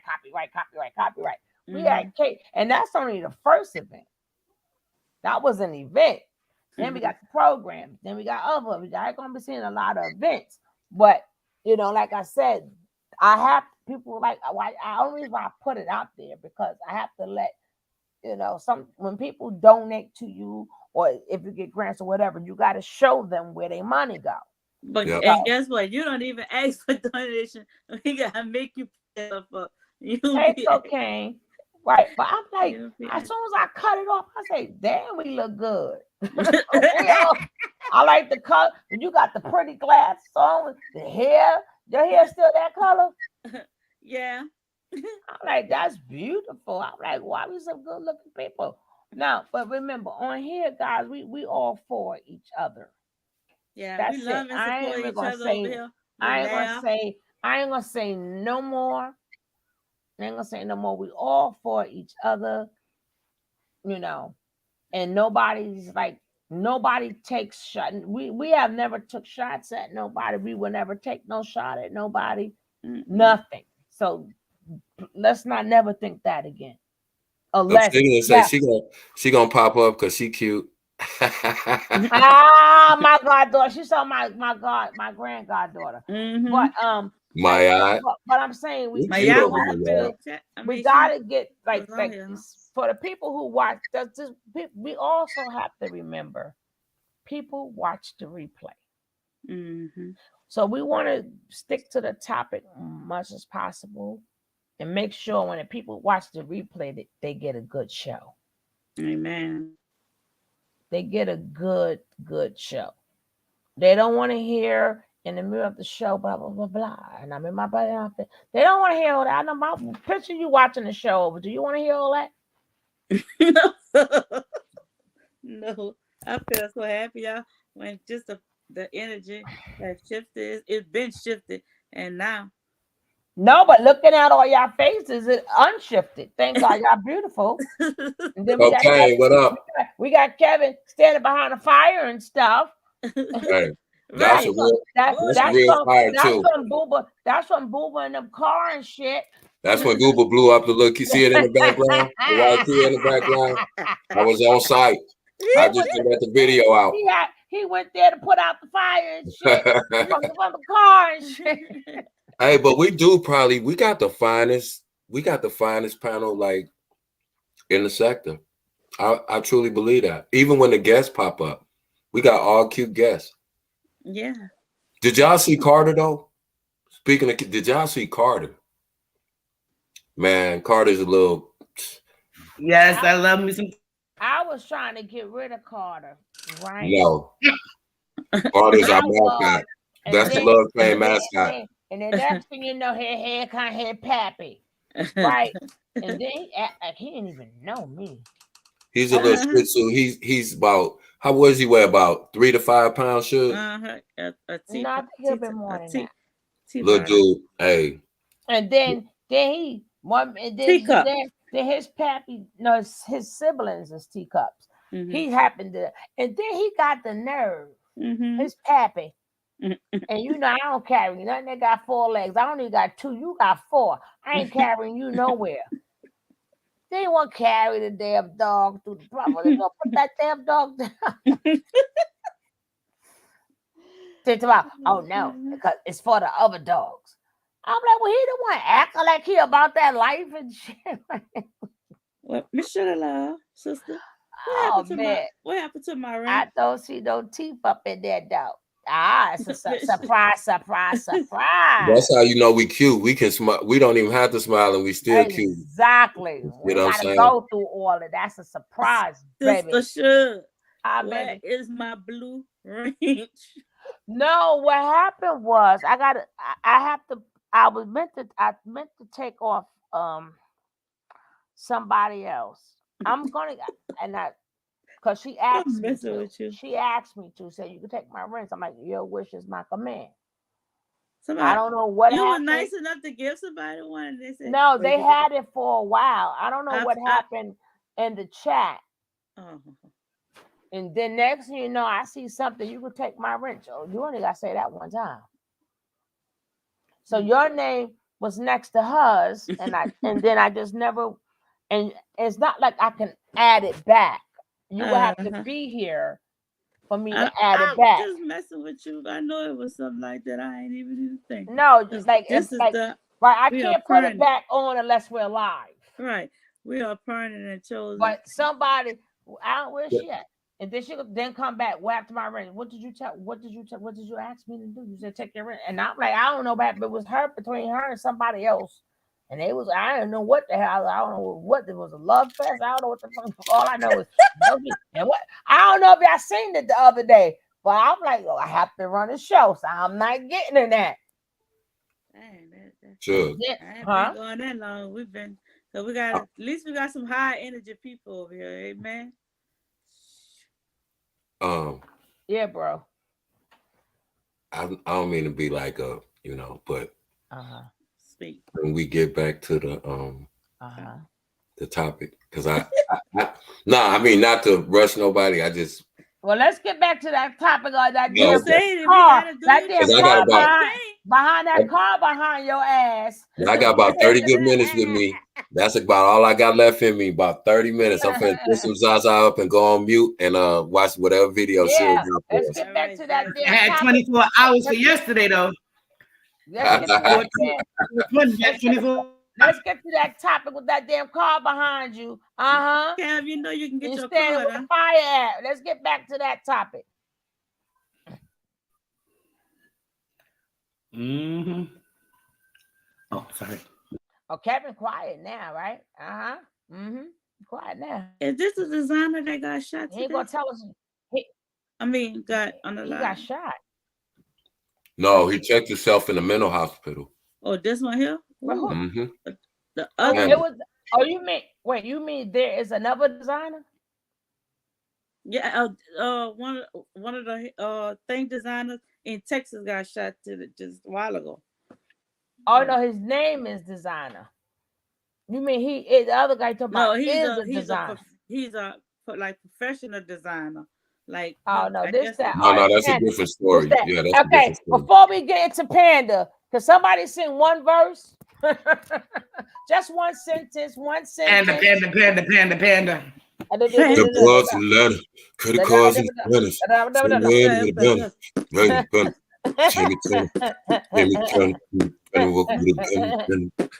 That boy is. I thought, no, for real though.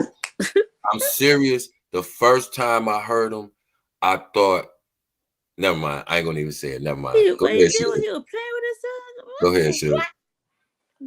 Come on, Bill. More than they rap song. Meek Mill has dropped like 8 mixtapes in the past year. How many of y'all heard any of the songs? How many of y'all heard anything that was lit, that was popping, or anything? He done dropped mad mixtapes, albums, all type of shit. Told you, man, it's not about their fucking music no more. It's about fucking lifestyle. Hold on. They want people to follow. It has to do with music. Can you say our boy come on? Again, this is by my man For No Fame. Check him out, For No Fame. He should have so many subscribers. It's crazy. But nobody don't want to hear that real stuff. They want to see people's life get destroyed and love it. And you know what? You're gonna have bad luck too. Yeah. You're gonna have bad luck too. Let's go. Like I said, if these dudes have music, I would speak. I would say it. Look, he might be doing weird stuff, but his music is hot right now. I tell the truth. These dudes ain't got no music. All of this shit of them playing social media games is now coming to a fucking end. You know why? Because like I said, ain't nothing to talk about. So if you ain't talking about no hit records or no hit songs or what you got going on with your future, it's nothing to talk about. You ain't giving no interviews about no real details, so ain't nothing to talk about. Like Meek Mill, we really want to know what happened to that young boy Snoop you signed to that label and why he ain't never come out. That's some of the stuff we want to know. Other than that, we don't really care about nothing Meek Mill got to say. All right, that's just what it is. Now,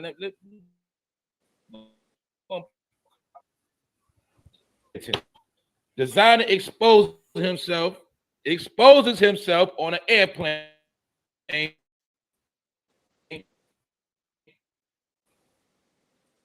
Now he is seeking mental health. Here we go. What does rapper mean now, y'all? Y'all should already know. What does rapper mean now? Rapper means what? Weirdo. Might be a Chester. Rapper might be a criminal. Rapper mean you might do some funny stuff. Rapper mean you in a fucking fantasy world. I'm just saying rapper now means something different. It has nothing to do with bars, lyrics, hooks, nice beats, none of that. Oh, he tore that track up. He went in on that track. You heard that? He went in on that track. When the last time you said that about a fucking rapper? That's my point, man. It's not about rap no more. But this dude lost his fucking mind. But he already lost it because, in my opinion, Desiigner always been a weirdo to me. Always. A fake-ass Future. A fake-ass Future. So when he started doing this thing out of New York, he was part of New York taking L's. You know why? Because he's a clown too. And a lot of people don't know. In my opinion, when you go check the stats, because I peeped it when it happened. When Future fell out with the industry and Future was about to get blackballed, they started to replace him with Desiigner.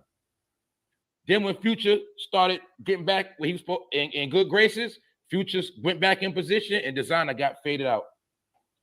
You got to go back to 2016 to peep game. But it really go back before that because people forget Future had fell all the way off fucking with Sierra. He didn't start coming back till he started putting out the mixtapes again. Like Dirty Sprite. And he started putting out, when he put out that mixtape 56 Nights, that's when Future came back. But Future came back from the underground scene, from the mixtapes.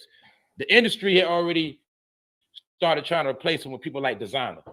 That's why you go back here the song, you'll sound like a fake ass Future. And the number one thing he said in that song was, I got broads in Atlanta. Then he got exposed. Nigga said, you ain't even never been in Atlanta. That boy don't know shit about Atlanta. That's not been Desiigner was a fraud. But when you listen to the song, he was rapping like a fake ass Future on that song. But then some of y'all was telling me about what panda eyes mean, and I still don't get it. But that panda eye stuff and panda means something else. Courtesy of Orlando Brown. I need to do more research on what panda eyes mean. But they say that was the hidden joke behind the song Panda. I don't know. So anyway, shout out to everybody here. What's good? Big Phil, Jada, Nevin, what's up, Nevin?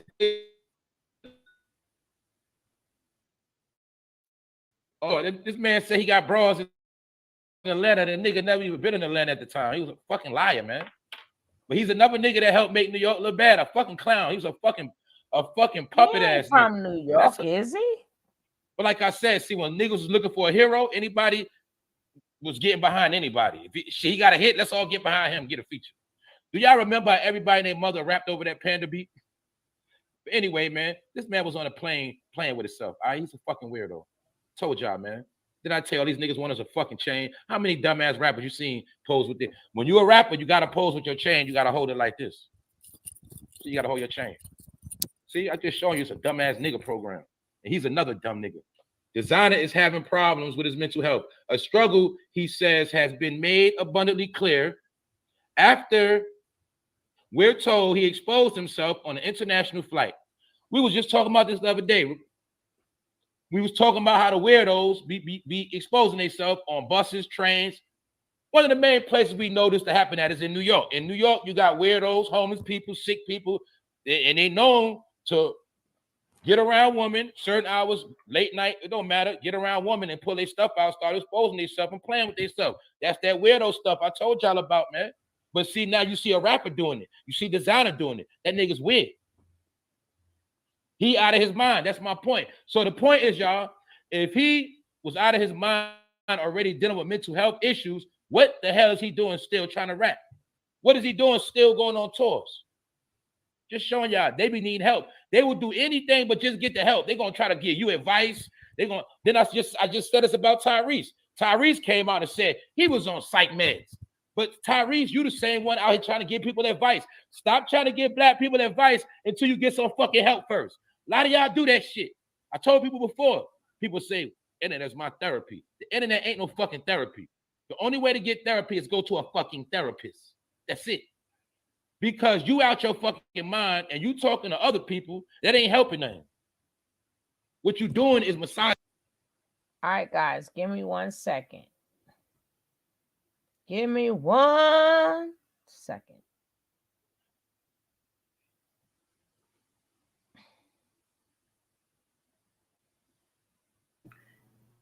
Y'all know I may never sing that song again, Dana. I ain't been singing.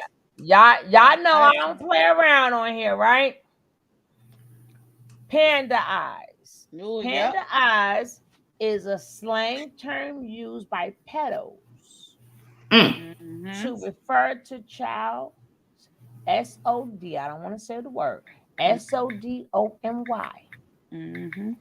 When a child is forcibly SODOMI, okay, the blunt trauma involved can cause their eyes to swell from black circles, resembles those of panda. Lady Gaga has been seen making fun of victims of that. I read it because I don't know. Can I show it? No. So I'm gonna give y'all some more examples. So now we know. But it's also another version of panda eyes. I'm trying to find that one for you. If you ever looked at any like any politicians, people in England, they all like, if you all notice, they all look like they have a black eye. That's another meaning too. That it's like a ritual. And if you ever look at a lot of them, if you look at one of their eyes, I mean, they're literally punched in the eye though. But I'm trying to find that one too. But I'm gonna find you another meaning. Cause I know I don't play on here. I was just talking to somebody like that. We ain't gonna just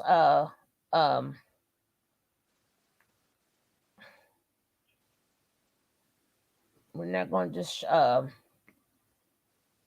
if you look at a lot of these artists, you look at these artists, I don't know if y'all can see them. See, this is what I'm talking about.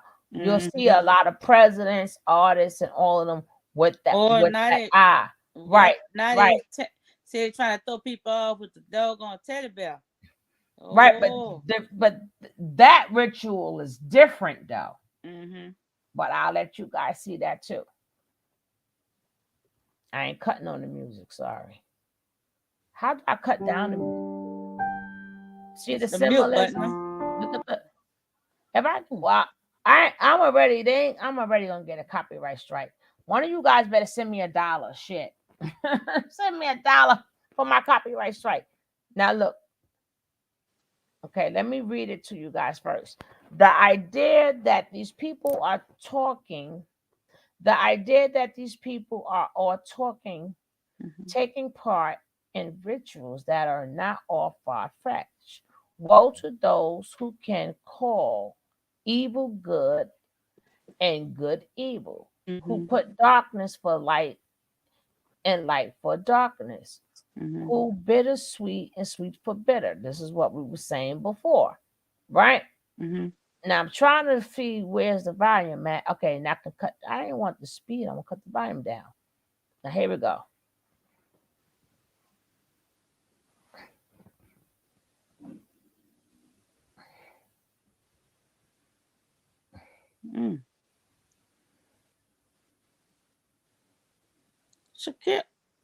All of them.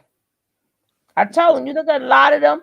Look at a lot of actors. They all have that eye. Even if it's makeup, they're gonna look like. No, that's their eye. Well, the makeup too. But a lot of them, when you higher up, that's not makeup. When you higher up, that's a ritual, and that's their blood. Now the other ones are making fun of it. Right. So when you see like a lot of, especially the ones like in England and stuff like that, them are the presidents and stuff. Nobody never noticed their eye. Yeah, I know. I just was doing. I don't do research on it. So I researched that sucker. See, look, all of them got the same thing. See? Yes. Yes. Oh. Oh. Oh. Oh.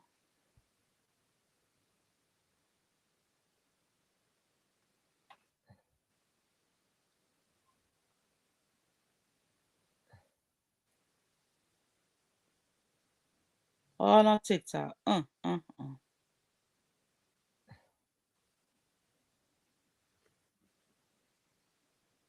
See, people think this stuff is a joke. It's not. It's not. I bet you.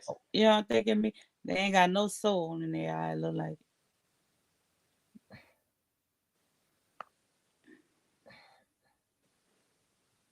Look at him. That's my. But they got him with the lift. He look like he got the lipstick and everything. Well, where the volume at now? I lost. First, I found the volume. Now, where? Go on the other side. Oh, right here. Right here. Yeah. I just said something about young people. You can turn a person into an animal. You can turn a person into whatever you want them to be if you just hold them down. So pretty much when you see black eyes, like a blue face and, you know, shit like that, he got beat up, but he didn't get beat up where you thought he got beat up. He be saying some true stuff too. If you think try to diagnose him, that'd be crazy. Yeah, but we're gonna definitely we're gonna start getting into more of that, right? But I have rap. I go through so much stuff I don't be remembering. I don't remember if I seen it recently. Was it last year? Was it 2 years ago? 3 years ago? 4 years ago? 5 years ago? I don't remember. How you remember them? What some things is, y'all? Because that's what I do. Hey, can I say something real quick? Go ahead, bro. You know, I spoke about this before. Just going back to what we were saying earlier about being careful about what you take in. When you have people that constantly consume these cult members and cults and their behavior and constantly talking about them and absorbing them and making them part of your life, then the people who are talking about them start taking on their characteristics. You notice that? Yeah. Anybody else notice that? It's just me. Okay. Yeah, no, I always said that. Yeah. Stop me when I'm lying, though. So the very people that they talk about that's in the cult, right? About them following under one person, one man.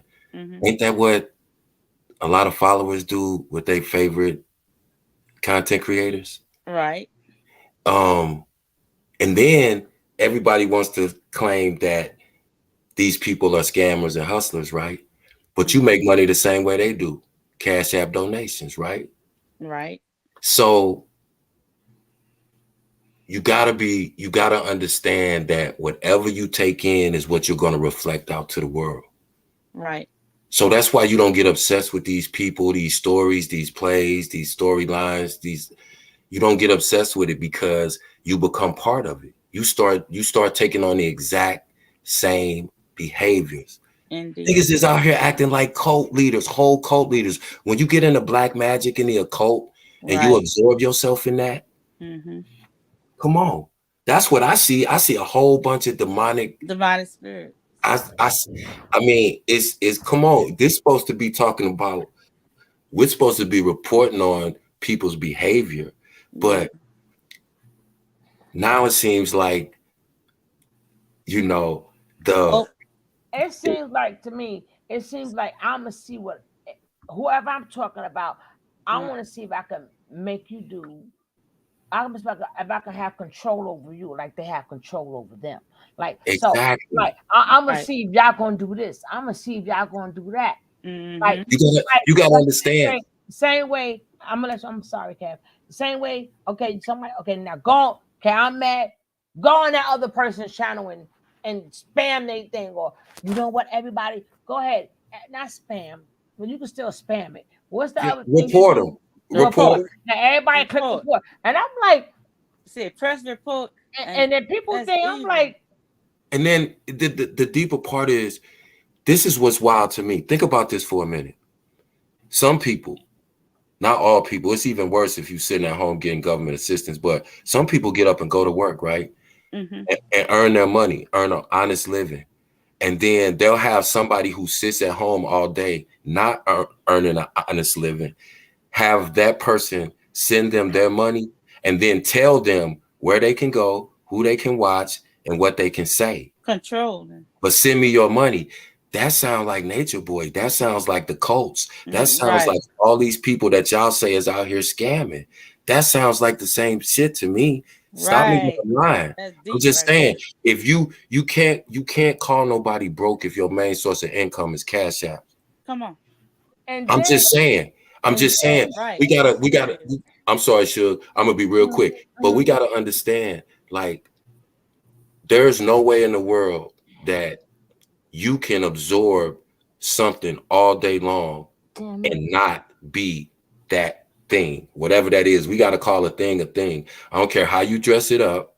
And it's funny to me when people go, oh, everybody out here exploiting the JAG content. And that very person saying that is exploiting JAG content. But we accept it because that person said it. Like, that's why I said, man, like, all this stuff is so foreign to me because people don't realize that they're taking demonic spirits, that they're taking in from people they don't even know. They have no idea about. Putting all their faith into it, and they're letting that permeate their real personal life. They have people doing illegal shit, immoral shit, or stuff. They're having people do things that they probably would not do on their own volition.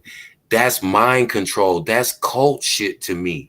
I don't know how else to say it. I just sit back and I look at this and I'm you gotta guess, right? Now, I see what I do is journalism, right? So, of course, if I don't go with where everybody else going, but at that point, no, do you? And I'm gonna do me. I'm gonna stay in my lane. You stay in your lane. I don't watch you. You would never hear me talk about nobody. So that's why people are like, oh, this person. I don't care if it's I. But you gonna get some lessons up in here. That's why I never said. You gonna get some lessons. You gonna get some lessons up in here. Stay on up in here. But you get like, let's say you working on something. This is the part that confuses me. So the minute they get you mad, now they become bad content. See, that make it bad for everybody. Now that's true. And we be thinking it's cute. Well, that's just like you trying to get info, and now you become my friend. Then you want to show text. I'm like, damn, but ain't that the person you wanted like to be a guest or something? And they explaining stuff to you. And they thinking like, how do you like win people trust? But it's like I said, everything is for content with certain people. Because remember, we got to remember, it's 1.6 billion people. Could be more or less on here. So it's not everybody. That's true. You know what I'm saying? You just got to pick and choose the good ones. And you got to be careful of what you do too. Right. Nobody should never ask you, well, hey, find us out about somebody. No, not at that point. I can't fuck with you because I'm like, you're not gonna go. I don't want no, because that karma come back on me. Now, if you could say to that person, hey, can you use that so we can like, how do we grow from that? Not how do we destroy? Because like I said, everything is about destroying. And that's crazy. If nobody you speaking to somebody, they not. Right, what you said, Ms. Rye? Excuse me, I'll wait till you finish. I'm finished. Because I personally, in those other couple of years ago, I took like a 2-year, what's they call that when I just left for like 2 years. A hiatus. I choose to be a watcher, right? And as you see, I was cooking. And then I wound up getting caught up in the Kanika Jenkins. Kanika Jenkins case. That's how I knew you. I met a whole lot of people. And within that community, as we try to figure out what happened with this little girl, there was so much jealousy. It was so frustrated. It was like a really bad time because I was having mental health issues over this case. Really, right. I was scared. I wouldn't on and everything. But the people that I was surrounding myself with, they were so evil with each other. And then as I sat back and I went into the bushes, I said, I have to leave completely because I want to grow. I want to grow my channel. I want to say, that's why you see my channel. I talk about stuff that's going to help you make money, something that's going to help your family. What's going on in the world. I don't drama on my channel. Right. All of my mods, which I have to take more, they are mods because they like each other. Mm-hmm. Every time I turn around, oh, she deleted me. Oh, she dissed me. I'm like, no, we're not doing that. No, we're not doing that. And like I said, quite a few content creators now that are in some hot water came back from where I was at back then. Right. So that's how. And I left all those people alone. I was in so much drama. They doxed me. Remember King Rock? So much stuff to me. Don't name names. Don't name names. I'm not naming names. Okay. They did so much stuff. I said the Faith. She said a name. Yeah. Oh, I took over her. I was going to say Faith. No names. No names. All right.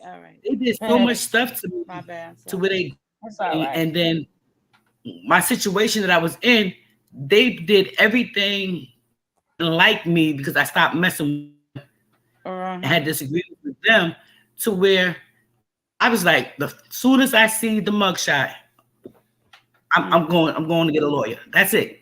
You know what I'm saying? But the part that was so bad, we all came together to help what happened to this little girl. To try to get for one, be on the same part, and everybody started. And the people, right? The people who didn't want to. I mean, it was just so messy. That's why out of drama channels. I found Sugar Love and been hanging out with her for quite a couple of years. Yeah. And I like her. We have our disagreements. I mean, she like what she like. I like what I like. Mm-hmm. It never goes to tomorrow. It stays where it's at. Right. That time, that period, that place. So nobody's gonna agree with anybody 100. That's what I love about Sugar. We get to voice our views, good, bad, ugly, and different. And we keep it moving. Not negative. You ain't got no choice. Anyway, I don't feel this. Anyway, and we be somebody wrong, and we on. Because I know somebody who I could tell on her, so she has no choice. See what the black mouth stuff going on.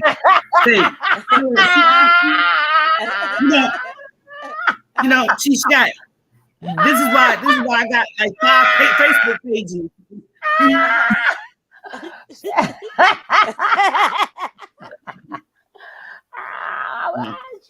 I would get her in trouble. But anyway, no, but I'm just saying though, it got to be a chill spot.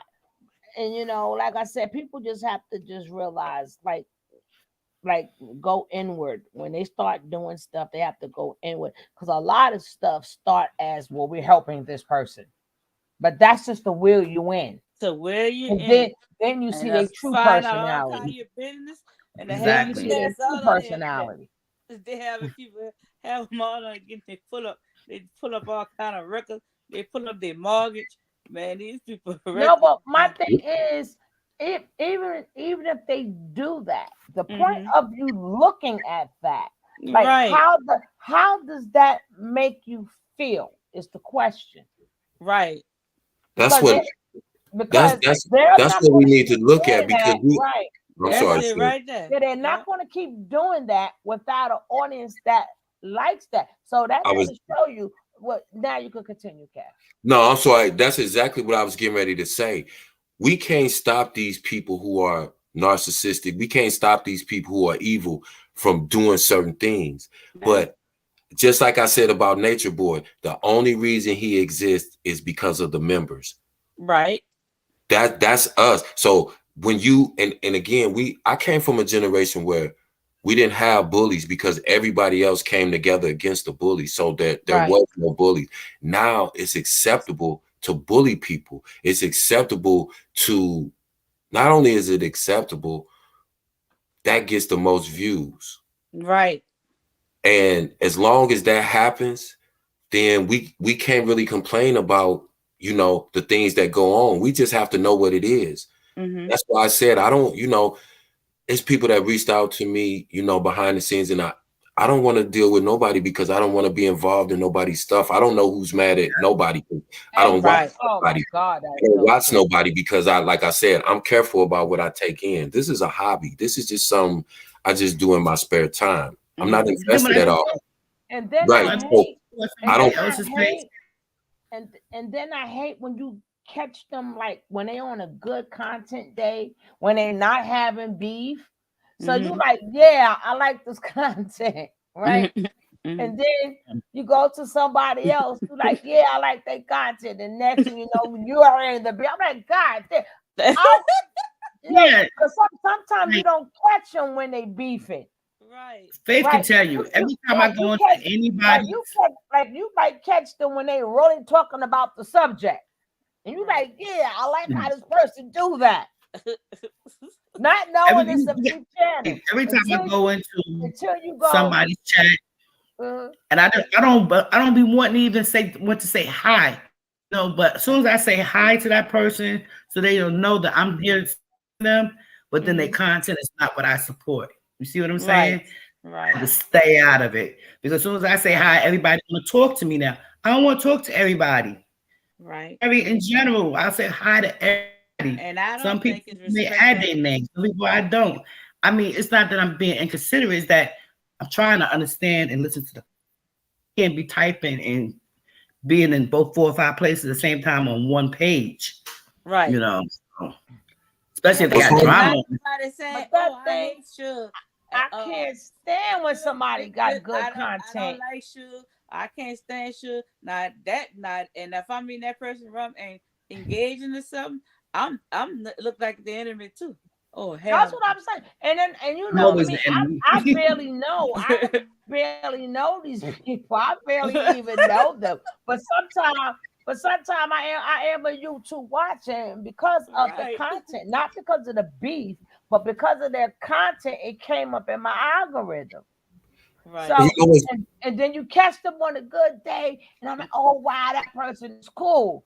Then you go to the next one, oh, that person is cool, and then now now you don't know that they know you was in both chats. They don't know that you don't know that there's beef.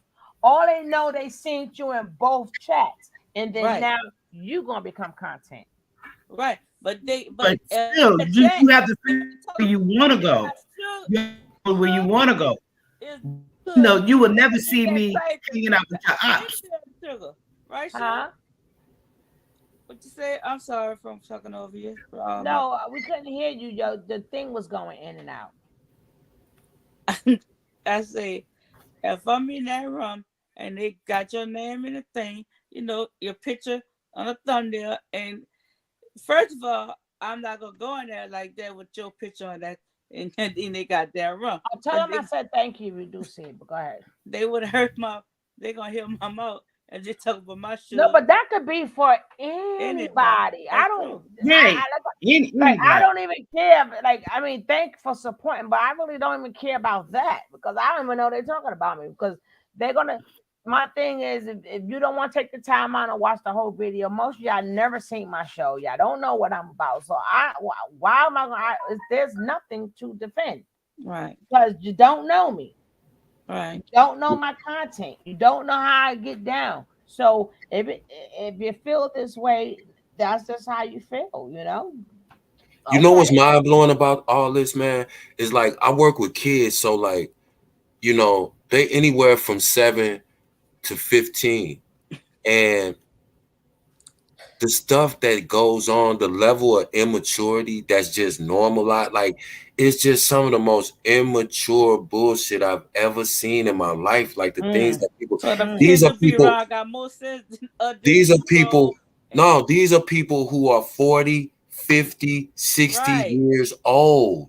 Y'all, I always have to remember how old these people are. These people are, for the majority, if they're in their 30s, they're very, very late 30s. But most of the people who are in the middle of this stuff right now are in their 40s and their 50s, and they doing the silly, the most immature shit that they're doing. That's crazy to me. And it's all normalized. It's all, and here's what's so funny to me about it. That's why I really don't have an opinion, because I feel like in this sector and with a lot of Black people, you can't have a serious conversation, because the minute I disagree with you, I'm hating. The minute that I disagree with you, I'm jealous. The minute I'm critical of anything that you say or do, I'm chasing clout. I'm clout chasing.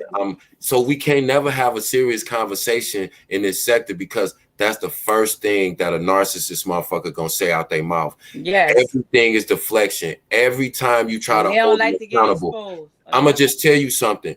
Just like I told my daughter one time, but she was in about 4th grade.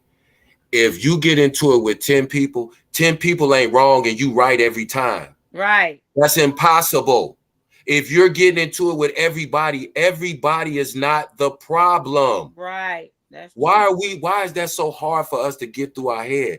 Why do we act like this stuff is so? These are 40 and 50-year-old people who are engaging in this type of behavior. And this shit is normal, apparently, in 2023. No, but it was normal. Hey, Sister Nandy, the thing is, what hurts me, what doesn't hurt me, but the thing, I'm like, damn, we still destroying each other. Like it just balls me up. Like, it's not the fact of what they're saying, but I'm like, we always do it to each other, and then we always, now we want to make it acceptable. It's not acceptable to go at a woman or whatever and let's call CPS, or let's call the popo, or let's bring up, that's called Section 8. Or let me call Section 8 and get their house taken. People have lost their jobs.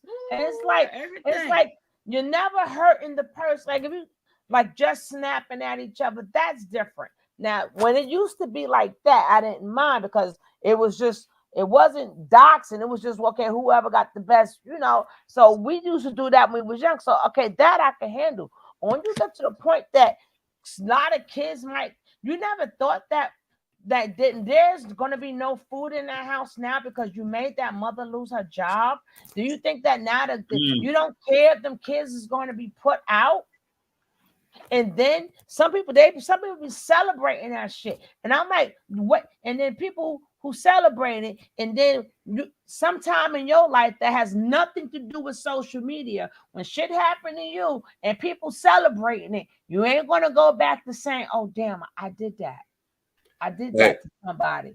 And I'm gonna say this: I celebrated that for somebody's downfall or whatever, or I had something to do with that, or I thought it was okay. But now when they do it to you, oh, that ain't right. Oh, yes, it is, because you forgot maybe last year or 2 years ago when somebody else lost their goddamn job or whatever, or something, you thought it was okay. Because that shit always come. I don't give a damn. That shit always comes. Sorry, YouTube.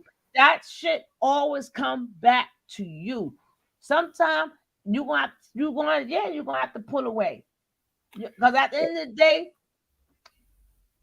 like I said, people go do what they want to do. They want to sit up in there. You ain't hurting nobody but yourself, and then when shit be happening and you wonder, like, why stuff keep happening? Because you keep entertaining the bullshit.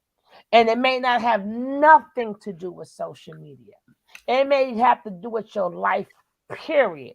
Have to do with your life, period.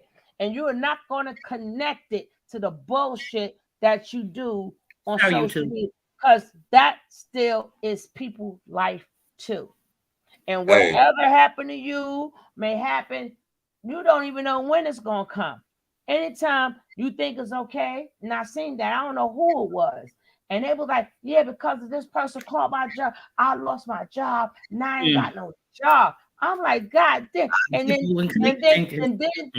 then their stands say that they didn't see nothing wrong with that. So it's F the kids, F this, F that. You know, we was gonna just sit around and just watch people destroy people, and it's okay. Okay, I'm glad you think it's okay. You know, and there's some things people put on themselves. Women, stop sending your damn pictures to these men on a goddamn thing, then they wouldn't be able to show your pictures. Why are you sending these men? Can't no man ask me to send them nothing. Kevin, I wish Kevin will say, send me something. He ain't gotta worry about me ever again in life. That's my brother. I wish the hell he will ever. Ain't no man will send me this. But then you're gonna have to do a dish show on me, because I would not. A lot of these women is mad for some of these things y'all women put on yourself. Amen. He ain't your man. Right. You ain't got no. And taking care of niggas long distance. That's why. And then your body stays in the clouds. So now it's in the clouds. It's gonna be there forever. Stop sending. Oh, he exposed my. Why? How did he get that picture? What? You way over there. He way over there. What? How do you get to that point? Then these men you don't know, you just rapping with them. You don't know them, and then when they expose your picture, come on now, you got to take some blame for that too. And how you gonna talk about a man taking care of a man? He laying up on your couch playing Xbox all day, but you'll take care of a nigga virtually. Get out of it. And I'm gonna say this one last thing, and I'm gonna go back on mute. Check this out. This shit is not lost on me. Listen to what I'm saying, and anybody in the chat, get at me if I tell a lie. The very people, this includes the Carbonation members, and/or Nature Boy, and Jaguar Wright. In most of the people who are reporting on them have a more extensive criminal record than the people they're talking about, that they're calling scammers. They've been getting Cash App donations longer than the people that they're talking about. I'm on mute. That's facts. Gotta risk yours to get another. Oh, you mean? Well, that could mean you got to bring a bone to get a bone. You understand what I'm saying? You got to bring a bone to get a bone. So that's about it. But like I said, people do what they want to do. But I ain't worried about it because, baby, I am covered. And try me if you want to. I'm going to sit back. That's what I do. I sit back. Try me if you want to. I ain't gotta do nothing to you. Watch all type of shit start happening to your ass. Watch. Right. That's why I don't bother nobody, because I'm not excused from it neither. So sometimes you just gotta get out of people's way, just like Nature Boy. Look how many people try to take Nature Boy down for years and years and years, and it took Natiri to bring him down. Look how many people talked about him. Look how many people made videos about him. Look how many called the police on him. Look how many reported him to authorities in different countries. Natiri took Nature Boy down, despite everybody's calls, everybody's videos, everybody's input, commentary, whatever. The point being, it's not my job to take somebody down or out. When it's a person that's wicked and they doing wrong, all you got to do is get out of their way. Yeah. And that's for anybody. If you doing something, acting like you doing a good thing, but you really doing wrong, I ain't got to get in your way. I ain't got nothing to do with it. I'm gonna step back. You gonna get everything. You're gonna get everything that you deserve. And that's how life, that's how karma is. She got everybody's address and she don't skip nobody. Amen. And she's fair. And she's fair as a mom. No, Cash Apps is not scamming. There's nothing wrong with Cash Apps. If you like somebody's content, you understand, It's okay to give them a donation. It's okay for you to say, hey, you giving me, like right now, I'm giving you 5 hours of my time, and you're going to get some more of my time because we're going to have to finish this. I'm only going to finish part of this video. So I'm going to start playing most of the video before I drop the link because we were never finished. That's just how it's been for years. Yeah, anyway. Don't get it twisted. There's nothing wrong with Cash Apps, but don't let people that's getting Cash Apps about the content that they're reporting on tell you that the person who is the actual content is scamming you for Cash Apps because they're getting them. That's the difference. Doing a video about them. Right. So that's all I'm saying. Let's call the thing a thing, man. We grown. You call them a scammer. You calling them a scammer for asking for donations. And you doing the same exact thing. But you asked for the same goddamn. That's crazy. But people act like they can't see that. I'm just calling a thing a thing. Whoever, I'm not knocking nobody getting if you want to, but you can't call this person a scammer when the only thing that they have done is ask for a Cash App. But in your video, you've repeated 1,000 times your Cash App, running across the banner or whatever, or having people posted or whatever. You're asking for the same thing you're accusing a person of scamming of. Right. How is that possible? How is that possible? Right. And you wouldn't even have a video to make if it wasn't for that person. So you're not taking nothing away from a person like us over here. I don't care if Jag's in the news, Nature Boy. We still gonna talk about something, and we don't care if it's 10 people in the room. We kick it the same. Gonna make it happen. We kick it the same exact way because our motivation is not how many people watching us, or if we're the biggest, or we're the best, or we got the first story. That's not our. What we talk about, our input, our brain power, what we have to add to the conversation and what we dissect, that's what we get money from. That's what we get paid off of. Y'all got y'all other, anybody else, whatever their motives are their motives. I'm just saying that's why we don't beef with nobody. We don't have to, because why are we beefing with anybody? We're not even the person we're talking about. But now people want to dictate how somebody else talks about it. They want to dictate somebody else's opinion. They want to dictate somebody else's style of, but then when you do the same thing to them, don't tell me what to do on my motherfucking channel. Hold on. I think Sister Nandy is confused. Now, if info is free, so someone's getting Cash Apps and people give the check, we're supposed to be wise enough to know what they have to support. I agree. That's all I'm saying. It's nothing wrong with sending. If you dig a content creator and they're giving you good information and you send them a Cash App, there's nothing wrong with that.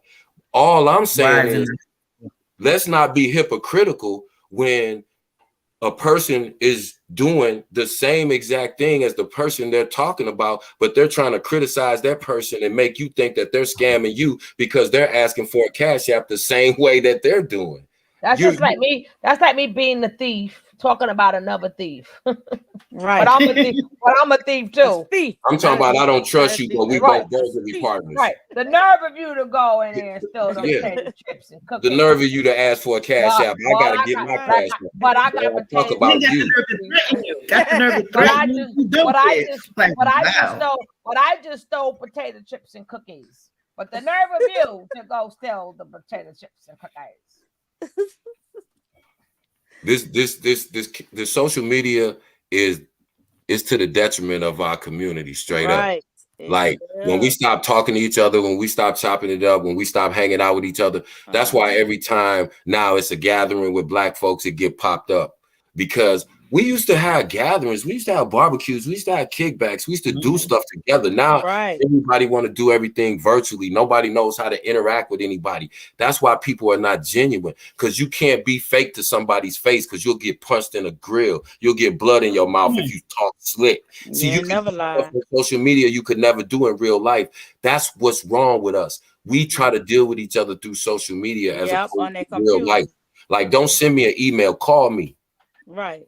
Talk to me. I'd rather talk to you than talk to you through a text or an email. That's crazy. But we just gotten to a point where we're so detached. It's easy for us to support things that are really you gotta evil. be careful who number.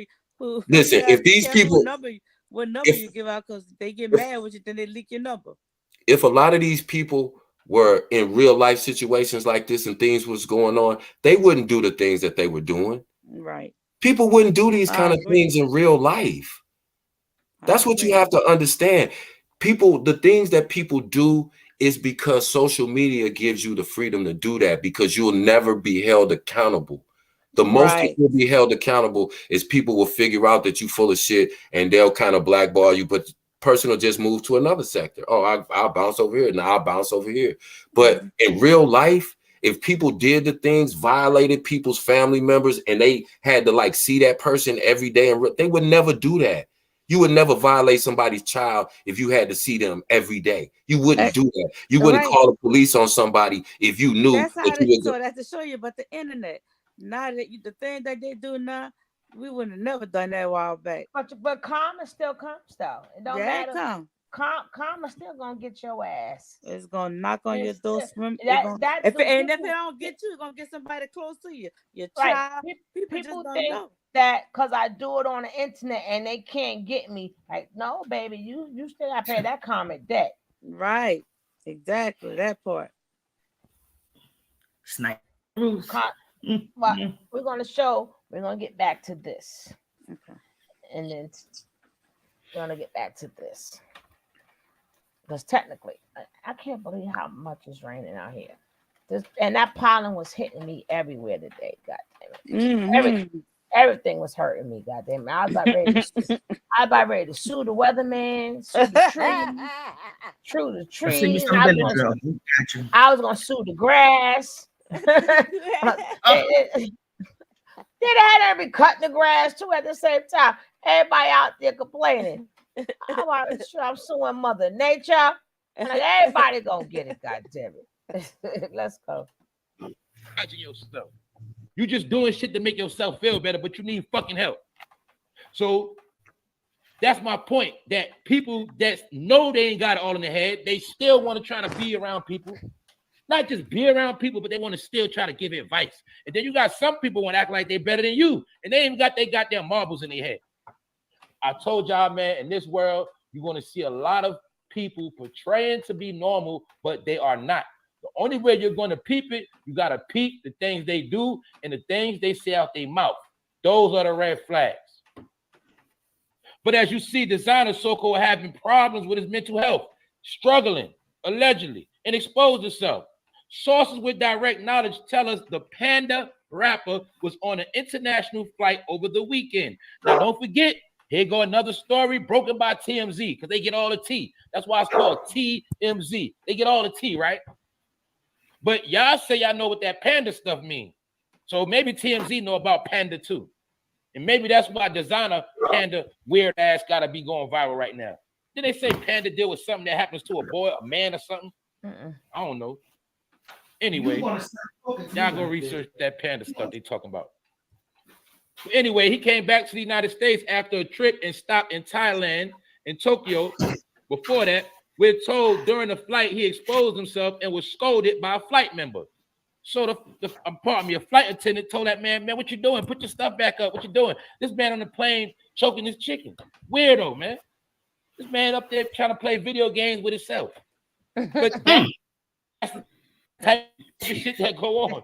You know what I'm saying? One Desiigner plane landed Monday in Minneapolis. He was met by cops, questioned, and eventually released. Once Desiigner plane landed Monday, basically, I just said that part, and the cops got him. They let him go. But as you see right here, as for what led to the incident, our sources say while he was on his trip, Desiigner got ill. So they say he got sick and was prescribed some meds. So they say. He believes the medication caused some sort of chemical imbalance. I could believe that because, like we said about a lot of homeless people and people on drugs in the street, they're the number one people that like to expose themselves and do weird stuff in front of women in public. Maybe they don't got it all. So we could say Desiigner don't got it all. And he never did. In my opinion, he been messed up in the head. And in my opinion, he played them games too. But now it's said that he has checked himself into a mental health hospital, a psych ward, the Looney Home. In a statement to TMZ, Desiigner tells us for the past few months, I have not been okay, and I have been struggling to come to terms with what is going on. Stop. So he just told you right there, nigga, if the past few months you have not been okay, you've been struggling to come with terms with what's going on. Basically, with reality, you should have been trying to get help. But instead of trying to get help, you still trying to fucking rap that whack-ass song and your fucking whack-ass other songs you got. Instead of getting help. Then you get help, nigga, you might make better music. But this is not, the point is, you see how they got people with mental health issues trying to rap, because who's going to listen to their rap songs? It ain't no fucking grown-ups with common sense. These are the weirdos they purposely put out to be rappers. That's it. Good morning, Rondell. What's up, Shay? Good morning.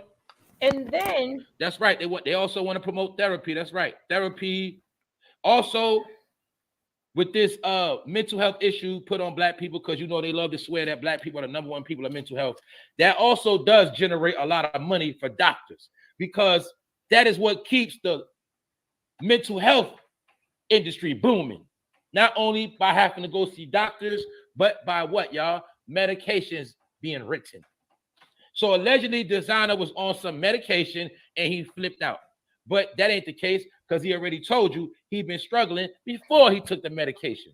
So now, remember when I was telling you guys before, even when it came down to Jaguar White, I said they pick these people that have mental health problems and they pick them, and then now with the entertainment business, that's like a combustion ready to happen.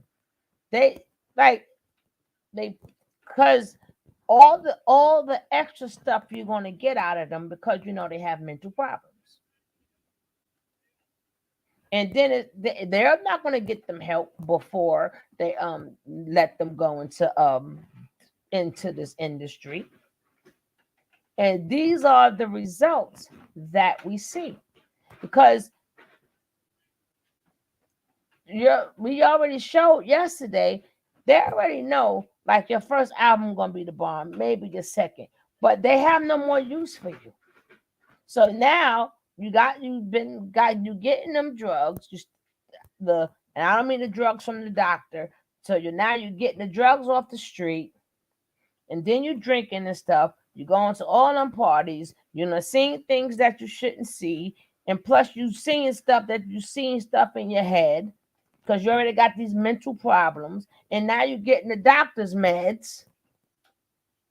These people's are all effed up. They all effed up.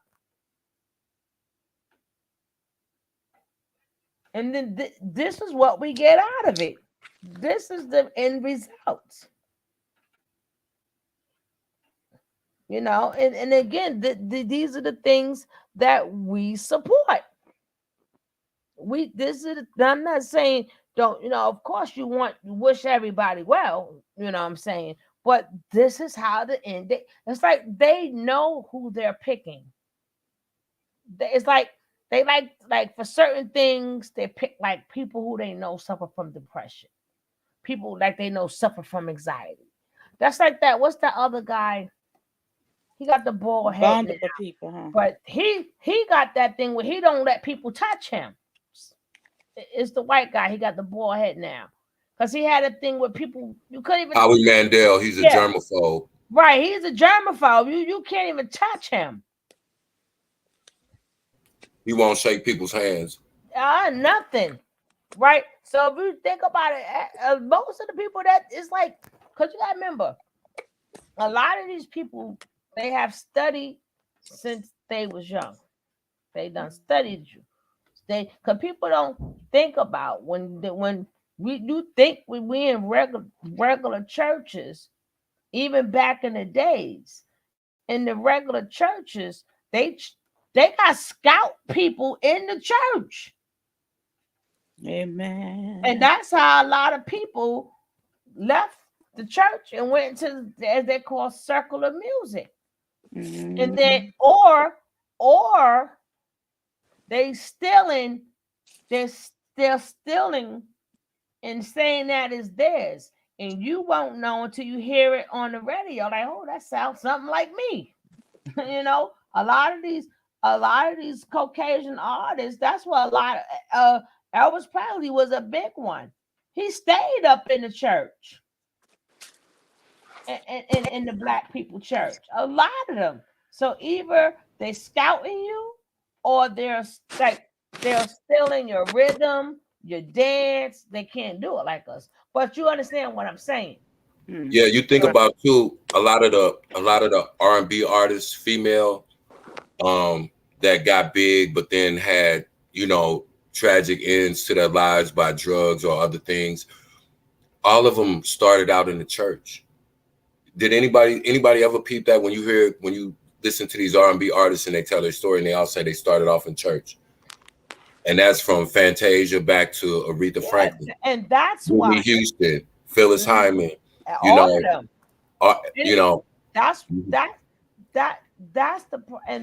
why you would never hear these new artists sound like those artists, because a lot of them did not start out in church. When you start out in church, baby, that's why I said you would never. A lot of these kids don't go to church, so they're not going to have that rhythm. They're not going to know how to hit them notes. So, but back then, I think what's they call the chicken circuit, whatever. But that's when the gospel artists used to go around town and go to all the different places. Chitlin circuit. Yeah, that's it. And that's how they done took Sam Cooke and even the male artists. But check this out. This is what I was saying. This is where I was going with the church angle. Okay, when you're into a religion is very structured. When you're in church, it's very structured. You learn discipline, you learn obedience. So when these record labels go out to get these artists to exploit, they get artists who are already prone to that discipline, to being subject to authority, right? So that when they tell them something, that artist that came out of church is more likely to listen to that record label. They're liable to be more trusting, right? And so when you get ones like Whitney Houston that rebel, their lives end up coming to a tragic end. When you go back in history and you look at certain female or male artists, when they bucked the system, once they realized what it was they really signed up for, those artists usually always met a tragic end. Yeah. And then when they started saying the word Jesus, because a lot of them always go God, they never say Jesus, right? So a lot of them too. And then as they still kept on, and a lot of them say it, but some of them you could feel it when they were saying, I had to give, oh Lord, and they were like, no. You know, you could say thank God because you don't know what God they're talking about, right? But right. A lot of times that's so people be thinking, I'm like, nah, it's scouters everywhere. You never know. So when you see these artists, a lot of them was watched. Yeah, just like a lot of these sports guys. People never wonder how when they're showing their life, like how did you get all these watching them when they was young? Because they was taping them since they was young. And a lot of them don't even know till they make it, and then they don't know what they got on them. Right. And they've been watching them since they was like 5 or 6 years old. And then they continue, okay, if this child continues to grow, I mean, like don't get in trouble, still be alive. That's who we want. So they'll keep an eye on that child. Yeah, and they'll be at and the child does not, the child does not, you don't know who's sitting up in the daggone in them bleachers. Right. Well, you gotta think about most if what came out in the MK Ultra and MK Naomi files was they followed entertainers because they knew entertainers were very influential, I mean. And a lot of people don't know, two of the biggest entertainers they followed back in the late 60s, early 70s was Stevie Wonder and Marvin Gaye. Yeah. Because at that time they were both making very political records like Make Me Wanna Holler, you know, talking about the war, talking about the Vietnam War, especially Marvin Gaye, they decided to spare Stevie Wonder. And James Brown. Right, and James Brown. They decided to spare Stevie Wonder because he was blind, and they felt like if they said Stevie Wonder driving that car. They said that they spared Stevie Wonder because the black community would be more outraged if a blind singer was taken out, right? So they started following Marvin Gaye, and they figured out Brown, they figured out things about his personal life and exploited him. James Brown the same way. That's how they set Ray Charles up to get caught with cocaine coming back from London. Because they knew what these entertainers' vices were, because they sent people to get close to them and be around them and figure out how to get close to them. And the thing about Marvin Gaye was, and they actually said this in the files, as long as Marvin Gaye was engaging in hedonism, because it was alleged that Marvin Gaye was bi, and also that Marvin Gaye did drugs, which we can all confirm now at this point. But what they did with him was, they set him up in a compromising position and blackmailed him. But then when he went against the grain, they said when he started speaking about God, when he made his comeback, because his father was a pastor. And that's who ended up taking Marvin Gaye's life, his own father, who was a minister. What they did to F him up is they took, even though they wasn't sexually, to my knowledge, involved. They took the one person who he really loved, and that was Tammy Terrell. Right?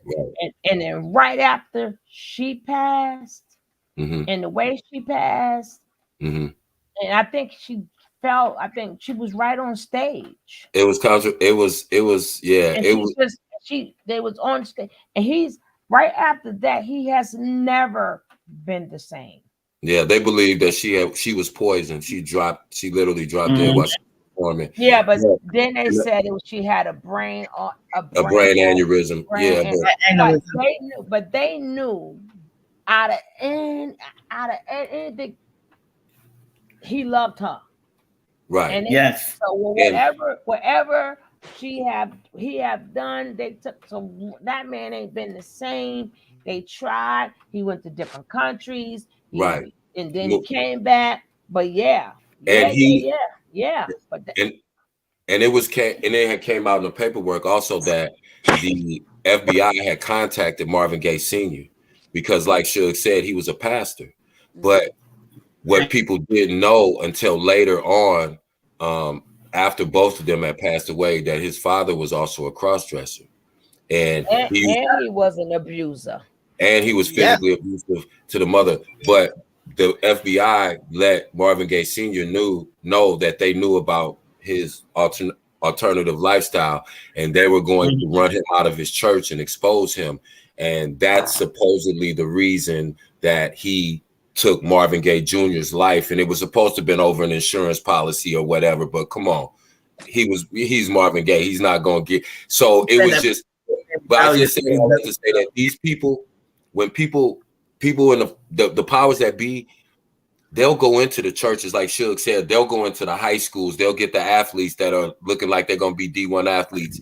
When they're in middle school, 9th grade, they go into the churches because they know spiritually, people who are in a spiritual arena have a large influence, and they will go after entertainers because they know entertainers are the tastemakers of our society, of our communities. So those are the people that they go after. And you know, like I said, you gotta understand, when you see all these people, you know, passing away in mysterious ways, sometimes it is just what it is. But you also got to understand too that everything that we see in front of us, like I said before, when you're dealing with entertainers, everything is put out there. That's why they call them brands now. They didn't trick black people into calling ourselves a brand. When did we stop being human beings and we just became a brand? Because they want you to think of yourself like that. Because if you're a brand, and that means you're a commodity. A commodity is expendable. That means that gives us the right to say, yeah, we can throw them away, or we can do this to them, or we can get rid of them and destroy their life, and it don't matter. That's because they're just a product. They're a brand. He's messing with my brand. You hear people, oh, he's trying to turn my character. He's trying to tarnish my brand, not my character. See, that's where you have to listen to what people say when they talk, and listen how they speak, and you can tell how deep they're in. You can tell how deep they're in. because they bought into it too. I never call myself a brand. I have a business and my wife has a business. That's not who we are. That's what we do. You understand? She has a name for her business, but that doesn't defy her. That doesn't apply to her as a person, as a human being. And those are different things. And we have to separate ourselves from calling ourselves just because we report on things and we talk about things and then we call ourselves a brand, that gives us an excuse to do things to other people that normal people don't do. Amen. Yeah, but that's why I say, like I always, because I don't care what nobody say. Because Lord knows I used to have me some pipes. I still want to sing, dance, and do it. But it's just my spirit. For some reason, my spirit would not let me do it. I mean, my mother just take me to dance classes, this class, everywhere, every class I wanted to go to, she took me. And I always excelled. But then my spirit would not let me go no further. And I didn't know. See, sometimes you gotta follow your intuition. Sometimes, right? People be thinking, "Oh, but now it's different now because what they're doing now is not really showing. You don't really see the talent. They're showing you what they're promoting now is the money you make from the non-talent. So if you keep putting money in people's face, they don't care what you sound like. They don't care if the song is bad. All they see is money, and then you want to get to that money. So that's why a lot of these things are terrible. That's why I don't complain about it no more. I don't complain like this because most of the songs they repeated, they just keep repeating. They like something. They ain't doing no bar. They not doing nothing. All you see is whatever pocketbook they got on, whatever clothes they got on, and then whatever body they bought. You know what I'm saying? That's all you, and you watch any video, that's all you see. Before, the video used to sort of kind of go with the song. Now I'm watching the video, like that has nothing to do with the song. Absolutely nothing. And the videos are getting darker. These damn clouds. The videos are getting darker, and they call that artists. I don't want to see that type of art. We don't never no sun, no time. But it's getting darker and darker and darker, and everything is in your face. And I'm saying all of that because doesn't matter how much you know. It's really is what it has always been. People gonna have to make a choice. You're gonna be either free-minded and not, you can't stop being in some type of the stuff they design because you still gotta work, you still gotta have a boss. So you can't, certain things you can't get, but certain things you gonna have to get out of that. You got to get out of being a stand. Well, you can tell that a lot of these people don't care about leaving a legacy because a lot of them don't have children. So that's why they don't have no boundaries about, disrespecting children and letting children see all kind of things that we do as adults, right? And some of the ones that do have children don't take care of them. So they don't really care about a legacy. Like, you got to remember, everything that we speak about, everything that we do is recorded, right? So do you think a lot of people would be proud to let their children listen to the stuff they say on social media, talking about the different topics we talk about? Do you think people would really be proud of hearing themselves speak? Could you imagine some of the things that you all have said on social media? Could you imagine being at one of your child's functions at school and they're playing your words? See, I can stand on everything I say, and I'm not ashamed of nothing I've ever said or done. So I don't care what recording you got of me, what video you got of me, you can play that and I won't be embarrassed in any setting. We can have conversations over here, like I said, millions of times. My parents listen to, my cousins, my wife, because we have different conversations and we have real conversations. But a lot of the stuff that I hear on social media, man, I don't even listen to the stuff at work because I don't want nobody around me hearing that kind of shit. It's crazy. Or see or wherever. It sounds crazy. The choice is going to always bow down. You want to live a righteous life or you want to be Luciferian. And that's always been the the two choices. People have to start making some choices. Period. Some people don't care about tearing the society down because they're not leaving nothing behind. They're not adding to it. They just trying to make you think show you how important they are while they're here. I'm concerned with the legacy that comes after us. That's why I do what I do. That's why I move the way I move, because I'm concerned about the legacy that we leave after us. Some of these people don't care about what legacy that we leave or that they leave personally. If you want to be, known for being the most ignorant person or being the loudest or being the most whatever, that's cool. But you ain't add nothing you taking away from. That's the difference in people. That's all it is. That's all. Some people want to add to this and some people want to take away. Those people that want to take away, I'm not going to spend no time trying to convince them. That's why I was going to destroy. That's why I say you're going to build or you're going to destroy. And that's all we're doing now is destroying, and destroying. But I try to find a lot of like-minded people, the way I think. And I like to observe how they think because, a lot of things that the people who I'm around, it's only enhanced me. Anybody that's going to be like, oh, yeah, go fight. No, we don't want to fight. We be above that now. We're grown. A lot of people on social media is just so childish. And I'm like, why?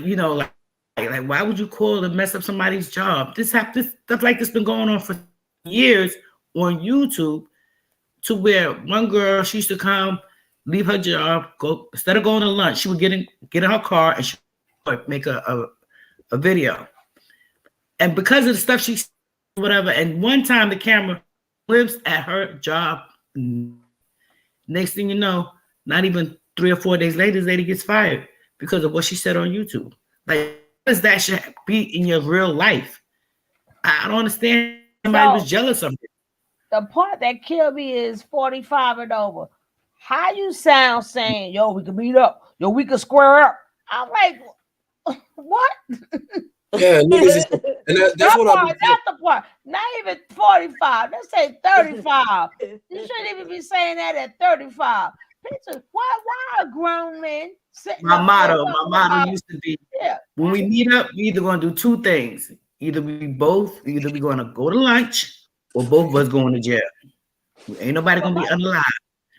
No, but either way, we shouldn't even be doing that. 35 and over. Wow, let's meet in the boxing ring, or we could meet in the street, or meet me halfway, or I'll fly you. Why? Like their bones still 20 years old. Exactly. I'm like, are you serious? And then you wonder why these kids have no respect for you. You're speaking the same way they are speaking. That's what I was getting ready to say. If some kids was watching this sector, they'd be laughing like, them old ass niggas silly as hell. They goofy because that's what they be saying when they talk to me. They be like, hey, we can't respect the old heads because they out here. Look how they be wilding. Like they still out here trying to be. I don't know. Like I said, I don't get it. Like if you have lived any type of purposeful life, it's like you go out of your way to try not to do harm. You get what I'm saying? When you really been in a place, like I said, I'm from a country that, look, I appreciate everything. Certain things that y'all probably don't appreciate, I appreciate, because it's not a normal thing for people where I'm from to have, right? But when you get to a point where you feel entitled to things, it's like, whoa, like what are we teaching these kids? Once again, most of the people that are telling the carbonation kids, y'all need to get a job, they ain't got job first. They ain't got job first. They do the same thing that the carbonation kids do. They get on social media, they make videos, and they ask for donations for those who want to give donations. So now, once again, if we being for real and we sit back and we look at this, how can you sit back and you don't have a job and you telling somebody else to get a job? And then if you say, okay, well, being on social media, being a content creator is my job. Is their resume. Well, wait a minute. Well, they're content creators too. because we played their videos because they were in a cult. So we want to know their mindset. So they're content creators also. So why can't that be their job? See, that's double speak. Right. That's what's wrong with our community. If it's wrong for the Carbonation kids to get on social media and make videos and do readings or whatever they do or beg for donations, they're doing the same thing as the content creators who are reporting on them. So what are we really talking about? Or you got the ones. That's true. You got the women, they grandmothers. They just happen to be younger grandmothers. And here they go. I'll F you up and I do this. And then they bring their kid with them. I'm like, yo, these people, what the hell is wrong with y'all people? How y'all doing family? I can see family fights with the next door neighbor, but how y'all doing this family fight? People who live states away from you. I'm like, really? And then they filming everything they do. They I'm sorry. Can I say this real quick before I forget my train of thought? This is another thing I want to say to the women too. I just want y'all to sit back for 1 second. And it's no judgment against nobody. I just want you to think to yourself about the type of men that you support. It's very few men in this sector, but think about the men that you support. If the men in your life carry themselves the way that these men, some of these men or people, period, in this sector carry themselves, would you be with them? Would you have them in your house? And if so, that speaks volumes about you. I don't, like I said, when I look at these stories, I don't individualize it. I don't look at Jag. I don't look at Carbonation. I look at the behavior in general. And like I said, I know what those people are about. I know exactly who Jaguar is. Jaguar is very transparent. I know exactly who she is. What I learn most about is the people that's in this sector, that's in my community, that look like me, how they think and how they move and the type of things that they'll do. That's what I learned out of this situation. That to me, that's more valuable than anything Jag could have showed me. I know who Jag is. Jag is a case study, period.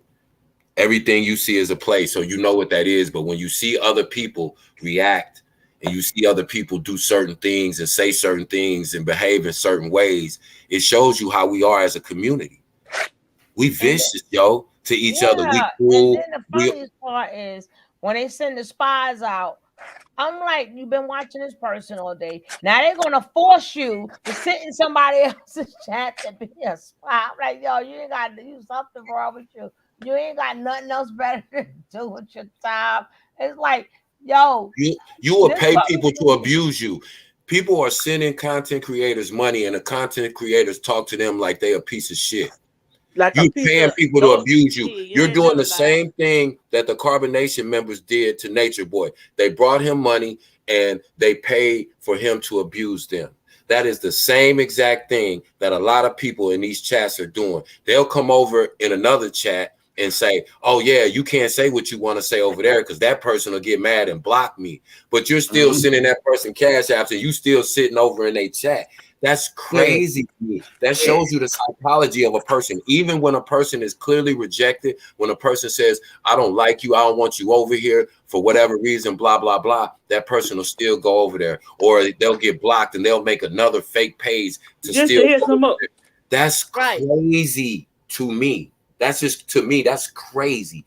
But that's the kind of stuff I be looking at when I watch. You ain't got no other way of getting the information. They got nothing, but the more important, you have nothing else to do. They got it the same way you can get it. If somebody rejects you, it isn't enough that person rejects you. You have to be humiliated in order to, like, I don't get that part. Like, I don't get why people are so attached to people they don't know. They get obsessed if they get blocked. Do you know if somebody blocked me today, tonight, or tomorrow, I would not know? I wouldn't know. Hello. And if I found out I was blocked, I wouldn't care because nobody that I don't know is that important to me that I would care that I could watch what they talking about. I just don't care that much. And it's strange. I tell people all the time, you get a bad, like, it's sad that, you know, like the panel hopping people. I just sit back. I'm like, you know, you're gonna be content soon, right? Right? Because when you do that, and then if it's not to be building, If it's building, if you know a lot of people in your building, that's different. But if you know it's for it to be destroying, and then you're gonna have to stay with that person and that person only.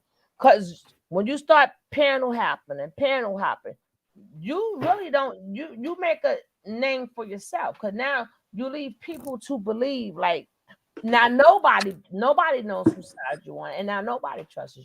So now you become content.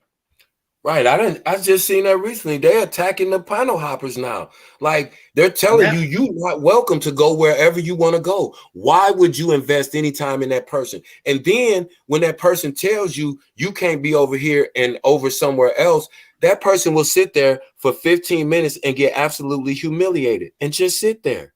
I'm like, that's the strangest thing to me. It's just like and the chat hoppers too. But again, you know, people gotta realize you think people don't know. People do know. You understand? And that's why I don't get in part of none of that mess. None of that mess. Would you say Would you say safe to say that Miss Lewis, Shayna Lewis, she doxed Jag just for her to get the police report put on her? Huh? Come back, Miss Rod. Shayna Lewis. What about her? Shayna Lewis, she had to dox Jag to report on her. I listen. Again, people don't understand. When you anybody could put in a report, but everybody got their day in front of the judge. So Shannon Lewis will have to prove how did she get in Jaguar White's life. Like, who is the aggressor? Like, for a person, she never seen you, she don't know you, but you're on every panel talking about her. So now that she responds, being sick, you take it as a threat. Again, being sick too. And again, remember, what's up, Uncle Charles? That's why I said so the same way she's gonna go with proof, everybody has a lawyer. So it's not like if Jaguar has a lawyer, public speaker or whatever, they're not going to speak on her behalf. So everything is not just like easy as you think it's going to be. I don't care if you work around lawyers. It's like people be like, when they talk about certain things, because I work around them. Yeah, you can work around anybody you want to. You don't have the degree for it. So that's why you don't have it. In that case, if you know so much, go get your degree. So stop it. But people like, oh no, you don't never know what the outcome is going to be. So people got to stop. You got to stop going around. Oh, I got it. You're still, if somebody's threatening you, why are you still on the internet and tagging us? Somebody threatening me, you ain't gonna see me. And then telling everybody we can't help you. You know, it's like help you is the problem. What do you want us to do? You're telling your story for what? If you said this person threatened you, and you're telling it to a bunch of people who ain't gonna help you. Yeah, so, everybody. Listen, it's like claiming a body that ain't yours.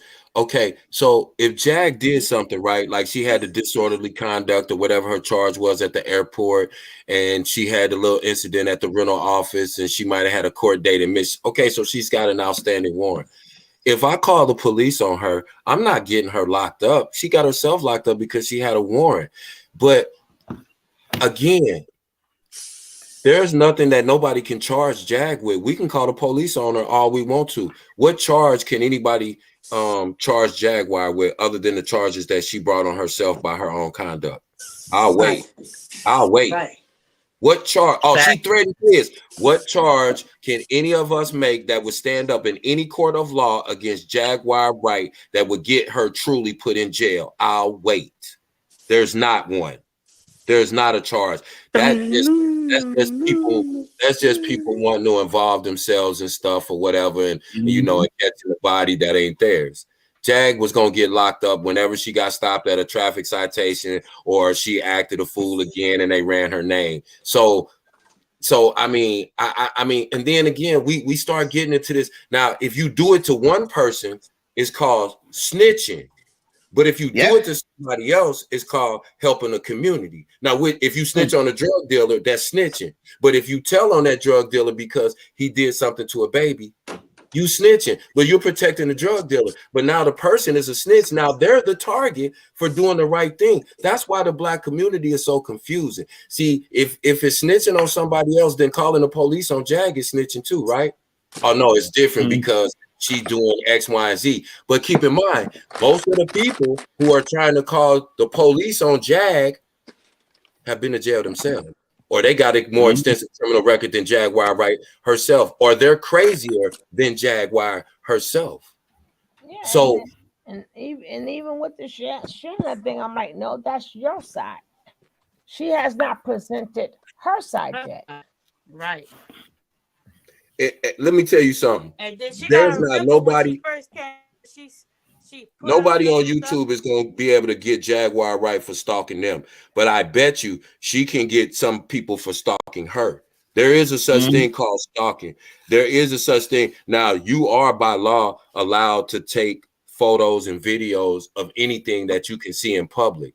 So even though it's rude, even though it's tasteless and classless to ride down on somebody and videotape them, to pass it along, to make it content for somebody else, that's not illegal.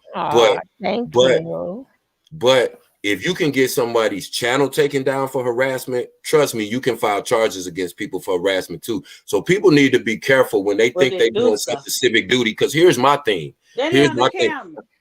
This is the last thing, and I'm done. Again, Jaguar Wright has not committed a criminal act in which the police themselves can file a charge and lock her up for. Right? That's number one. The things that people are doing to her are in fact criminal. So just keep that in mind. And I'm on mute.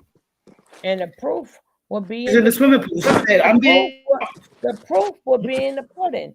All she got to do is say, type my name in there. type my name in the YouTube engine.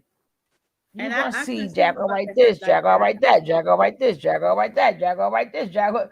I mean, the proof is in the bed. That's why I said she hasn't had her turn in court yet. So people been stop being happy because the hole you dig for somebody else, you're going to fall in 10 more fold, 10 more times.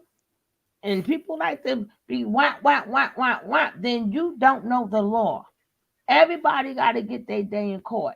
Same way this going down with Nateri and Nature Boy. That because he's still in jail, that doesn't mean Nateri wins. Right. He's just a flight risk, and they want him to go to make sure he doesn't fly away but before he goes to trial. But he still has a trial to go to. That does not mean Nateri won the case. Right. Because it's got to be a judge and the jurors.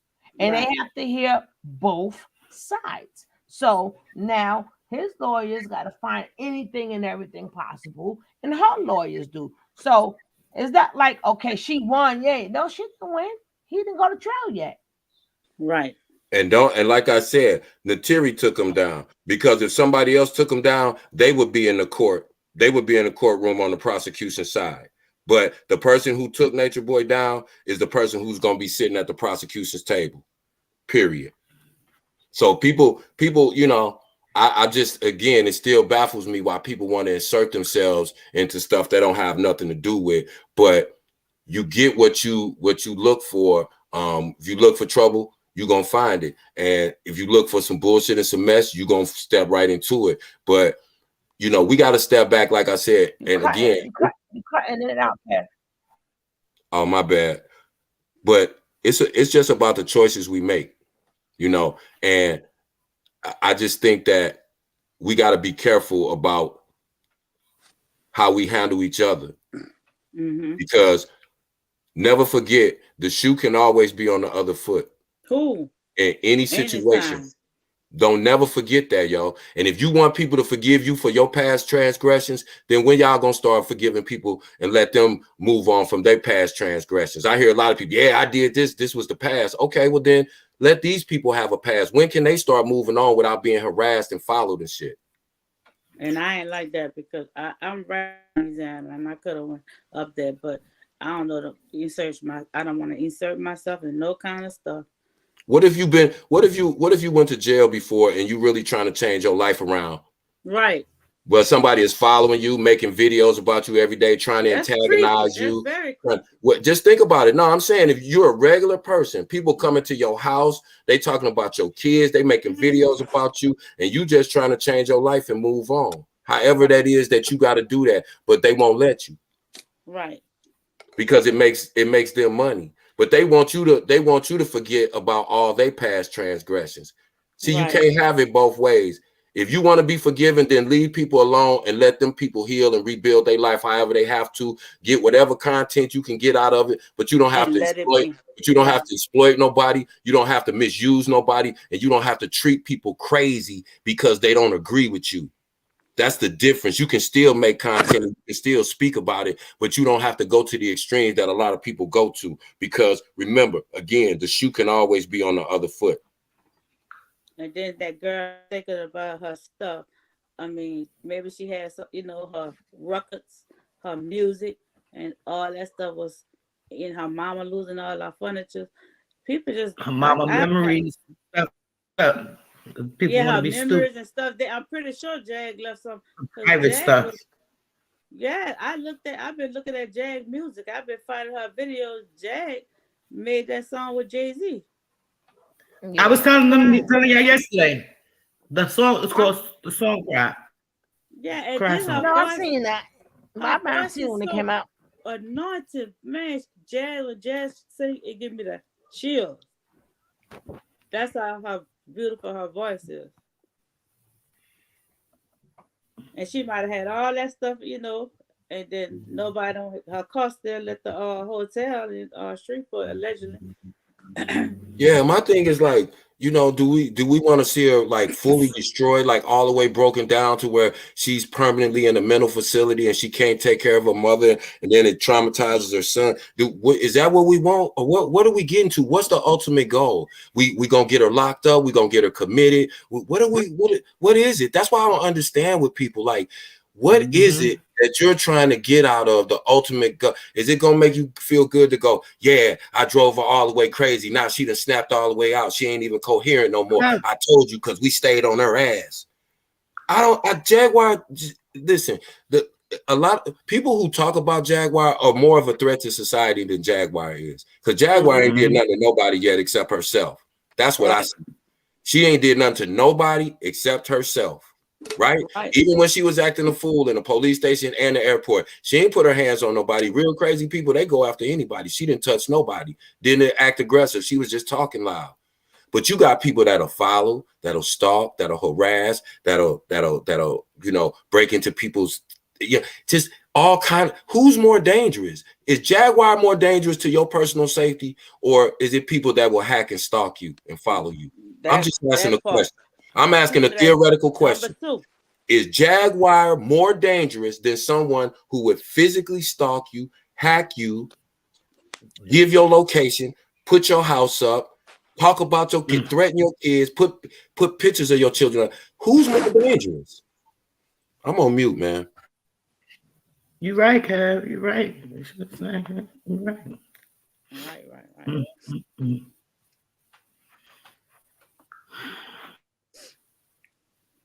And then I'm pretty, like, I know all that stuff was in that U-Haul, and when they brought it back to Texas, I know they threw all that stuff away. They ain't gonna be nice enough to put our stuff up. So, and I'm pretty sure Jerry had some stuff in there that was, That was her son stuff and her mama stuff. And all of them. Their whole life probably was just in that pile, that they have left. Don't tell me none of us got put out before. Come on. Ain't none of us got behind her. Come on, we all done went through eviction. Let's keep it a bug. We all have. Right.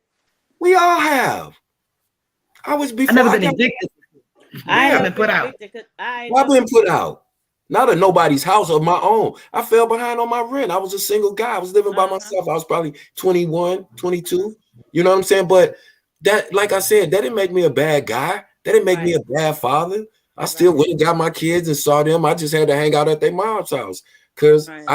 But that didn't, it didn't, we just gotta be careful about, like, you know, people already are going through what they're going through. We don't have no idea what the next person is going through. But sometimes you can hear it in their voice. You never know what the person. Yeah, right. Yeah, that's why I told, you know, the young sister earlier, you know, I will always listen to you because I can tell you're a passionate person and you got a lot in you that you want to get out and that you need to get out.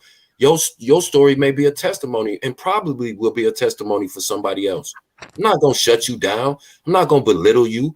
I'm not going, regardless of what somebody else said. I don't care whose panel you went on. As long as you come in here and you come in here with good intentions and you on a positive vibe, I'm going to accept you in and I'm going to listen to you and we're going to exchange ideas. I don't want to hear about what nobody else said. I don't want no bones dragged over from nowhere else. Let them keep that over there. All that nasty work, let them keep that over there. I don't care who's into it with who. I'm not into it with nobody. That's what I like. I'm not into it with nobody. Even when people disagree with me, I don't fall out with them. People in the chat all the time tell me they disagree with what I say. Why would I fall out with you? We got to be mature, man. I just never seen a level of immaturity, man. It just, like I said, it blows my mind. And then most of these people are in their 40s and 50s. Who are you trying to teach something when you're so sensitive now? Yeah, when you on social media acting the way you acting, what child are you guiding? What person are you setting an example for? How are you sitting up looking at your mate and feeling like you? To me, men get up. People gotta realize. Oh, look what just came to me. I didn't mean to cut you off, Cal. Go ahead, sir. They just don't know them things are being recorded, like at the with all that stuff. So they calling on people and telling them, "Hi, I'm calling for Jaguar, right?" And I just a family member or something. They don't realize them people got recording. Yeah, that's just as far as, like I said, leaving a legacy. I want my kids to be able to look back at the work I've done in the community, be able to listen to my words and be able to be proud and say, man, damn, that's my pop. You know, I'm proud of him. I don't want them to listen to me talking crazy and threatening people and stalking people and doing all kind of crazy stuff. I don't want, because I care about what kind of legacy I leave, because whatever legacy I leave with my children and with the kids that I mentor and with my family, they're going to put that out to the people that extend to them. You see, that's why I said, whatever you take in is what you give out. Right. That's how you can tell. You can tell how a person is just by the way their life is going. People go through ups and downs. That's not what I'm saying. But when you look at a person and you see that a person is stable, you see that a person is happy for the most part. Like I said, we all still go through ups and downs, but they're happy for the most part and they're in a good relationship and it's healthy. And because then that person is surrounding themselves with good things and good energy. And so that's what they're giving off. But when you see a person that's always miserable, always mad, always beat down, always angry, always blaming somebody, always in that kind of, because that's what they take in all the time. That's the kind of people they're around. That's the kind of conversations that they have all day. It's that simple. And it's not that hard to separate yourself from it. You just have to make a choice, because we all got that part of us. We like the bullshit a little bit. We all do. Me too. But I know where to put it. It's that little bitty section of my life when I come home and I'm kicked back and I ain't got nothing to do and I jump in the shower and I'm waiting on the food to get done and I'm blowing the L. I'm going to say, let me check in with Suge. I see she just went live. I'm not sitting here talking to Suge for 4 or 5 hours behind the scenes trying to figure out how to destroy somebody else. Right. We be laughing and joking when we talking on the phone the whole time. We're talking about our kids, our dogs, our whatever. We're not talking about, this person that we never have conversations like that ever. And it reflects in the show. I couldn't come up here every night and be talking about putting somebody in jail or beating somebody up or doing this or get this person jealous of me or hating on. That takes too much energy, yo. And they just don't know doing stuff like that means you got a black mildew heart. And when you have a black heart, man, Facts. They just don't know. Some people, and again, this goes out to the women. If you won't let a dude lay up in your house without working, playing Xbox all day, eating up the food, then stop virtually supporting niggas too that ain't doing nothing. Men work, men give back to the community, men protect women, men don't abuse women and hurt women. It's just as simple as that. If you supporting that, then that's cool. Stay over there. That's cool. But don't try to make an excuse and make other sane people think that it's right. I don't care what you say. I don't care if it's R. Kelly or the Garbage Man. If you mess with children, that's wrong. You can say, oh, but whatever. I don't care who you are.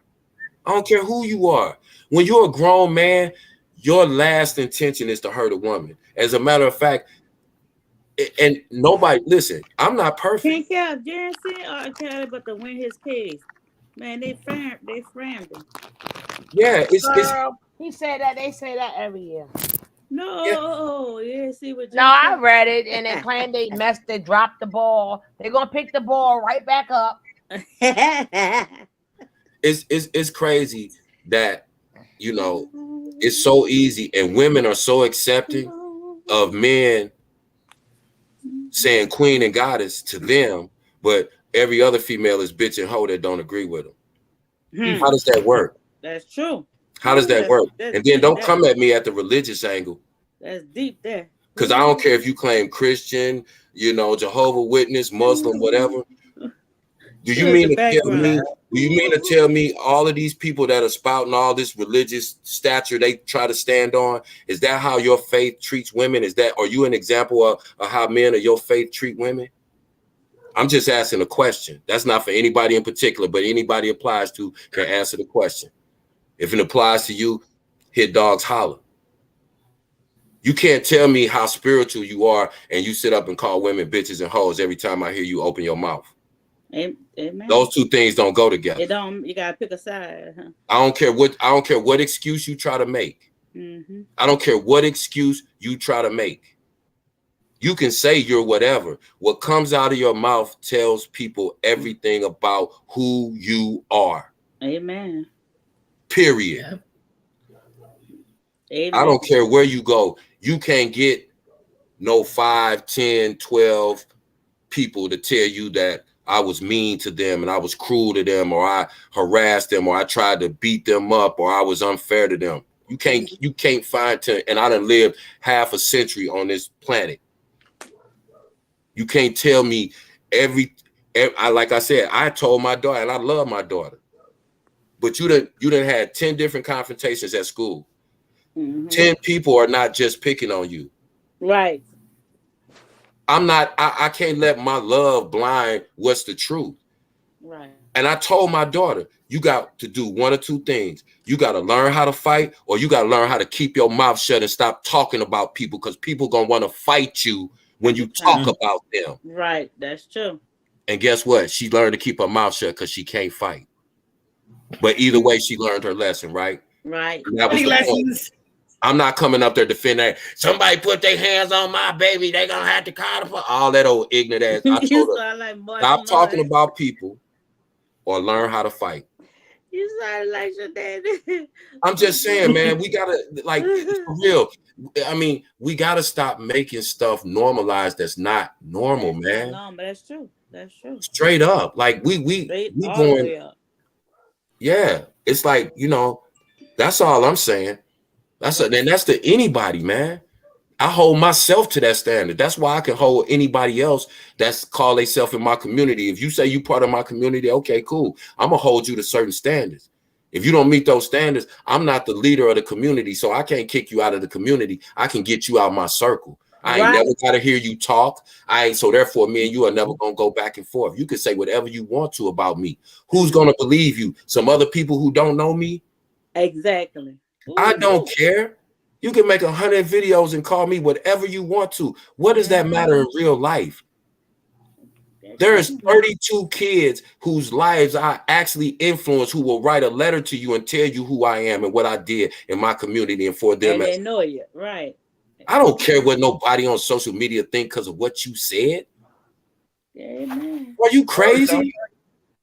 Are you crazy? And if you try too hard to convince me that somebody else is evil, then I'm looking at you sideways. Because if you did it to somebody else, you will do it to me. You just ain't did it yet. You just ain't had the opportunity to do it yet. If you tell me you tape record people, you think I'm gonna talk to you on the phone? Right. You think I'm gonna send you a text message when I know you screenshot and put them up? And put everything up. Ooh. What type of individual are you? And you want me to think that you're somebody that's gonna be a leader of anything that I'm gonna stand behind? Man, boy, please. If y'all, where the men at, y'all? We ain't got no men in this sector. We ain't got none. We ain't got none. They invisible. And the ones that's out there, they doing what they doing. But again, it's not men that's sending these dudes money. Women, I'm asking y'all, is this the best of our community? Y'all supporting the best of our community? Y'all supporting what's uplifting our community, what's protecting y'all and our children? They'll call you. Never mind. I'm just saying. People don't want to hear conversation that's about that. We have a church tonight. We can keep playing with each other all day long. What does that mean? We don't hold men accountable. The few men that's in this sector, I done seen them do some shit where I'm like, wow, are you serious? If they did that in real life, like for real? And then you got women who are sending them money. You might as well have a nigga laying on your couch while you working 2 jobs, dropping you off at your job, and then making you late for the second one because he's late picking you up with your car. Because he ain't had nothing to do all day but play the game and smoke weed at the house. That's why he go from couch to couch. At least you getting some warm leg next to you at night. You sitting here doing the same thing for some dude you don't even know, and some dude who don't really like you for real, and telling you where you can and can't go and who you can and can't talk to and listen to. What? If the dude was in your house, you would say he's controlling you. You let some man you don't even know tell you who you can listen to. And by the way, send me your money soon as you get it. Oh, love is right. And if you hold out, me thinking hard. King got me thinking so hard. I'm gonna block you. I'm not gonna talk to you because you won't send me no money and agree with me. I'm talking to you women now. So stop talking to me about these dudes. Y'all make them, and y'all make a safe place for them to land. Because soon as one narcissist get through beating up on a woman, he got another woman's house to go to.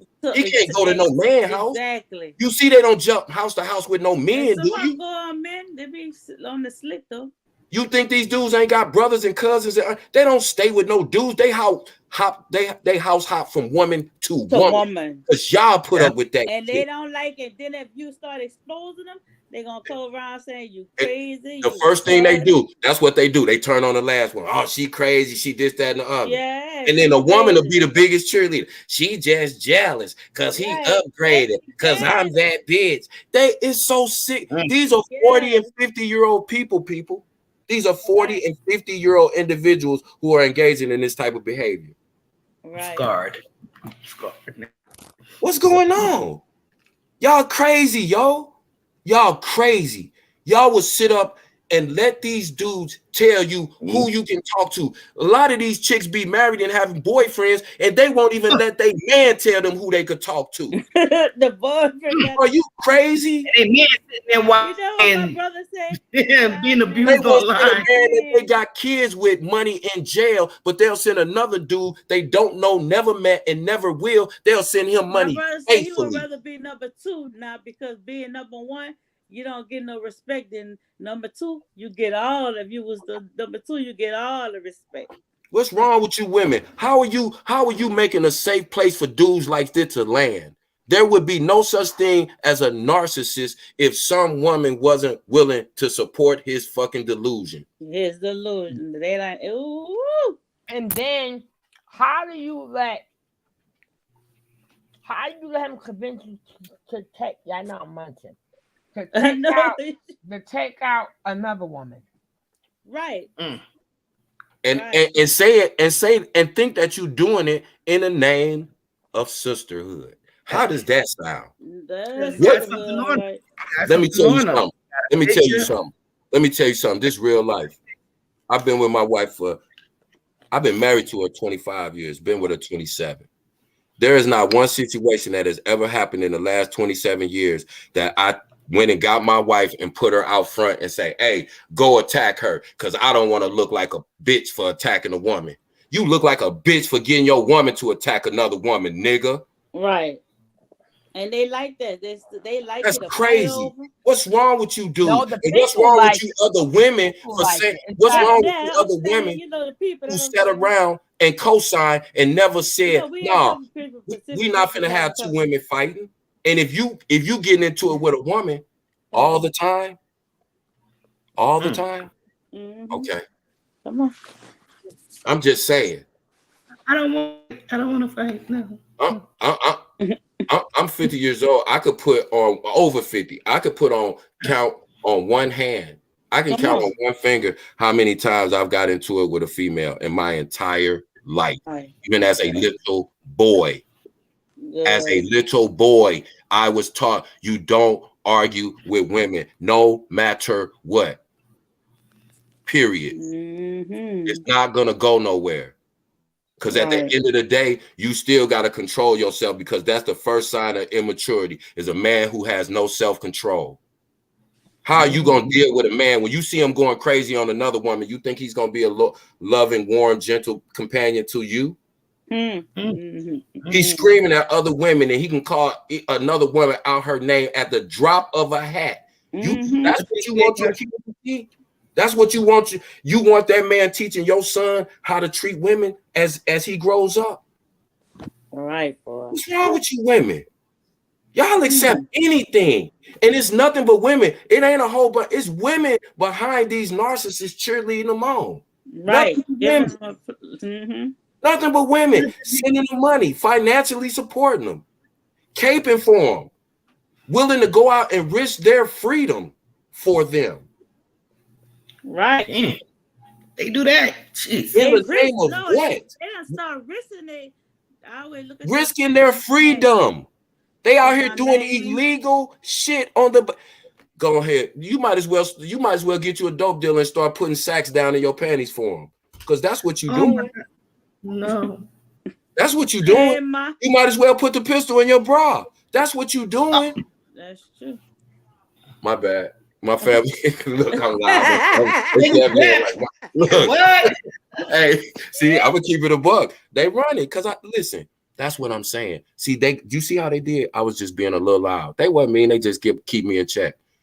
I didn't say, shut the fuck up. I'm a man. I'm not. No. I'm bad. My niece ducked her head in at the same time. I hear my wife calling me from the living room, baby. What is that? Who he fighting with? Right, because they never hear me that loud. See what I'm saying? That's the point. Right. They're used to hear when they hear me loud. They duck. What's going? They know I'm on, but I'm just saying, because it's unusual. If it's usual to hear dudes screaming and cussing, you need to check what type of energy you allow around you, and then around your kids. Most of these women, if not all of them, got kids. Right. Huh? Are you serious? You mean to tell me the dudes that you send money, the behavior that they display, that's what you want your sons to do when they grow up? That's how you want them to carry themselves? That's what you call me? Oh, okay. I'm just asking. If it is, I'm not, hey, and it's to nobody in particular, but all that it applies to. Right. I said what I said. This can't care. Yeah. You can't embarrass me about nothing. You can't. Okay. Hold on for 1 second. God, Jackie, where am I? All right. You doing that?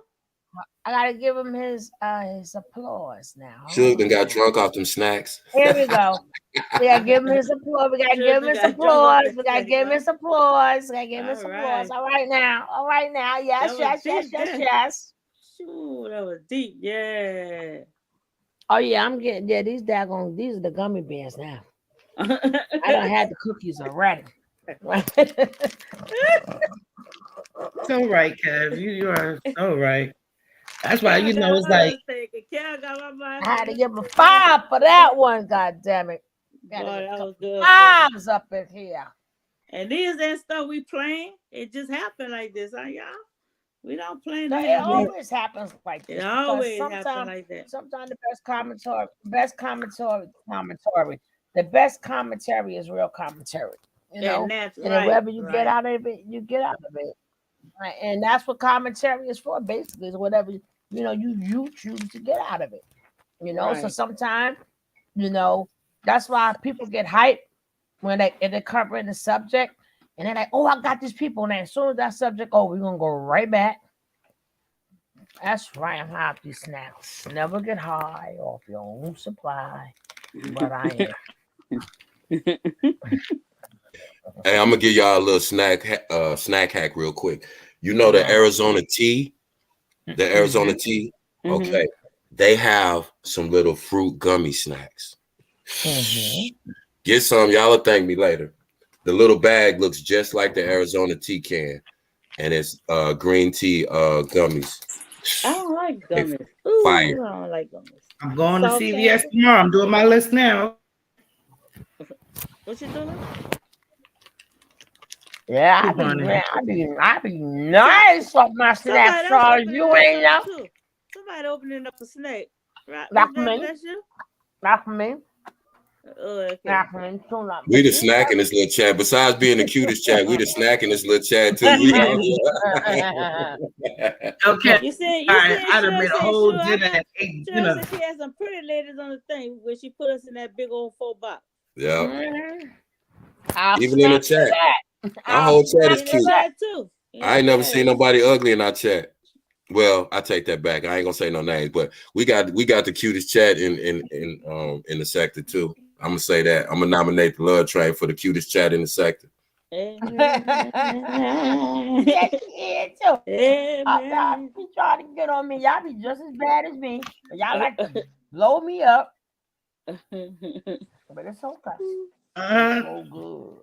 Yeah, I made a whole full dinner for today and tomorrow. All right. Oh yeah. I was being creative with my dinner tonight. Hey, I'm gonna say this too. Hey, and I'm being dead serious about this. Listen, if you feeling bad, I'm telling you, the best thing for you, yes, you can eat better, change your diet, but I'm telling you, rest will do wonders for you. Rest, and more rest will do wonders for you. We don't realize how much we run our bodies and our mind. Sometimes we have to decompress and so that our body can restart. It's like anything else. You got to reboot any electronic item. You have to unplug stuff and plug it back up. Our body is an electrical component. We actually have an electrical current running through our body. Your digestive system is working 24 hours a day. Even when you're not eating, it's processing food that you might have ate a couple hours ago. Right. So the more you rest, the more your body, your organs get rest and get to rejuvenate. And it'll just make you feel better as a person. I just wanted to put that out there. That was super random. My bad, y'all. I'm on mute. I appreciate that. That's very true. When I had that back surgery, I gained a little weight. Cash, the bed, I make you gain a little weight. But you ain't never slept like that either, have you? No. See, you got some real rest. You didn't have no choice. But see, your body, you have to listen, because then when your body's tired, that affects your mind. It affects the way you think. See, all this is tied in together. You can't consume something for 10 hours a day, then sleep for 4 hours, then get back up and then consume 6 or 8 more hours of the same thing and think you're going to be in a healthy mind state and in a healthy physical state. It's not going to happen. You're going to be sitting up snacking because you're sitting up on social media for 8-10 hours a day. You're not moving around, so your body's just. I am moving around. What you trying to say? Not you. You talking about me? You did a lot of exercise earlier today, Sugar. We saw you doing. Yeah, that's right. That's what's up. Right. Sugar got her. She got her wreck in. I seen you walking around, like I said. Sugar was out. Y'all check out her little shorts. Y'all check out Sugar's little shorts. She just showed you a little clip of what she does in the community. Like I said, Suge never, ever talks about it. So I'm always the one to have to bring it up. But Suge does actual work in the community, boots on the ground. Suge got stuff to do too. But Suge takes time to do things in her community. She called me the other morning, 7 o'clock in the morning. Yeah, I'm at my meeting, bro. Hey, I'm gonna hit you back when I get out of my meeting. And I'm like, damn, this woman is up hustling, not for herself, not for herself. She's up grinding on other people's behalf. Right. That means she got up at 5 or 6 something to be there at 7 o'clock. You dig what I'm saying? Right. So that's the kind of stuff I'll be looking at, you know. Stuff and like that matters, you know. that's why I always support Suge. That's why I always support Suge, because of those kind of things. Right. And so I know what it takes for her to do that, take care of her family, come home, do whatever she got to do, and then still put together a dope show for us so that we can come over and then still. Hey, listen, they said today, where if y'all see money and like throw it in y'all yard or something and it's folded up, don't pick it up. Yeah, I heard about that. What's that about? I read it. That's that fentanyl. That fentanyl. Yeah, they put fentanyl on like dollar bills, $5 bills, and so when you put it up, it's fentanyl. Smoke it.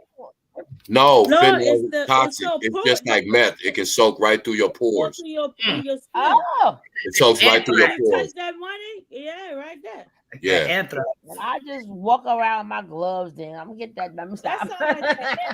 But I was reading. I didn't know what that was. I read some of it. I just didn't know what that meant. I'm glad you brought that up too. Y'all remember that white, the political? They were sending out Amtrak or whatever.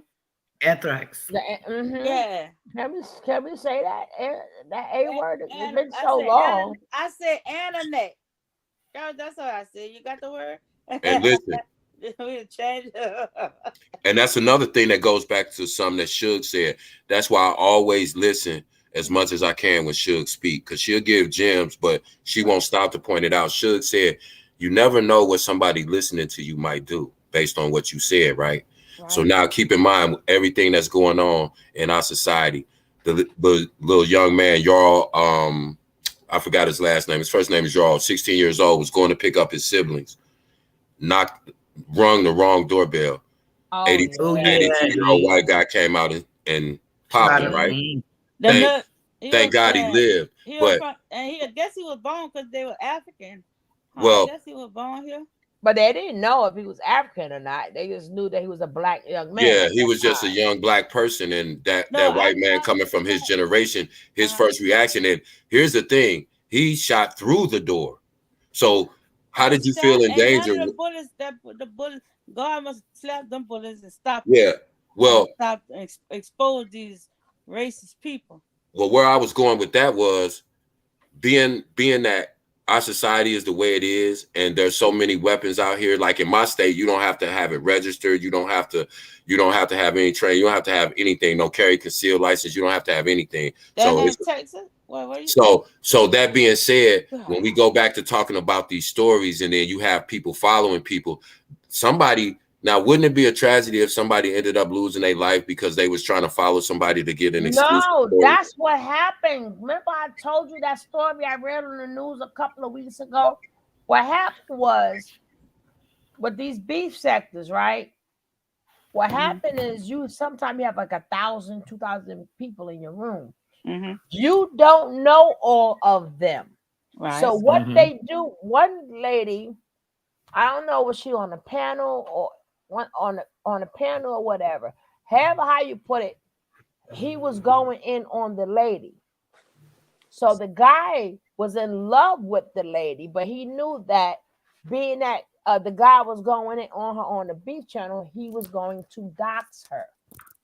So he watched his channel just so she can get doxed. And then when he doxed her address, he went to her house and murked her and her husband because he was in love with her, and then come to find out she had a husband and murked the both of them. Over YouTube. That's what I'm saying. That's what I'm saying. Yeah. All of this stuff, man. Y'all, that's what I'm saying, man. And then the first thing that's gonna be somebody gonna be looked to be blamed for it. I don't want to hear no tears. I don't want to hear no, oh, I never met. Stop putting people on dummy missions, because people out here want to be known. They want to be accepted by certain people, so they'll do anything on their behalf. But as soon as something happened to them, just know that you're going to have blood on your hands. On their hands. I don't know. I don't know if I don't know who it was, or they never said the name, but they said the guy was watching the YouTube channel, and then the guy doxed her, and that's how he ended up getting her address and her. I was saying, you don't know everybody that's in your chat. How? Like, yeah, you're right. How do you trust 1,000 people you don't know with somebody's address and stuff? That's you true. Don't know who Kookaloo. You ain't never like Kookaloo. You ain't never damn like. So that word in years. Right. So and if you are a violent convicted felon, he took out not one, he took out 2 people. And I'm saying, if you're a violent convicted felon, and I know you done doxed me and got my information, what do you think I'm gonna do to you if I ever see you? What do you think that's gonna be my first reaction? Why? I'm just saying, people don't realize, that yes, social media is a game, but when you start intertwining it with your real life shit happens. And people messing with So your family. So don't nobody act surprised when something happens to one of these people out here in YouTube land because of something that was posted or put in a video or somebody was encouraged to do. Right. Don't be surprised, because just like it's people that love you so much that they'll go out and do crazy, take penitentiary chances for you. The people who you going after, people love them too, and they might do something to you or the people that try to come after that person who you sent somebody for. With this stuff to go crazy, y'all need to stop, man, for real. And just because you see people sitting in your chat, that doesn't mean all of them like each other. So they waiting for you to dox them. And that don't even mean they necessarily like you. Some of them sit over there because what do people always say? Keep your enemies closer. That's what I'm saying. But when you got 1,500, don't matter. You got 2 people in there, and you thinking, yeah, I'm embarrassed this person. You don't know. You don't know. Thank God, a lot of people are still here. You just now put a hit on that person without knowing. You put a hit on that person. Right. And while we going, oh shit. Oh, right. Yeah. They should never know not to bother you because they're quick to tell you, don't play with me, or don't do this, or don't do. Yeah, that sounds good, but you don't know the mind state of everybody in your chat. You have to be very careful. No, you don't know. It's always another you somewhere out in the world. Just everything that you do, it's somebody out there that do that too. You just ain't ran into them yet. But never forget that. So, and it's some people that's willing to go further than you willing to go. Like I said, I'm not going to get involved with these people. You know what I'm going to do? I'm grown. If you violate me in any type of way, you're going to have to talk to somebody that's above my pay grade, because they're going to have the ability to do something to you. Because if I do something to you, I'm going to jeopardize myself. They're going to do something to you, and you're going to have to go somewhere and sit down for a little while and think about your immature actions. I ain't finna play with none of these people. People ignorant, people crazy, people. And you can't put nothing past them. People, exactly, and they trying to justify crazy behavior. Stop calling people crazy when you doing crazy shit to them. Right. Facts. That's including a 12-year-old pop. It's been a lot of that going on these past couple of weeks, DR. I've been seeing a lot of kids and stuff. And again, can you imagine you gave somebody? Now imagine if that wasn't her husband. Imagine she was in the house with her kid. And then again, everybody going, yeah, get him. I'm like, so now they want to be cute, because how you know it's true? Because certain things they want to scratch off. But I'm like, you still showing. You know what I'm saying? You ain't that. How about not show it at all? How about not show it at all? Because all the same way you can look at a little piece and figure it out, somebody else can look at a little piece and figure it out. So showing all these receipts mean nothing. It really means nothing. I mean, if you want to go at somebody, go at somebody. That you keep it there. And, right. And you raising kids to learn that they can never be wrong, because if somebody disagrees with them, they hating on them, they jealous of them. Mm-hmm. You see what type of mentality that these 40, 50-year-old people passing on to kids? Mm-hmm. Anybody that disagrees, everybody that disagrees with you is a hater. They jealous of you. Mm-hmm. Like, is that real life? Is that reality? You gotta teach your kids that your ass be dead wrong sometimes, and when you dead wrong, I am not going to support that and co-sign that. Agree You with got it. 40 and 50-year-old people standing around watching people do shit they know is dead wrong, and they not one person not gonna say that. Right. You wrong, bro. And then I be like, when do Mm-hmm. y'all ever grow up? I'm like, God damn, I look like they got the grandkids, and I'm like, you a grand, and this is what I'm like, God damn, right? Just get sad and sad. I'm like, there's no way I'm gonna be a grandma. I'm a grandma, and I'm sitting up there, yo, bro, you want to fight? But then, hey, you just come see me. I'm just spending that time with my grandkids. Drop your location, nigga. Drop your location. Yeah. I'm just spending time with my damn grandkid. Cuss another woman out about a man they don't even know. Right. Cuss another woman out about a man that don't even belong to them. They have a man at the house, but they cussing another woman out about another man. That's the insanity. Or the other part is when they be like, oh, you the GOAT. Or how's that person the GOAT? Or you know, so how I've been trying to figure out how did you the GOAT? Or oh my God, yeah, king. Or you're just such a beautiful. That's a beautiful person.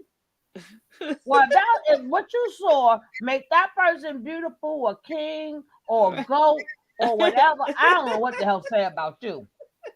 Something really wrong with you. Really. It's like you can literally look at people who have done nothing, absolutely nothing with their life, and they'll sit around and have people admire them as if they've done something great because they can humiliate or embarrass someone. I was going to bring that up, but I was going to talk about that another time. Yeah, I'll leave that right there, but I was going to bring that up. Certain shit that just irked my soul that I have to speak on because it's disgusting to me. Like, it really is. And again, it's majority of women. It's y'all. Y'all are perpetuating the fuckery at an all-time high. At an all-time high. Just say what? I'm just saying. Where's all these deadbeat dudes living? Who's supporting all these deadbeat dudes? Not me. Not men. Not me neither. Not no men. The only men who's dropping real money is the manosphere men. Okay, them the ones, and they're dropping 500 here, 500 there, 500 there. Now, them the people that anybody else in these sectors is the women supporting them. Exactly. Now, when you go to the manosphere, right. I know. I went through it. I've seen it. Right. Them the passport brothers. They got real jobs. And right.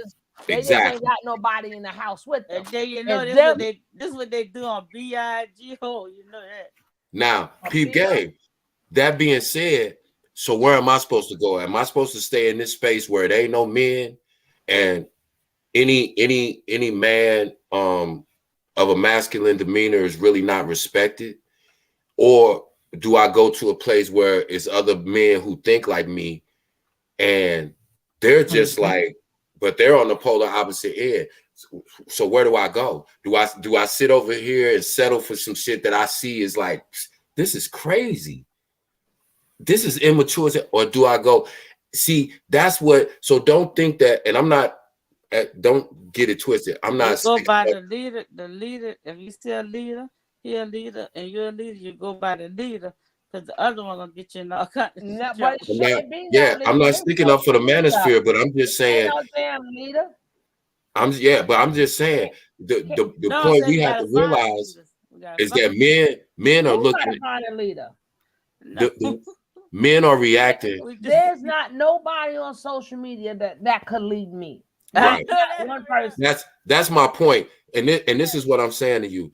There's no way in the world that a person can be right all the time. So if you helping me, so right, so and help pay a bill, you ain't sending me nothing. There's not one. Now it's people that I like, and people that I'm like, okay, I like their energy, but they cannot be my lead. No, and no. I ain't seen not one person ever. Matter of fact, I ain't even seen nobody on the regular street that can be my leader. Ever. There's no way, and I'm gonna tell you something too. Right. This is for the very few men that are out here listening. If you are up under another man, you will never be a leader. I don't care how many cupcakes and sprinkles that they put on it. You will always be a follower when you are up under another man. When you're putting another man's well-being before your own and that of your family. Didn't we criticize the men at Carbonation, the young men at Carbonation, for doing that exact thing? But we have older men that are aligning themselves with and putting themselves up underneath another man. They can't even, they don't even, how can I respect your opinion when you're up under another man because your opinion is that of that man that you're under? I don't know what your opinion is. And then, well, I'm an alpha. You're not allowed to give it. So the other one that killed me is you're in a cult, alpha bro. Men. No, all y'all not alpha. There's only one alpha. The rest of you are following the one. So please stop with the alpha stuff. Right. Ain't all of y'all ain't alpha. No, all of y'all following. Whoever's telling you what to do, that's the alpha. Right. That's the same thing Solar, Musa, Pisces, all of them was doing. They was up under a man that was telling them what to do, that was guiding their every move. As soon as they got out of pocket, he'll G-check their ass. That's what's happening to a lot of y'all so-called men. So I'm just keeping it $150. If it offends you, it was meant for you. But that's to nobody in particular, but all that it applies to. I'm grown. I don't have to sit up here because I don't care if I don't put a video up for nobody to like. So you can never accuse me of chasing clout. That's not even a real phrase to me. That's something that little children say. That's something that people who are narcissists and who are trying to deflect, that is something that they say. You will never hear me say that somebody's trying to chase clout saying something about me. And what clout? Because I'm like, God. What is clout? Exactly. How does that translate in real life? What bill has clout ever paid? Like nothing. Silly. It's a silly little kid phrase. Because when I look at the real people who make the real numbers, like 1 million of people, 3 million people, they never said nobody chasing. They put their videos out there. They look at either health videos, cooking videos, or how to fix this in your house, or easy ways to do that. Them are the real videos. What's that? Them AMS or whatever you call it? They don't even say nothing, and they do 15 million views. Get out of here. So y'all just deluding yourself because something's wrong with y'all too. That's why y'all resonating with that type of energy. Now you want to make excuses for it. I wouldn't mind that clout. And people like even Tasha K. I'm like, Tasha K is a hell of a lot less than what people that I see. She may be high in your niche, but in the niche period itself, let me see who got the highest. What would it be? Who got the most viewers on YouTube? Let's see. The guy who plays the game, I think. Shout out LaShawn Thompson. I'm sorry, I didn't mean to cut you off, and thank you, Obsidian, for Twitch reminding us of that. What happened?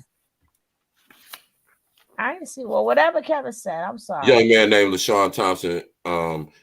Watch the news. Google it. It happened in DC. Is he in jail? That was his name. He lost his life. His name was LaShawn Thompson. That was the one in jail? No. That's the close. That's the 12-year-old that got pop out in DC. Oh, but thank God he home and everything. That's just another one. That's was daddy. Huh? Hey man, we gotta. Yeah.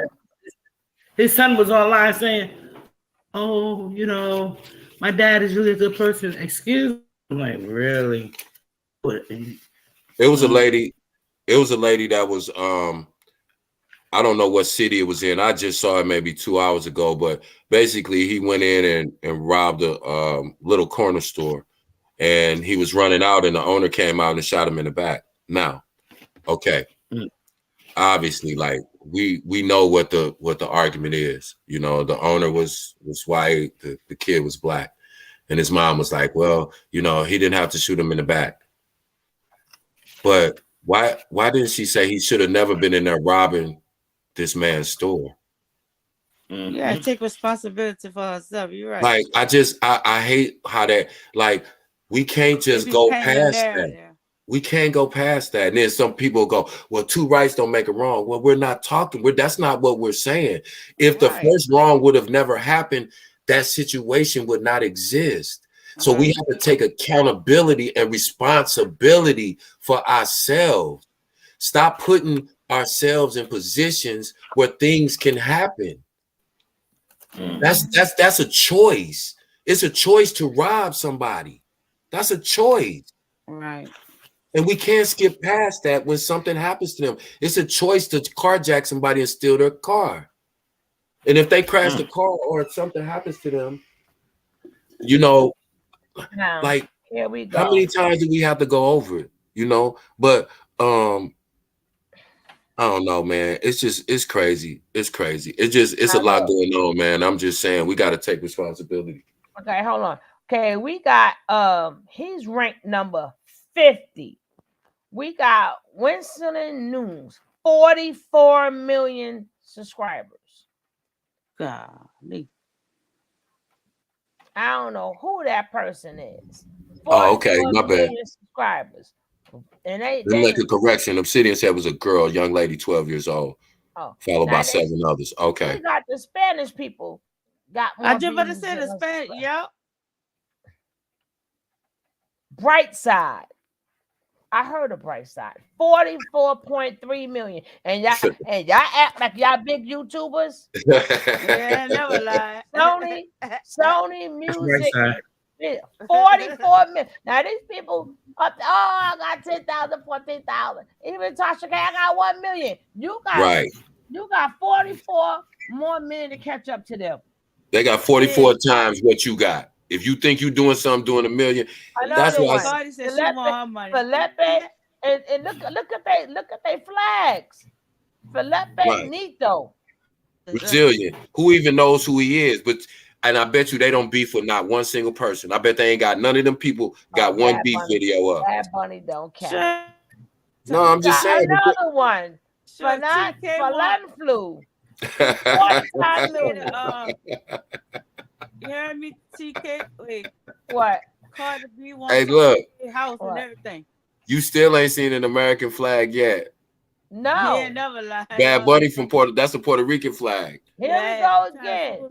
Bad Bun. Look at that. German. And that's we up to 46. Right. We up to 4. Oh, Billie Eilish. She don't count. She an artist. I don't Arabic know flag. German flag. All kind of flag. Million surprise toys. 48. These are kids. That's for a kid.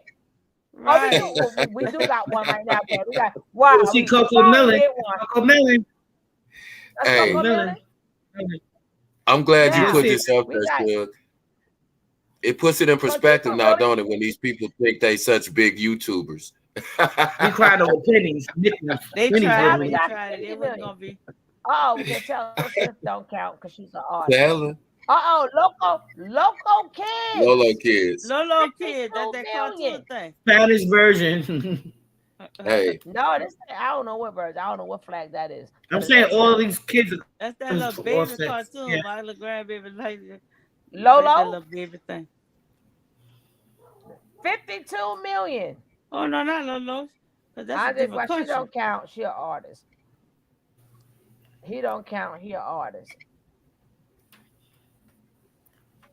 I don't know what the heck this is. El Reno. That's a baby company. That's a baby company. Yeah. What is either way, 54 million. Eminem don't count. He's an artist. Chinese people, Japanese, well. He making money. He making bank, and he don't even sing no more. Look at that. 55.1 million. You ain't seen nobody melanated yet. While they think they so big. Wave music. Yeah, gonna see. Tips. See, look, tips in industries, and I watched them. Well, how you stop? Marshmallow's an artist. In industries, which means he don't count. But anybody that's an artist don't count. Tips industry is a business. Right. Marshmallow's an artist. Business. Look, when you talk about business and stuff, that's where we at. I don't know who is this. Bakasha Sugar. You stole my name. Movie clips don't count. Dude Perfect. 58 million. Who the dude? That's American. Dude Perfect. I look him up. They look Arabic. It's not a person. It's like it's a brand. I'm gonna have to choo TV. Now I'm not thinking to the end, so they don't say I took a copy of the whole video. Look at that, Vlad. And Nikki. 92 million. 2 little boys. That's them. Hey, you know who got more subscribers than any black hip hop artist? DJ Vlad. Yeah, and we ain't seen nobody black here yet. I ain't seen Melody. So I'm trying to figure out what clout are we chasing, because we ain't pushing none of this. Look at this little girl. Right. Like Nista. God damn it. Stop. Oh, we already knew Pee Wee. Pee Wee still up there. Another little girl before him, though, got 106 million. I was trying to stop it. No, well, look at this. And he P and Pee Wee, PD. He was fighting with the other guy, though. PewDiePie. This little girl right here, like Natasha, this little girl herself. These 2 little girls got over 100 million subscribers. Please show me the clout. I want to get their clout. They don't even know who these people are. Mr. Beast. We talk about money. So all this, I got all this money in my pocket, and y'all motherfuckers broke. These motherfuckers are Thank you. Y'all ain't got. That's why I'm glad you put this in perspective. Like I said, don't let these YouTubers think. Don't let them. I don't care how many cash apps they get on it. They ain't got no money because you get pennies on the dollar. Even if you get cash apps, you're not making enough to pay no rent, light, gas bill, trash, and buy groceries and pay for no car. You're not doing it. You're not doing it. Numbers don't lie. You can front and floss and They got a thing where it shows you what everybody make on here. But they'll still lie. They'll still lie. They act like they big shit.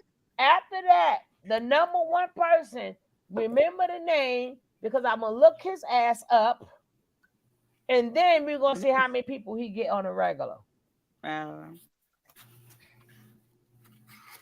Oh God, copyright fair use for Sony don't count. Fair use, that's good. Coco Melon. 100 Coco Melon wins. No. Coco Melon number 2. I don't know what T series is. So let's check out T series. Coco, look at that shit. Coco Melon is number 2. So the point being of all this, you Negro stop acting like you super important. Nobody knows who you are. It's the few people that's around here in this sector that know you. There is no clout. There is no fucking clout. The clout's right there. Coco Melon turned 15 years old last year, and they baby still in pain. All of them. I said, see the mind games. And I bet ain't that one of them got a beef video. I bet you. Take that back. Did I say 240 million? Either way, 240 million subscribers. Let's see what he was about so we can know what people are interested in. Video game. God damn, I didn't mean to do that because I know he's gonna hit a sister. Oh, sorry. I had to read that real quick. I'm like, what did that say? That Chinese. Yeah, retro file threw me off for a minute. I'm like, what? Look at that. This is what people are interested in. About hundreds of millions. And I don't know what language. I believe this is Arab, right? I said it was or Indian. So the Indians beat us the fuck out. So I better start rolling with them shit. Yeah. I want that type of clout. I know that's real. They know about, oh, you broke. No, y'all motherfuckers broke. Look at what T-Series is the fuck getting. Stop it. They do lives. And then 1.2 million views on one fucking video. Are you serious? Without no beef. Without no drama. Without no cursing. Without no bullshit. 1.7 million videos. I mean, thank you. Views. You know why? Because there's people out there that will support people that don't put bullshit on. But people, we think that you got, the more bullshit you have, the better the show is. That's how backwards we are. That's why we hustling backwards. Those are the people, they'll never say your name because the shit you talking about and doing is so unimportant. You're just trying to make some other people who are in your same position believe that you're above them. You're not doing nothing. They are. Right. They are. And them people right there. Look at them. And then they show, they got the, oh no. Yeah, Indian Idol. Indian Idol. Y'all better get the singing panel. Come on now, goddamn. We got 200 something million people to get to. On my own. And if I could real quick, just on another topic, I always like to shout people out, but Obsidian put it in the chat. 20-year-old Kaylin Gills of New York lost her life last week for simply parking at the wrong house. Oh, so I heard that one. Oh, another little girl. Shout out to her family. Rest in peace to her. Yes, shout out to her family. Yes. That's a fact. People got, and people talking about their entertainers. These are entertainers. 240 million people. Y'all better stop playing with me. Yep. Stop playing. 240 fucking. I'm gonna go right to India and I'm gonna get their clout. Next time somebody say, you got money and they got money. When they go live, I'm like, listen. Hey. When you get the TT series, we can talk about that shit, okay? When you Martha Stewart got more. Martha Stewart got more subscribers than every content creator in this sector combined, times 10. And over the gym and everything, huh? Martha Stewart.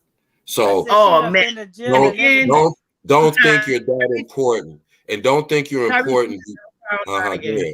My bad. Go ahead. I'm sorry. I said Tyrese needs to cry online again.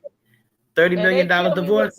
You're a small channel, but goddamn, you is too. Yes, you too, Tasha K. Your million, you got 249 million to catch up the T series. Oh, your 1 million is not enough. But hold on. Last week, TK came at what's her name? Talk about, oh, this is why you look all fat and sloppy because you eat it. And then when she came back, she was, I got 3 million, and you got 1 million, and you talking, smack about me. The lady came back and said, and I stopped following for a while though. She came back and said, I'm vegan and I'm a pescatarian. All you see me eat is seafood. What junk food do you see me eat? Oh, videos. She said that was then. We talk about now. Beloved and T. Ain't no more to argue about unless you're talking about T series. I don't give a goddamn what you say. And I saw her come from zero. Both of them come from Listen, that's small change. When you Miss Tasha K, you got 249, because they got 250 million. You got 249 more people to catch up to T series. Then talk that shit to me. 4 million though. And then you got to look at it like this, right? Somebody that has 1 million subscribers like TK, right? If all of her subscribers sent her $1, that's how many. To make the $1 million for the but check this out. So no, she didn't pay her, but Cardi said she want her. She didn't believe Ebony was greasy. Now Cardi wants the studio. She wants the studio. She wants the studio and the house. Wait a minute. That ain't enough. She wants the studio, the house, and the cars. Right. Oh yeah. Then she said she had Keep playing with people. Go to attack. Keep interjecting yourself in things that you ain't got no business interjecting yourself in, and doing things that are against the law and that are defamatory. And this is what happens to you. Keep running your mouth. Well, you know what? I wish a motherfucker said clout. I want T-Series clout. When you catch the T-Series, okay? No. That's why I said stop letting these people tell y'all they important. All that money, all this right in my pocket, and you broke. No, you broke. Ain't counting off me. I was big over here. I was big over there, and I'm doing this, and I run this, and I stop letting these people gas y'all up. That was only the top, right? Right. So it's a a million people between them. That's still they don't even if not more, right? Right before you even hit the Tasha K's at 1 million, you still got hundreds of thousands of people. You got people, TikTokers. This couple, they got like 135 million subscribers. You got people like Jay Paul. You got all kinds of people. That's why I said when you talk about, people want to make themselves important. It's like you got to understand, like, what are you making yourself important to? This stuff, this kind of stuff. Those people ain't on nothing ignorant. They ain't on nothing violent. They ain't on nothing drama-filled beef, and they're doing those kind of numbers. That should tell you, as long as you do this little gutter, street corner nigga shit, this is where you gonna stay. And you're not rich because you got 5, 10, 15, 20,000 subscribers. You're not making that kind of money. I don't care if it's 4 million. You ain't got it, and that goes for Kevin Samuels too. You ain't TK got $1 million, and she still ain't got that money to pay, do she? Yeah, okay. Even Kevin Samuels, God rest him. He had 1 million subscribers. He wasn't even close to T-Series. Thank you. That's why I said y'all calling him God. No, goddamn T-Series is the God. Of y'all YouTube. Y'all gotta realize, man, like I said, people it's a lot of world out there. It's a lot of world out there. It's a big world. And it's a lot of use. Africa got a big channel. It's look at them African channels. They have millions of subscribers. Yes. People who just do travel channels. I seen the girl, all she does is travel. And this is how she travels. And this is what I like about them. She tells her people, wherever y'all want me to go, an exotic place, y'all pick it out, and I'm going to pick at random, and she'll go. And she goes because her supporters will fund her trip. She'll let them know how much they sent. She gets her tickets and all that and lets them know, and then she'll go to the place and she'll film it. There's a lot of people doing that. She has millions of followers. I got to start doing that. Because exactly. I started watching. And she's telling them straight up. That one guy go from, he done went on every boat, but the big boats there. And I'm like, I'm in the wrong business. He go to little tribes and villages and little remote places, and that's another one. This one, talking about the food all of them are still bigger than what the fuck y'all talking about. Yeah, they out of here. And that's why I said, and they're not talking about none of this bullshit. They trying to act like, oh, y'all mad Jaguars, y'all ain't got no content. Jaguars not no content. Them people got content. They doing they're doing millions of views. Not 1.7K. They're doing 1.7 million. And they're not talking about Jaguar or no bullshit for that matter. So it just, like I said, their audience, they don't require them to put no drama on. They want to see the fun stuff. They want to see the adventure, the travel. They want to see the singing. They want to see the American Idol India. That's what they interested in. But we so small-minded that people really think they doing something on this super, super low bottom of the barrel level that they doing it. And they think it's something. I got 12,000 views or 13. That's still pennies. That's not even a penny. That's crumbs. 1.3 million. That's crumbs. And if you really want to be honest, put it like this. Just say you got 10,000 subscribers, right? Just as a general number. How many of those 10,000 people actually watch every time you come on? Number Well, one. you only get one for every. Technically, Right. how we used to calculate it. Every 100 subscribers equal one view. Okay, so right? that being said, even the numbers is inflated. Okay, you got 40,000 subscribers. That means you got about 400 people watching you. Does that make you big? Does that make you the this or the that, or you the, you know? And how my clout in your pockets is so big, and these guys, they never got it. I haven't watched them live, but imagine if they got cash apps on top of that. Because Right. 1.3 million views, you're gonna get you getting a good 500,000. But listen, this is the thing about that. And that's for one video. Well, hold on. This is the thing about that. They don't ask for cash apps. You know why? Because when they're on that level, they have paid sponsors. Their sponsors pay them. So they don't even ask for cash apps. That's, again, these people are on the super low level, and they really think that they're trying to convince you of an image that they're trying to portray to you. They're hustling you. They're scamming you because they're trying to tell you that they're bigger than what they really are. And the only reason they're telling you that is so that you keep sending them money, and it makes them feel important at the expense of other people's lives, other people's real lives. I'm just gonna say, where my New York people at? Because I'm gonna start doing my cry. I ain't gonna be live with y'all no more. Because we ain't got none but Indian cab drivers. I'm gonna start talking to they goddamn. Matter of fact, it's a guy that I only got Indian cab. We got majority Indian cab drivers. I'm like, talk to me. Hey, I used to watch a guy on YouTube that was an Indian cab driver in New York, and he used to videotape. This dude had like 175,000 subscribers, and he just drove a cab and videoed himself, and he let the people know, you know, they knew they was on camera, but he was like, he would just have conversations. But that's interesting. I seen that. That's interesting. I used to love that. It was interesting. Yeah, and he quit driving a cab eventually because he got so popular and then people was trying to rob him and it got dangerous. So, but it was like, see, it shows like that. Like, we're not creative enough to think like that outside the box. Let's use our mind a little bit. We're the smartest people on this planet, Black people. We're the smartest, most resourceful, creative people on this planet. That's my belief. No disrespect to anybody else. I'm just saying that's what I know to be a fact. But the one thing they do know is we love taking each other out.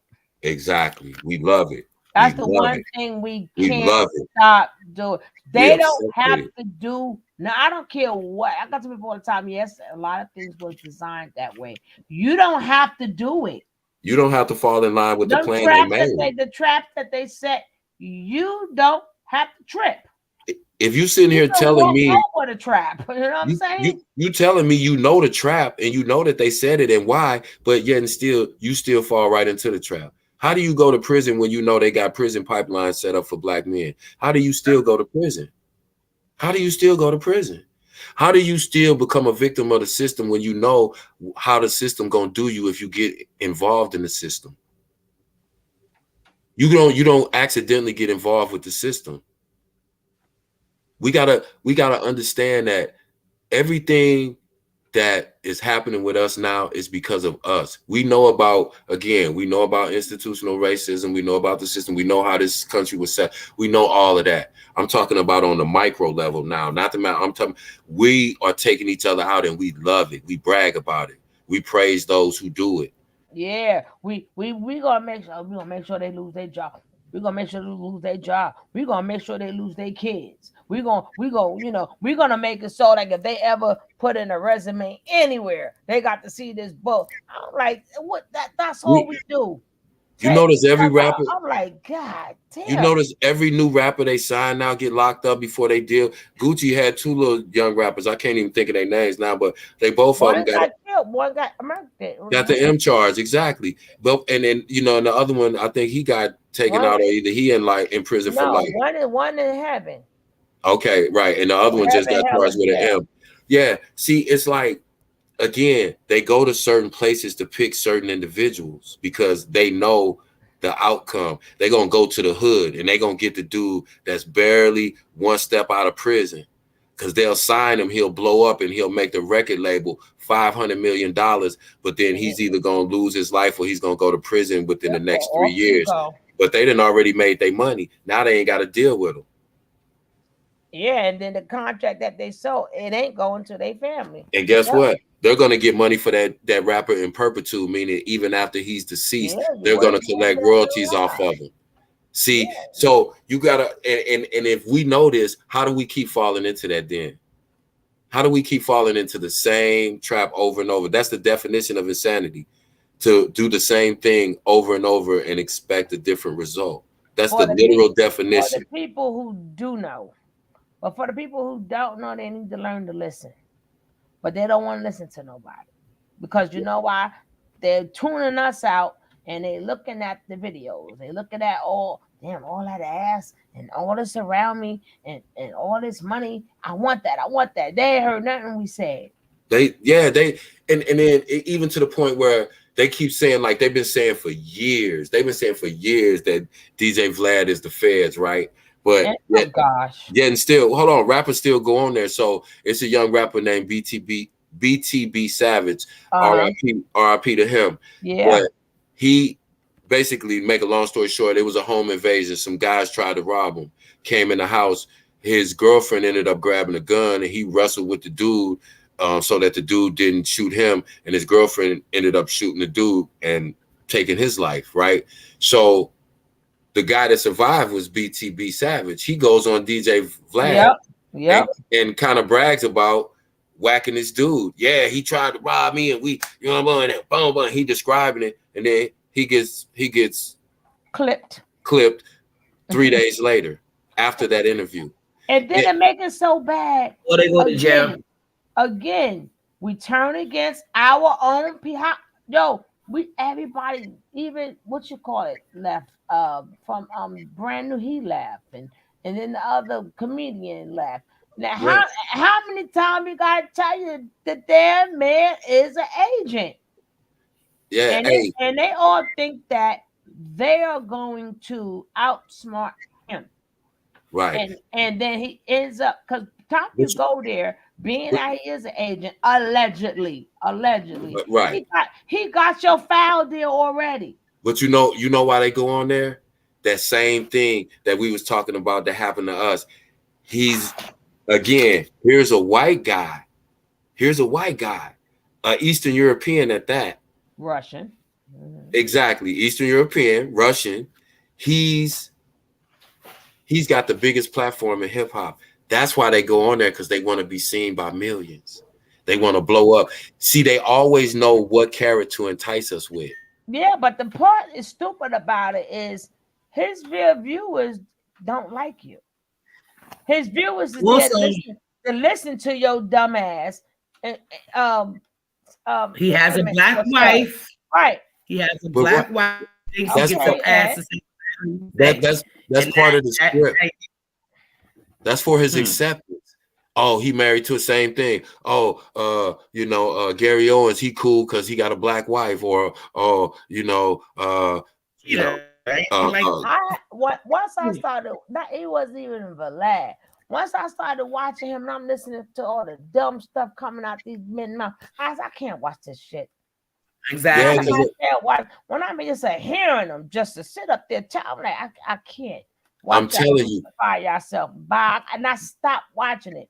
Now, but again, you got them saying, remember, there are 1 million people are not going to watch you because they're really, you don't know who their subscribers are. Number one, you don't know. You thinking you're on a big platform, right? Maybe their platform is majority Russians. Now think about it. That's spy intel 101. If I'm the hip hop police and they actually have a hip hop police, right? They target rappers, they follow rappers. That's why all these RICO charges are coming for everybody. And it's still gonna be some more coming this year. Watch, it's gonna be about 3 more RICO cases this year. But that if I'm the police, I'm gonna be a subscriber to Vlad TV, because these dudes give you more intel and more information than they would ever give you if they sat down in a police station and gave an interview. It's better than an interrogation. They're voluntarily telling you, so they can't say that the statement was given under duress or they didn't have an attorney present or that they were pressured. They getting on and doing an interview and voluntarily telling on themselves. So that's how stupid it makes them to get on there and talk about the crimes, that even the crimes they committed in past. They talking about, oh, you know, the statute of limitations is up. But still, what they don't know is most of the time the statute of limitations is not up for their crimes, and they can also associate and tie those crimes to other crimes, and they can use that crime to pressure that person to tell on the other person. And that's how these RICO charges are formed. They don't just drop out of the sky. But we so smart that we dumb. We so smart, we so hip. Everybody thought they was getting over on the PPP loans and the SBA loans. Now what's happening? Athletes going to jail. All these people in Atlanta acting like they had money is going to jail. Some of your favorite YouTubers have went to jail. It's Bigo personalities. All these people, these content creators, some of them have went to jail behind this because they always know what carrot to dangle in front of us.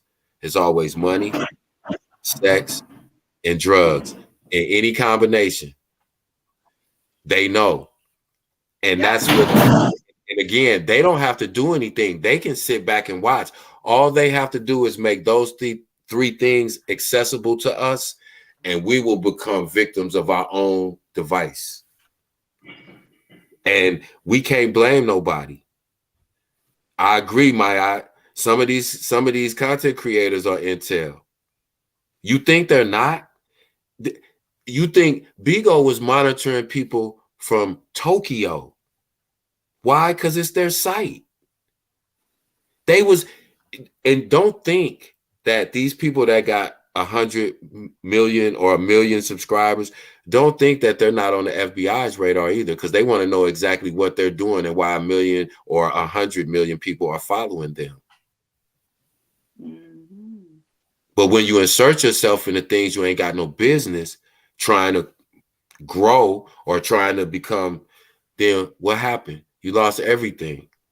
Dave Chappelle said it. They love building Black people up because they know once they build you up, they can triple your worth. And by the time your worth triples, you're going to be done took yourself out. But they done cashed out already. They good. Even if you lose your life, they going to make money off your royalties in perpetuity, forever. And when those record executives pass away, their children inherit the royalties.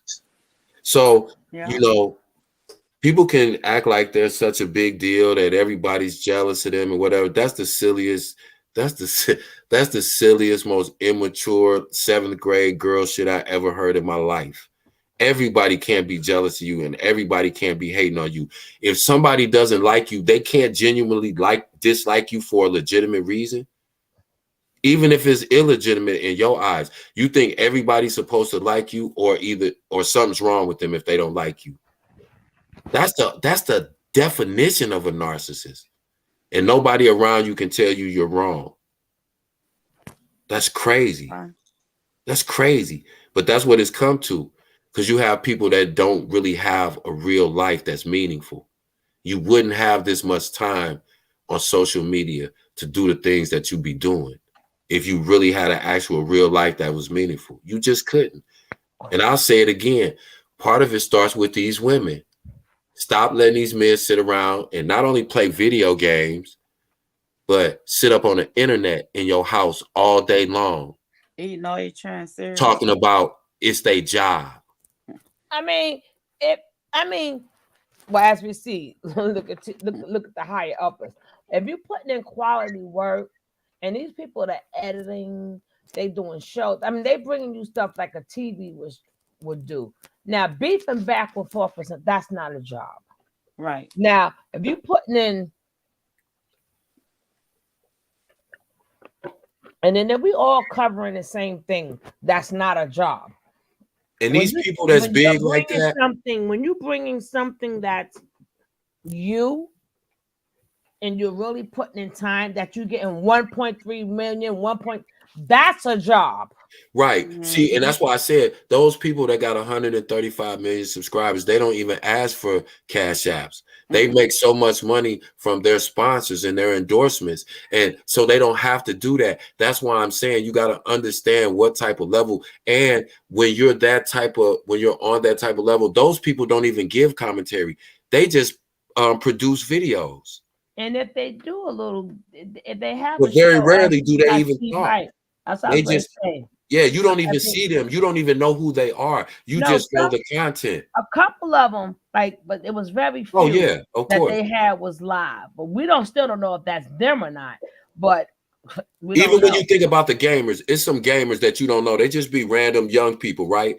Some of them got 100 million subscribers. Right. They're gamers, but because again, if you know your audience, if your audience likes to play games and you're good at playing games and and you're good with the computer, you're going to be a big gamer.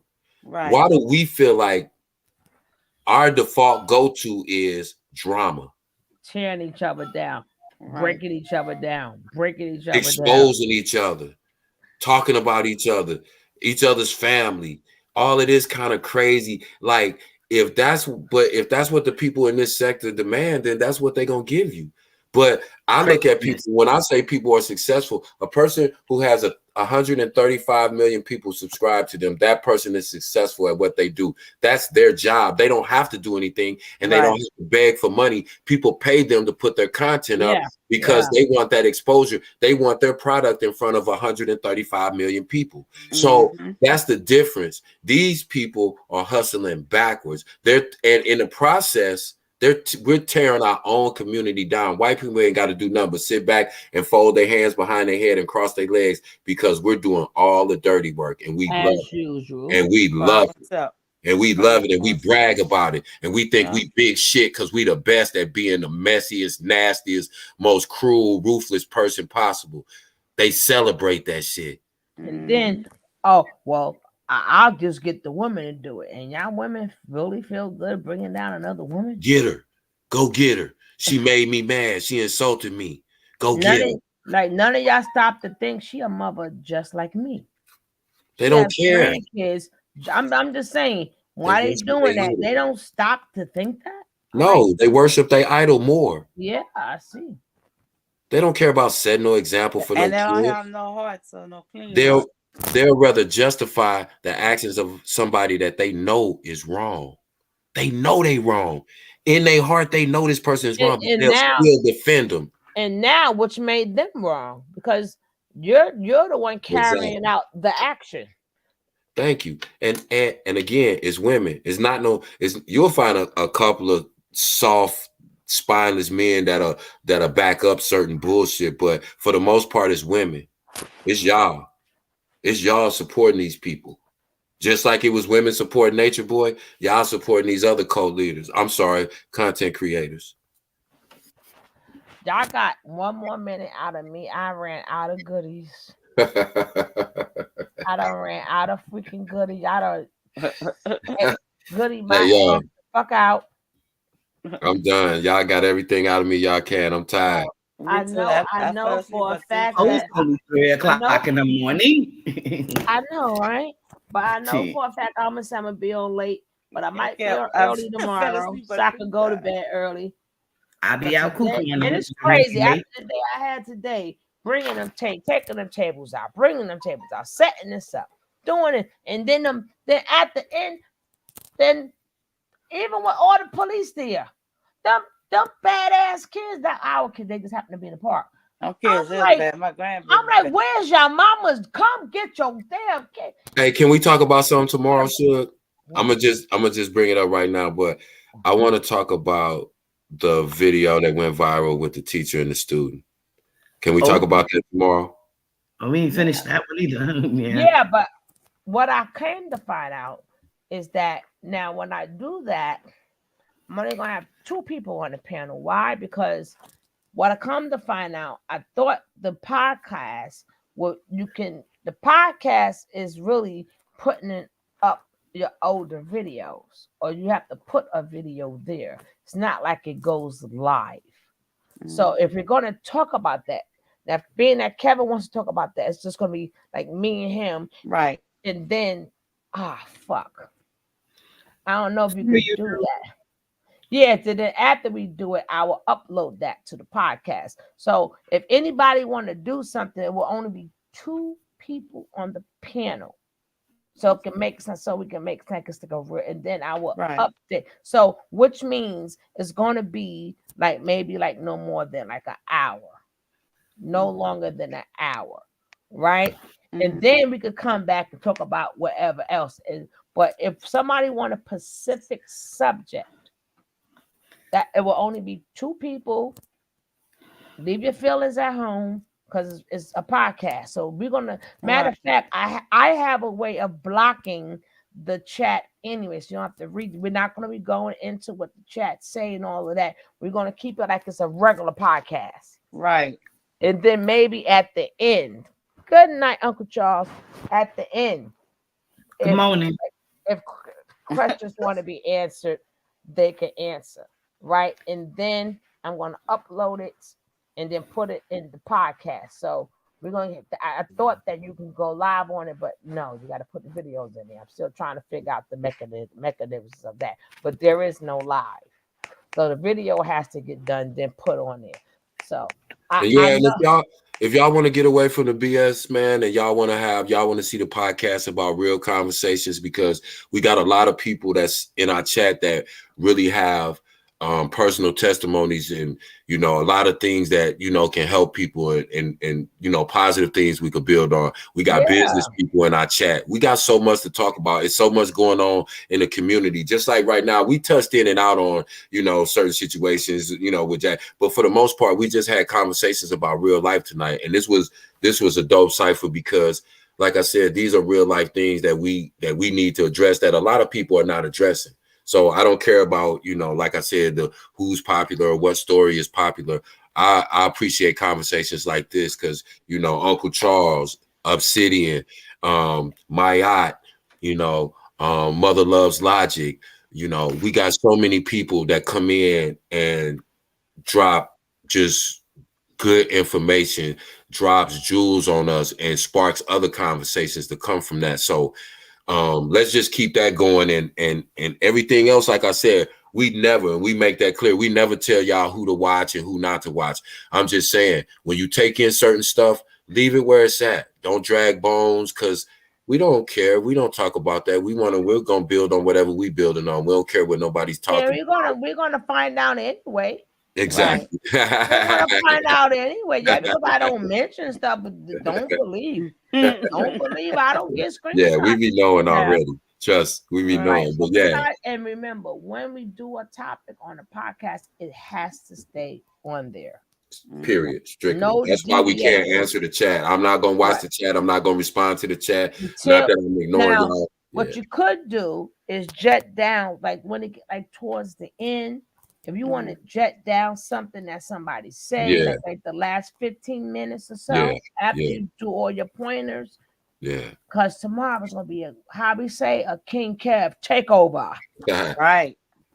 But yeah, like I said, I'll jot down a couple of questions and answer at the end. But when we do the podcast, we want to do it more of an informational build. Like we're just telling you what's going on. We're explaining all that we know about the topic, and then it's just kind of to give the information out and let you digest it and process it the way you will, as opposed to the lives. Like we interact more and we go back and forth and we exchange ideas. So we're gonna see how it works, and I'm excited because I think it's gonna be dope. And we can touch on a lot of different subjects, you know, doing the podcast version. And so, you know, y'all stay with us. Definitely stay with us because it's gonna, you know, I have to find Obsidian's thing because I want that's crazy.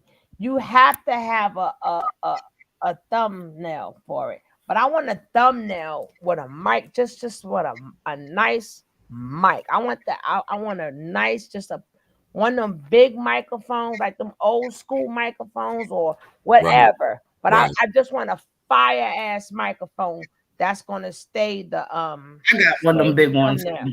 Yeah, I got to get my setup together too, so that you know. No, you just pick out one and make it. Okay. But the problem I had was this don't fit in the box. This don't fit in the box. I'm like, fuck. Then I found the old picture fit in the box. I'm like, fuck again. I wish I had my old computer. All my good pictures are there. But anyway, guys, get ready for King Kev takeover tomorrow. Kev, just let me know what time you ready, because I might go on earlier. You might get up later. But like I said, if I go on earlier, then it's a King Kev takeover. I'm going to bed. Now, if King Kev take over first, then I might come back on. We'll play it by ear. We'll see how it goes. But it's only going to be an hour to keep it interesting. Right. We're going to keep it real short because y'all know we can go and go and go. Right. And that goes, come to find out, that goes to a different audience. Right. Right. And it's going to be a little bit different. So, you know, like I said, just tap in and see what it's like and see, you know, and just give us your input on the vibe and how I feel and, you know, how the show goes. So I want a mic Obsidian that when people see that mic, they're going to want to click and watch the show. So I can't tell nobody their job. I only can tell you how I would like it, but you the graphics person. I don't tell people their jobs. I just want it to be so fucking hot, freaking hot, that somebody goes, damn, that mic is hot. I want to click on that. So maybe a little neon colors. So maybe a little neon colors or something like that. And you can always make a couple of them. So that's your job. You better hurry up before baby wake up. And I see all you guys later. I'm not even giving y'all no kiss. Goodbye. Peace, guys. Peace, y'all. Have a great night.